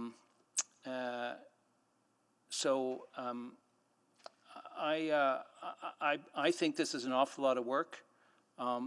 That there may be another way. I'm not averse to asking the question. I'm just not sure this is the way to ask it. And I think there may be another way to look at this in terms of how we can get the efficiency of competition into a regulated system. I think that's absolutely worth looking at, but I think this is really, we have to recognize this is asking the question of whether or not we're prepared to regulate for a multi-unit sector, or say this is a non-regulated system and deal with it the same as ICI. I think that's the essential question here. And when I challenge myself that way, I think there's an expectation from our citizens that we look after their interests here, quite frankly. And I think we can only do that through a regulated system. So I will be voting no. Councillor Paquette. Thank you, Mr. Chair. I cannot actually add to anything you just said, so I will just support it. And not saying that we shouldn't be asking those questions, but I'm going to be voting no on this for now, keeping in mind all of the excellent points you just made. Thank you. Anyone else before I go to Councillor Walters to close? Councillor Walters. Thank you. So I'm not going so far as to say you're in or you're out yet. The motion explicitly states within the regulated utility model, and I think the risk here is just that we're going to take a little bit longer to understand how it is that we, number one, continue to protect the public interests. Number two, continue to provide good service, which is table stakes in this business. And number three, finally meet the diversion targets that we've yearned for and talked about and talked about and talked about and talked about for 8 years since I've been on this committee. This is not about giving anything away yet. This is not about turning our back on our responsibilities to citizens. Frankly, there's this sort of conflict between accountability for us not meeting our diversion targets, which we've continued to disappoint our citizens with for many, many, many years.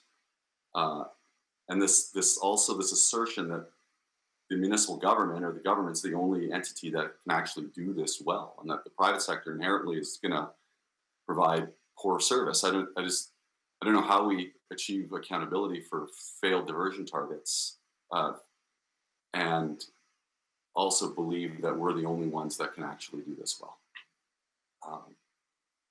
Competition is not a bankrupt theory. There's accountability at the level of, in terms of the level of service that's baked into that, to a competitive market. Mr. Beckett's answers today and just your contributions to this were, as usual, very wise, but it affirms for me that this is a question worth looking at. He said that multiple times, that this is something we should look at. My question about other models, are there other models out there that do this, is a question I partly knew the answer to, because there are other cities out there that approach this with far more private sector participation, because the private sector, in my perspective, has gone way out in front of us in terms of their environmental, their ability to meet the environmental outcomes that so many people look for. I feel like we're stuck in our ways in this town underneath our shiny plans. So our shiny strategy, 25-year waste strategy, is great. Everybody's behind it. What I'm looking for is an alternative model that ensures that we'll actually meet those targets that we are very boastful about. I think, frankly, the private sector has become a remarkable contributor to the diversion and environmental solutions, and I don't think we recognize that enough in this space. I've seen lots of other cities where they have a regulated model and private sector operator and very high diversion targets, much higher than ours. So this is not a deregulation. There's a lot of analysis that can be put into this business model. There's a lot of engagement that can be done with industry to make sure that we're meeting those environmental outcomes in terms of how that ultimate business case and ultimately the bylaw gets designed. And I think, and I just cannot walk away after 8 years approving what's in front of us today and believe that we're going to meet those very important diversion targets. We talk about climate emergency. This is one of the areas where a city can actually have a real effect on environmental outcomes, a real effect. And we're not willing to look at other ways to ensure that we achieve those environmental goals in a different model. I don't know what that says. So I'm encouraging others to support this, and I think it's a valuable piece of work to be done, and it's important thinking for us to do before we make a final decision. Thanks. Please vote. My iPad died. I'm a yes. Thank you, Councillor Walters.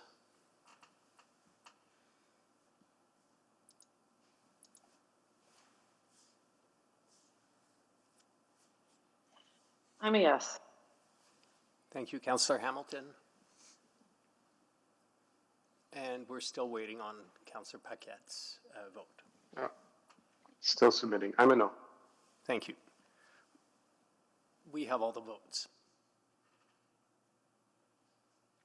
And that has passed 3-2. The first really contentious vote we've had at Utility Committee. So anyway, we're going out on a good note. Great, thanks. I think then that leaves us with 6.9, which will have to be amended slightly, I suspect. There's one piece that would Mr. still, Lebrecht? yeah, yes, Councillor, I think the one part on the, that has So, the, and we're overdue a break, but why don't we get this out of the way and then we can come back in private. So, I think if somebody would like to move 6.9 with the number one, we don't need, I mean, it'll come back to us at some point or it won't, but I think number one should come out. Correct, Mr. Lebrecht? Everything else probably was on a. I'm sorry, Mr. Chair. Can you repeat that? Sorry. I think we need to do 6.9, the recommendation but with number one not part of it. So 2, 3, and 4 still need to be approved, correct? That's right. Okay. So if somebody would like I'll to move. move that. All right. So everybody understand what we're doing here? So number 2 is that the capital profile for the high solids anaerobic digestion facility be approved and a single source procurement as outlined in the attachment, which is in private. That's the entire motion. Any questions about that? Okay, Mr. Clerk, are you ready to go on that? Are we good? Is that clear? It's just the recommendation with the number one part taken out.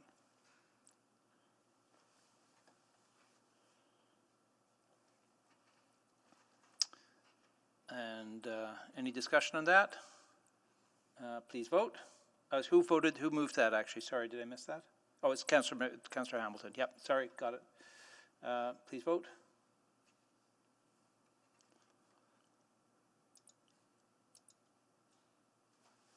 We have all the votes. And display the vote. And that has passed. All right. I think that brings us, the only thing left is the in private, correct? That's correct. All right. I suggest then we move to go in private and then take our break, if that's okay. So moved. Just a quick question. How long is this one going to take, do you think? I don't think it'll be very long. I mean, it depends on us. We want to just kind of barrel through? We could barrel through. It's up to you guys. I'm open to it. Same. I can barrel. Okay, then let's just move to go in private and we won't take a break.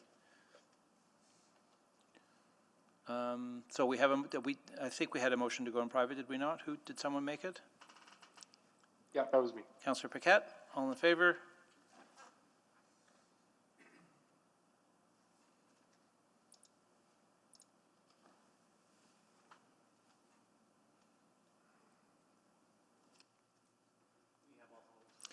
And display the vote. And that has passed. Do you need a few moments?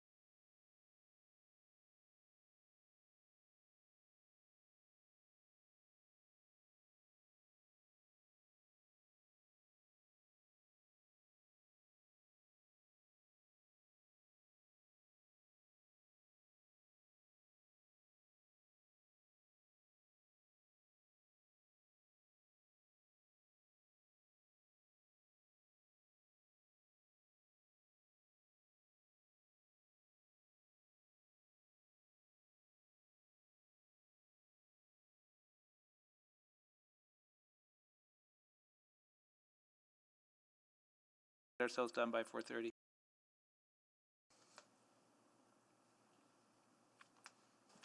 We're good to go, Mr. Chair. All right. I don't know if Councillor Hamilton's still with us. I hope she is. So who would like to move the motion? Move the recommendation. Okay, so I think I caught Councillor Paquette sort of first. So let's give it to him. And any further discussion?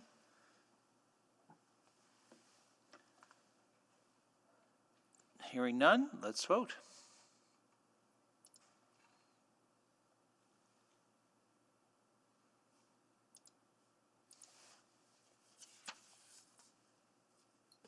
We have all the votes, Mr. Chair. And declare the vote.